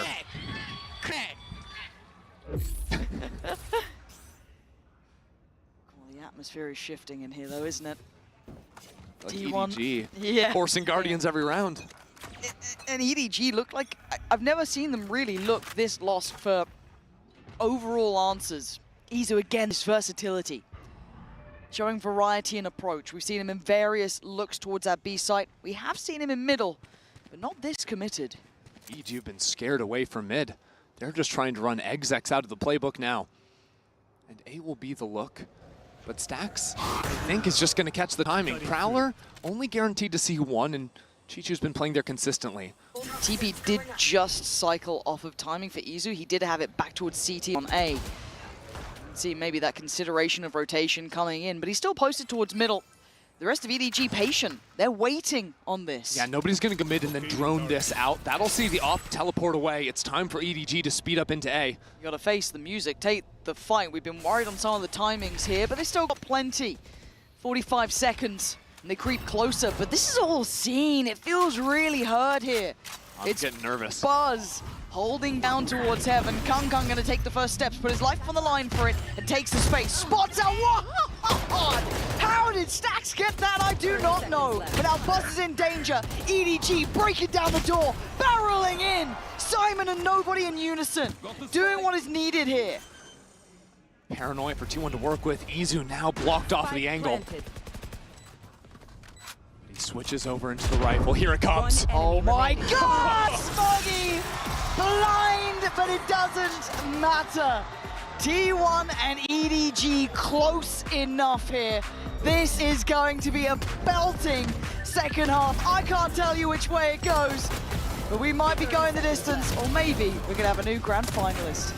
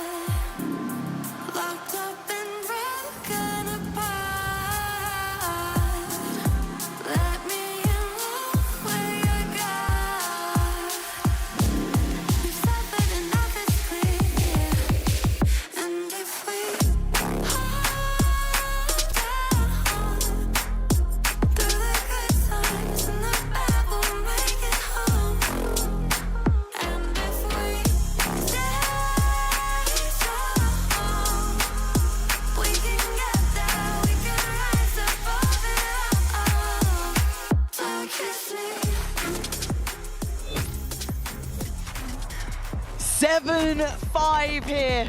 And again, for EDG, they need this to go all the way. It can't stop now. They can't drop another half. And for T1, in the lead, but potentially closing out this game and getting to the finals. Yeah, almost uncharted territory for T1. They've had to come back in the second halves these last couple of games. Now that challenge rests on EDG's shoulders. And I can't help but be impressed and blown away with that first half out of Smoggy for EDG. Yes. This guy does not want to lose. Without Smoggy, I don't think they'd be anywhere near close to 5 rounds. No one on EDG is positive except for Smoggy. He's 16-8 right now. Having a phenomenal performance, almost willing EDG to advance. This is where T1 challenge you more than ever, right? Rocking the double duelist. Yeah. Their unique style finally on form in this series. We finally have a map where they're going to be rocking it. For EDG, time to lock in, boys. There's only so many ways you can put it, right? Trailing in this, quiet performers. EDG, you are considered the reigning champions, and right now you're trailing. Not just in maps, but in rounds, and Buzz off to a beginning. Takes straight up towards heaven, and look at B. There's only one player here. There's no one to defend this. The gates are open, but mid is a battlefield. Bit of a mess right now. Buzz staying into hell. They've left Izu up on Raptor. This is a great position for T1 to hold B heaven. This is crucial for EDG though, right? This is the one, the gap closes that scoreline that gets them back in this game, at least maybe with a chance here, but T1 waiting, Buzz waiting, and he does get contact, swing now in, it's Izu, Stacks, back to back, leaving Chichu barely breathing, and Simon in a 1v3, left, right, it doesn't matter, T1 get the pistol in the second half. T1's pistols have been clean, and their post plants have been excellent consistently throughout today. The spots they find themselves in, they're under really no resistance on the site, right? Simon's trying to run on out of there. They know exactly how to navigate that. Even there, Izu swinging off this Hell player's contact. The two duelists for T1 working in tandem nicely. Yeah, confidence for Izu here as well. Got to say it throughout this. Him coming out and having a good performance in his duelist role, really nice for him, right? That can only bode well going forward. He's one of the players to opt obviously for the Bulldog here. And Kung Kung being challenged away from this early angle. He's not going to back down. Nice Kung Kung. It takes everyone's kit of utility basically to humble him off the corner. He still fancies it. Same time, look at A Heaven right now. Meteor is all the way through. Meteor? He's got to hear that. Oh, the timing is just divine. How is he between them all? But there's 3-4 players here. This may be a read, but it might be a misread, and the crowd might give away the game. But for now, he's poised, he's patient, and he strikes. He sees it all. He sees another. But Chichu's here. Do they know about Chichu? They now do. Good trades, good positioning. Kung trying to get over hearing time. Nobody fighting for his life as best he can. But still, Kung, there's a time. He could do with one of these.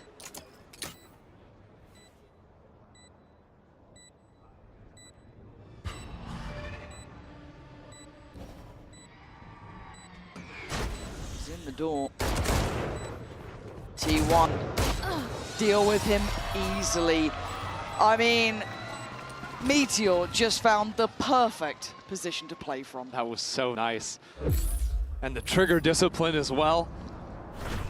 The fact that he snuck through, and then the first rotate came over to A Heaven, there's no world in which EDG are going to be turning around. And that is a pressure point that Meteor is going to consistently be seeking. Right, very limited information with this EDG comp. It's just the Tejo drone. So as soon as that is down, the lurks are free game. Still trying to show dominance towards B main here. Does have the support from Heaven, from Smoggy as well. Oh my god, there is a brawl towards 8. No more of that lurk-in business. None of that, thank you. Kung, you are getting a little dicey here, but he's just found a bit of cover to play from, but they are hunting him down actively. Support coming in from heaven. It's getting scrappy. Good trades here. Smoggy going to keep it on level. Peg it! Wait! T1! They win out on the site! This could be the round that propels T1 forward. A 2v4 the EDG are going to be facing down, and I don't think they're playing it out. They're calling it. I think they're calling it. Wow. I mean, Simon's on 7 HP.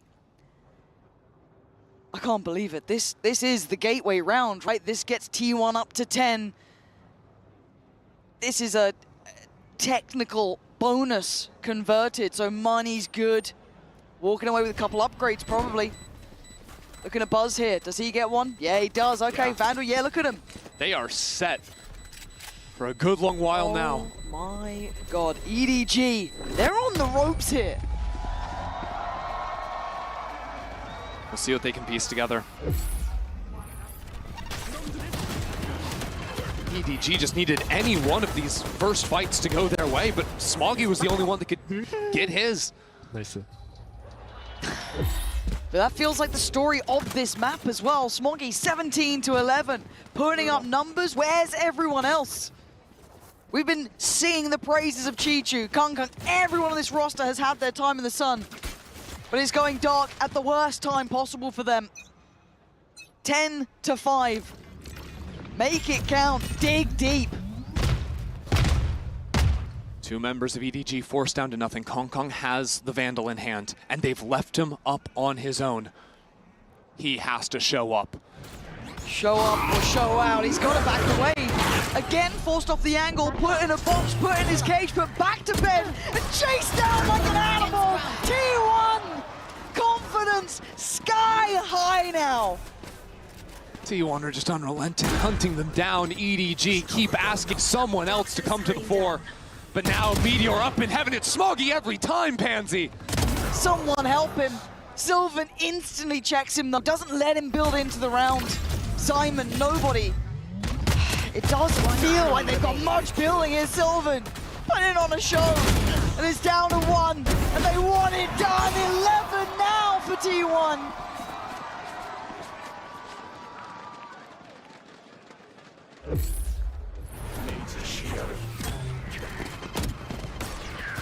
EDG just getting scattered in these rounds. And you look at it, it is hard to be the reigning champions returning to another global event. No one in Valorant really has succeeded bar Fnatic the once. Yeah. And especially coming through a turbulent offseason, some of the biggest patch changes we have seen in Valorant. EDG have still been at the top of their game, but today it has not been the case. It is do or die now for the reigning champs. And it looks similar. It looks like a rinse and repeat. Kung. He wants it again. He's on 7 to 13. T1 have had his number. He's still sticking around. Simon's here now. Simon by his side. But that's 5 players. He has to excel, and he's dead. Izu breaks them down. And another T1 rinse, repeat, and succeed. The site is theirs again. Chichu, nobody, Smoggy. They're a mile away. And 12 rounds is calling. T1 smell blood in the water. Izu still holding the line, and they are unstoppable. Oh, unrelenting. Smoggy trying. Try as you might, Smoggy. No one can say you haven't put in numbers, put in work. But this isn't a one-man show anymore. It's a team game. And T1 has 5 here. Looking on the money. Smoggy has to bow out of the round. The rifle, the best thing he can walk away with. T1 are just the masters of their own style. The only team consistently playing the double duelist. We haven't seen a team as committed to this since the likes of Paper X. T1 took down Paper X to get here. They finally ran through DRX to take down the #1 seed of Pacific. They lost to EDG earlier in this tournament, but every single series it's been a revenge match, and every single series they've come out better. EDG in the final hour, the final moment potentially. Call the timeout. And I can see it. Maybe the players have caught a glimpse, but even the fans now rallying behind the teams. They can feel how close this is here to something of a surprise. EDG, as said, reigning champs. A fantastic team, but not in form today. And T1, underestimated, absolutely. They've proven us wrong, round by round, game by game. And now they stand on the verge of the absolutely unthinkable, locking in a grand final. For Stax and Buzz to go 10 global events without being on the stage on the last day of the event. Now just barely off. For a kid like Izu coming into this team and just shocking everyone through the duration of this event. What a star performance. This T1 team has just been ramping and building and building and building. Look at what we're seeing on the mini-map. Have a glance. Is this the way we go out? Is this how it ends? We face the music. We go down together. T1 rallying themselves here. And EDG up for the fight. Trying to show that fire. Show that determination. And they're up for it. They're pushing. They keep pushing. But Buzz answers back. You want a brawl? We'll give you a brawl. And Buzz having his moment. His time in the sun. And the one remaining factor, Chichu. The MVP of the event thus far, going on a long walk through T1 territory. And there's two of the best he's got to take down to keep his team in it. As the spike ticks, as Chichu steps closer to the site, T1 will feel it in their bones. Positioned perfectly, pressure not on them this time. Second by second, closing in on the thing that they've dreamed of since the very start here. Something of their wildest dreams coming true! T1 are going to the finals!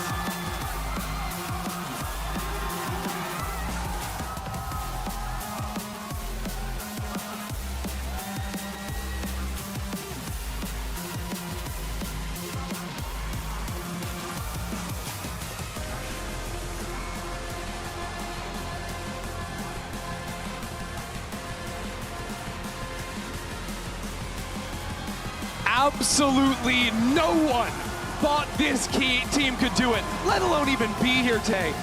Pacific's #2 seed coming into the event with a different 5 roster on the stage.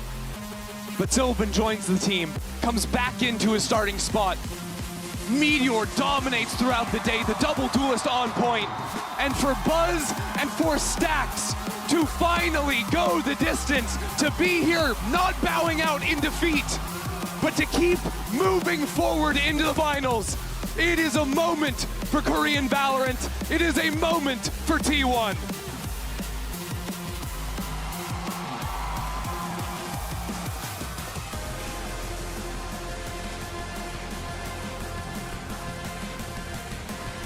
Simply does not get better than that. Nobody can take this away from them.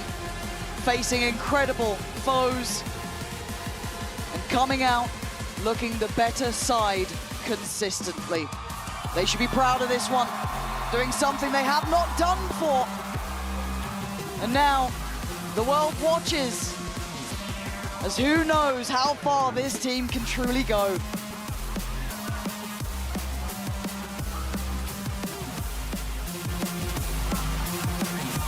It's just been beautiful watching them ramp up over the course of this event. You know the peaks and the icons on this team. For a guy like Izu stepping up so massive, he played 4 different agents today. Played 3 different roles. Played the info initiator, played the sentinel, and finished off 19-9 on the Yoru. Yeah. He's the wild card of the team. He's the X factor. Oh, watching this back. I mean, it was a treat. right? This map felt like a treat. And I do have to note that EDG bowing out here to me is a bit of a surprise. But on the day, they looked flat. And this is them having to go back to the drawing board, reinvent themselves, and come out here in the future and show us again who they are as a team. Yeah. It really is shocking. Couldn't see the consistent performances out of them, barring Smoggy in this final map. And yet T1 consistently had the answer. You think all the way back to the opening map on Bind, right? They had the Meteor Ace to kick things off in the first 15 seconds of round one. How did I forget that? T1 played such a beautiful VALORANT, working together, tandem VALORANT, side holding as two players. Then as we moved forward into the second map of Haven, proved that their macro was at the top level, outpacing, outmaneuvering EDG in so many consistent rounds and finally outshooting them. This game, these boys winning this feels like a love letter to any long-term VALORANT fans of what can be done here to take down the standing champions until this point, to show the resilience matters. They have it in them. Absolute legends from the early scene, still standing at this point and locking in that first final. How can you not fall in love with it? Tomorrow's gonna be so good. This T1 team consistently ramping up. G2 on the other side. It's crazy too, because you've got iconic organizations as well Very in the much finals. So. God, what a game. Feels like a marathon. It really wasn't in the end, but real highs and lows of emotion here. Some absolute legends. See finally and Buzz getting their flowers there. They've needed this for a while. They've deserved it for a while, but we've seen it in true form here today. What to say, G2 is a different beast waiting. They scare the life out of me. They've been sitting, they've been watching, they've been preparing, and G2 with prep, terrifying. But this T1 team with momentum may just be the thing that can topple the Giants. A true celebration for any T1 fan, any VALORANT fan would have adored that. And a treat for you is to hear from two legends, Stax and Buzz, in the Verizon post-match. And we have our grand finalists. Everyone, give it up for T1! Huge congrats, Stax and Buzz. Now, Stax, I'm gonna start with you. For so long, every tournament, felt like it was so close, yet so far away. I mean, but this time, you finally made it. So, what does it feel like? What does it mean to you to be able to do this? 스택스 선수, 드디어 올라가네요. 참 그동안 많은 고난도 있었고, 눈물을 많이 흘리기도 했었는데 지금 기분이 어떤지부터 들어보고 싶습니다. 드디어 좀 결승이라는 무대에 와보는데 일단은 조금 아직까지는 실감이 잘 안 나지만 좀 냉정함을 유지하려고 노력 중이고 아직 끝난 거 아니니까 끝나고 이제 즐기도록 하겠습니다. Well, yeah, grand finals. At last, we made it. But, you know, it's not over till it's over. So I'm just trying to remain calm and very humble. And we'll celebrate once we pick up that trophy. ครับผมสำหรับคำถามนะครับผมนั่นก็คือว่าคุณเนี่ยเป็นทีมที่ไม่เคยได้ไปถึงจุดฝั่งฝันสักทีนะครับผมแต่วันนี้คุณได้มาเหยียบที่แกรนด์ไฟนอลแล้วรู้สึกยังไงบ้างนะครับแซคบอกว่ารู้สึกว่าภูมิใจนะครับผมแต่อย่างไรก็ตามประมาทก็ไม่ได้เหมือนกันเช่นเดียวกันครับ And also, Buzz, you know how much you wanted this, right? What's on your mind right now? And tell me about this moment. 얼마나 간절했는지는 스스로가 가장 잘 알고 있을 거라고 생각하거든요. 지금 어떤 생각이 가장 먼저 들까요? 일단은 그 전에 경기를 치를 때는 조금 승리에 매달려서 조금 간절하게 했던 것 같은데 이번 대회는 뭔가 최대한 재밌게 즐기려고 했던 것 같고요. 그래서 덕분에 결승에 진출할 수 있지 않나 싶고 그리고 내일 결승도 최대한 재밌게 즐겨보도록 하겠습니다. Well, looking back at the previous events, I felt like I was just chasing for the trophy, too anxious to win. But this one was different because I tried to enjoy the game itself and I was having so much fun. So when it comes to tomorrow, I'll try to have as much as fun as possible. ครับผมและคำถามคล้ายๆกันนะฮะโอ้โหเหมือนไม่ต้องแปลอีกแล้วแต่อย่างไรก็ตามครับผมคำถามคล้ายๆกันอยากรู้ความรู้สึกของบัสตอนนี้ครับผมเขาบอกว่าเมื่อก่อนเนี่ย เหมือนเราเล่นไปเพื่อที่อยากจะชนะเพื่อที่อยากจะเอาถ้วยแต่วันนี้เขารู้สึกว่าเขาอยากเล่นเพื่อสนุกไปกับเกมครับผมและพรุ่งนี้เขาก็จะทำให้ได้ดีที่สุดครับ Now, lastly, you guys are on the verge of getting what you want. Just one more game tomorrow. RT1 getting their happy ending tomorrow. 이제 한 게임만 남았거든요. 트로피까지. 내일 해피 엔딩 T1 건가요? 네, 무조건 T1 겁니다. Yeah, 100% happy ending is T1's tomorrow. Well, thank you and massive congrats. และสำหรับคำถามสุดท้ายครับผมวันพรุ่งนี้คุณเข้ามาใกล้ที่สุดแล้วนะครับสำหรับความฝันของคุณที่วันจะทำได้หรือเปล่าครับผมตอบสั้นๆครับ 100% ครับ Congratulations once again and one more time for T1.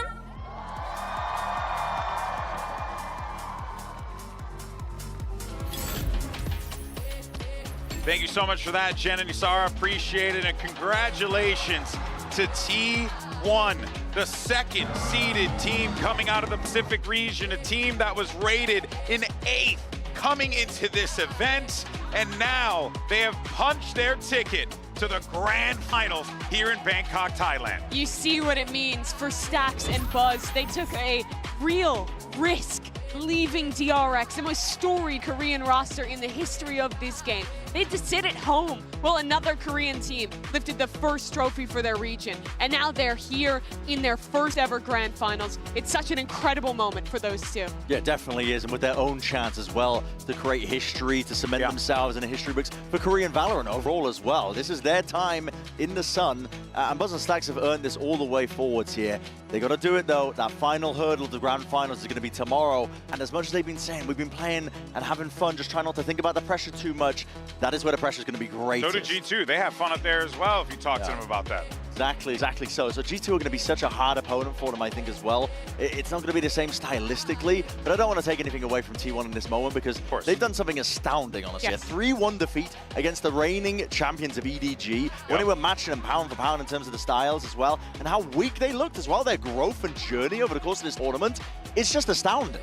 It really is. And the fact that those guys get to go into their first final alongside one of the 5 players who have done it before for Korea, a chance to go to get a second trophy is so huge for Meteor after having a tough end to the year with Gen G losing to Sentinels the way they did at Champions Seoul at home in Korea, now getting to have another shot in Bangkok. And you mentioning that second chance of a trophy for Meteor just reminded me as well that it's the exact same on the other side of things. We've got Jorgamo, who is also doing it for G2. There's so many parities between these two teams that we have, where Jorgamo is doing it for the G2 boys who stuck together for Ascension. And listen, we've got Meteor who's also going to be trying to do it to help his compatriots lift the trophy themselves and get that honor that they've never had before. There's so much that's matching these two teams as they're coming together in our finals tomorrow. It's genuinely going to be sick. But you want to know what's the difference between these two teams? Only one of them's got an Izu. That's right, baby. Izu was unfreaking believable in this series. The man was a human highlight reel, Mimi. Ender said it in the cast. 4 agents across 4 different maps and having massively impactful performances on all of them. But this last map was icing on the cake.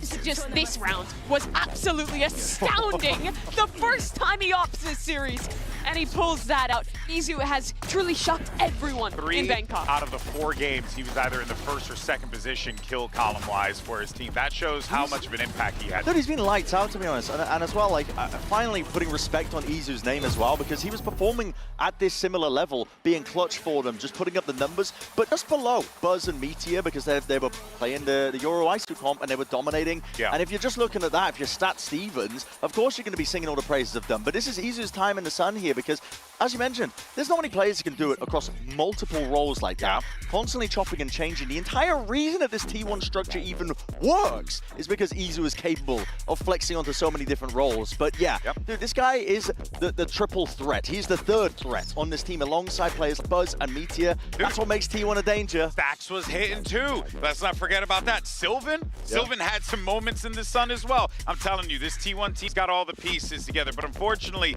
that means we have to say goodbye to our 2020 2024 World Champions, Edward Gaming, EDG. Now, this team came into the event with so much hype, so much excitement. People were really looking forward, Mimi, to seeing what this squad could do. Can they win? Can they potentially get themselves that trophy back-to-back? But unfortunately, the curse still stands. It seemed like EDG had a chance to be the exception to the rule. Every other championship winning roster in Valorant has been picked apart after their big win. We didn't see Ascend again, Loud, they fell apart, and EG as well lost all their players. But these guys stuck together. They won another regional trophy. They made it back to another global event. But unfortunately for them, they fall just short of having a shot to defend their title. Yeah, and the honor of having that back-to-back is going to be lost for them here now. Yeah. But genuinely, it's early days in the year. I mean, we're talking first event of the year. Still 2 more yet to play for as well. And they're looking like they've showed no signs of slowing down themselves. I think that they had some growing pains in terms of Kang trying to play the Euro and then swapping away from those comps across the board as they got deeper into the event itself. But listen, there's a lot of the year left to play for them. Oh, yeah. And losing is learning at the end of the day. For a team like EDG, you know they're going to be bouncing back at these international events. Also, I mean, when all of your other colleagues in the past, as we had mentioned before, your rosters fell apart, nothing really came from it, they stuck together, and then they get top freaking 3? I mean, that's pretty incredible. Regardless of how you want to shake it, that's still an incredible achievement, a podium finish for the World Champions. Just a year ago, not even at this point, we were in a place where we were talking about EDG bombing out of the first international event in China and having that massive disappointment. And from that, they went on to win a trophy in Seoul. So you definitely have to look towards the future for EDG. But that's how our tournament has played out. G2 versus T1. I think people would have expected one of those. But the ultimate, I mean, I think this is the greatest underdog run since Zeta Division at Reykjavik, what, 2-3 years ago now? Yes, absolutely it is. I mean, when have we last seen a team do that? It has to be Zeta Division at Reykjavik in 2022. Yeah. So, dude, T1 making it this far, there was many, many reasons to be a doubter of T1, and I kept treading against them. And I was like, oh, damn, T1, why do you keep winning when you're chopping and changing your players, when your compositions aren't adhering to the meta that we're seeing with all the Euro being played mainly, and they're moving away from everything. Some of their comps didn't even make any sense. Doesn't matter, man. You get shot in the face, you die, and suddenly T1 are winning games, bro. Yeah, T1 are winning games. They're doing it in style. Yeah, it is. I also got to think, too, about the fact that this is going to be a fresh matchup. Right, where T1 and G2 have not, crossed paths in this competition yet. And if I'm G2, I probably would have been expecting to play EDG. Yeah. And now you kind of get a spanner thrown into the works because you only got a day to prep, and you're seeing what T1's bringing to the table, and it's quite interesting, Mimi. G2 said themselves that they were expecting to play EDG for a 3rd time this tournament in the finals, but that's not how it's going to end. I'm just so excited to get that final started. I know, it's going to be awesome. Now, folks, make sure that you at home are punctual, okay? Because we're going to be starting the day 5 p.m. local time. If you're on the West Coast or East Coast in America, that's 5 a.m. local time for a huge reveal. A new duelist agent. You'll immediately see them in action in a killer show match. You got TENS and Team International versus Superbus and Team Thailand. I think CGRS might be in play. There could be some big names walking up on that stage. It's going to be quite exciting, and you don't want to miss it. This is it, guys. Yeah. Listen, so I'm casting a show match. Yeah. I've seen the agent. I'm under NDA. I'll just say the agent's crazy, and it's going to be very fun, and you should all tune in and you should all watch because it's going to be crazy. Anything else, I'm going to get fired. So yes, zip it. We got to protect it. All right, folks. Well, that is going to do it for us here. We thank you so much for joining us, and don't forget to join us tomorrow 5 p.m. local time yet again for the show match, and of course the epic conclusion of Masters Bangkok. We got tuk-tuks all over the place, baby. We'll catch you tomorrow for the grand finals.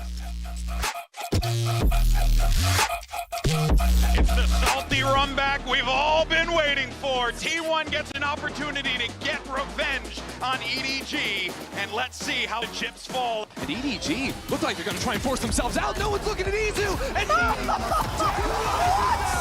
it's an ace to kick off the day. It's a lot on Izu's shoulders. A bit of a superstar in the making. And now Izu is turning it around. It's not over yet. The tide is ticking. Nobody's going to be ice cold about this one. You can't lose it like this.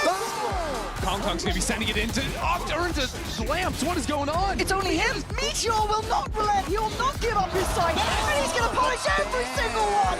Map 1, like a dagger to the heart of EDG. T1 trying to hold on, but Kong Kong is tearing him apart. Kong Kong daring Stacks to take a look. He says he'll have a go, but Kong Kong just that bit better. Keeps EDG with a gap in the lead. Really undercut, and Kong Kong's up just doesn't pay off. It's a little bit trickier. G2 dead as well. Buzz is just coming alive here. He's still going to do a lot more though. Oh, Buzz! He's going nuclear on the side. Oh, it's incredible from Buzz! Unbelievable. Meteor is keeping so many players, and he's still thriving. Outnumbered on the side. He's still standing. Just dropping body after body. T1, 13-10, looking bulletproof at the end there. T1 are one map away from moving to the finals. An operator could have been in play. Swing together. Meteor, but he's been hurt. Oh, but it doesn't matter. Oh my God, G2 out of nowhere. Put to bed. The main danger man would have been Meteor here. Buzz, oh! 3 big kills. Under pressure, looking to thrive. Buzz, he looks out of his mind right now. We're about to have a 5v5 on B pretty much. Izu, there's nowhere to get out. Oh, he's not alive anymore. Kong puts him in their grave. Meteor trying to dig in deeper. Kong, he's not letting you escape. EDG, still alive. The crowd in here is electric. EDG have entered the building. Back towards pillar, I guess, so fight forward. Fight for your life. Buzz takes Kong out of the sky. Silver there, Buzz again. T1 not letting him through. This is T1, confidence sky high now. Someone help him. Sylvan instantly checks him though. It doesn't feel like they've got much building here, Sylvan. Put it on a show. They keep pushing, but Buzz answers back. You want a brawl? We'll give you a brawl. And Buzz having his moment. Closing in on the thing that they've dreamed of since the very start here. Something of their wildest dreams coming true. T1 are going to the finals.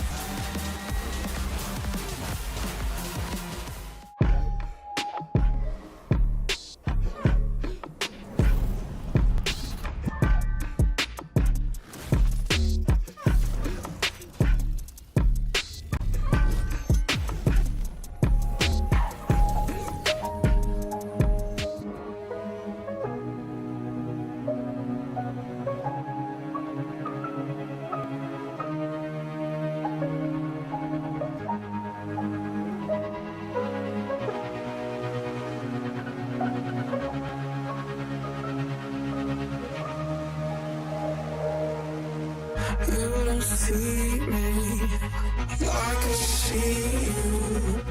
I could tell from the nights that we argue. You don't need me like I need you. I'm the lamb to your shepherd, I follow you. I know that you count your sins, late nights and you sleep like it, while I just wait like the fool I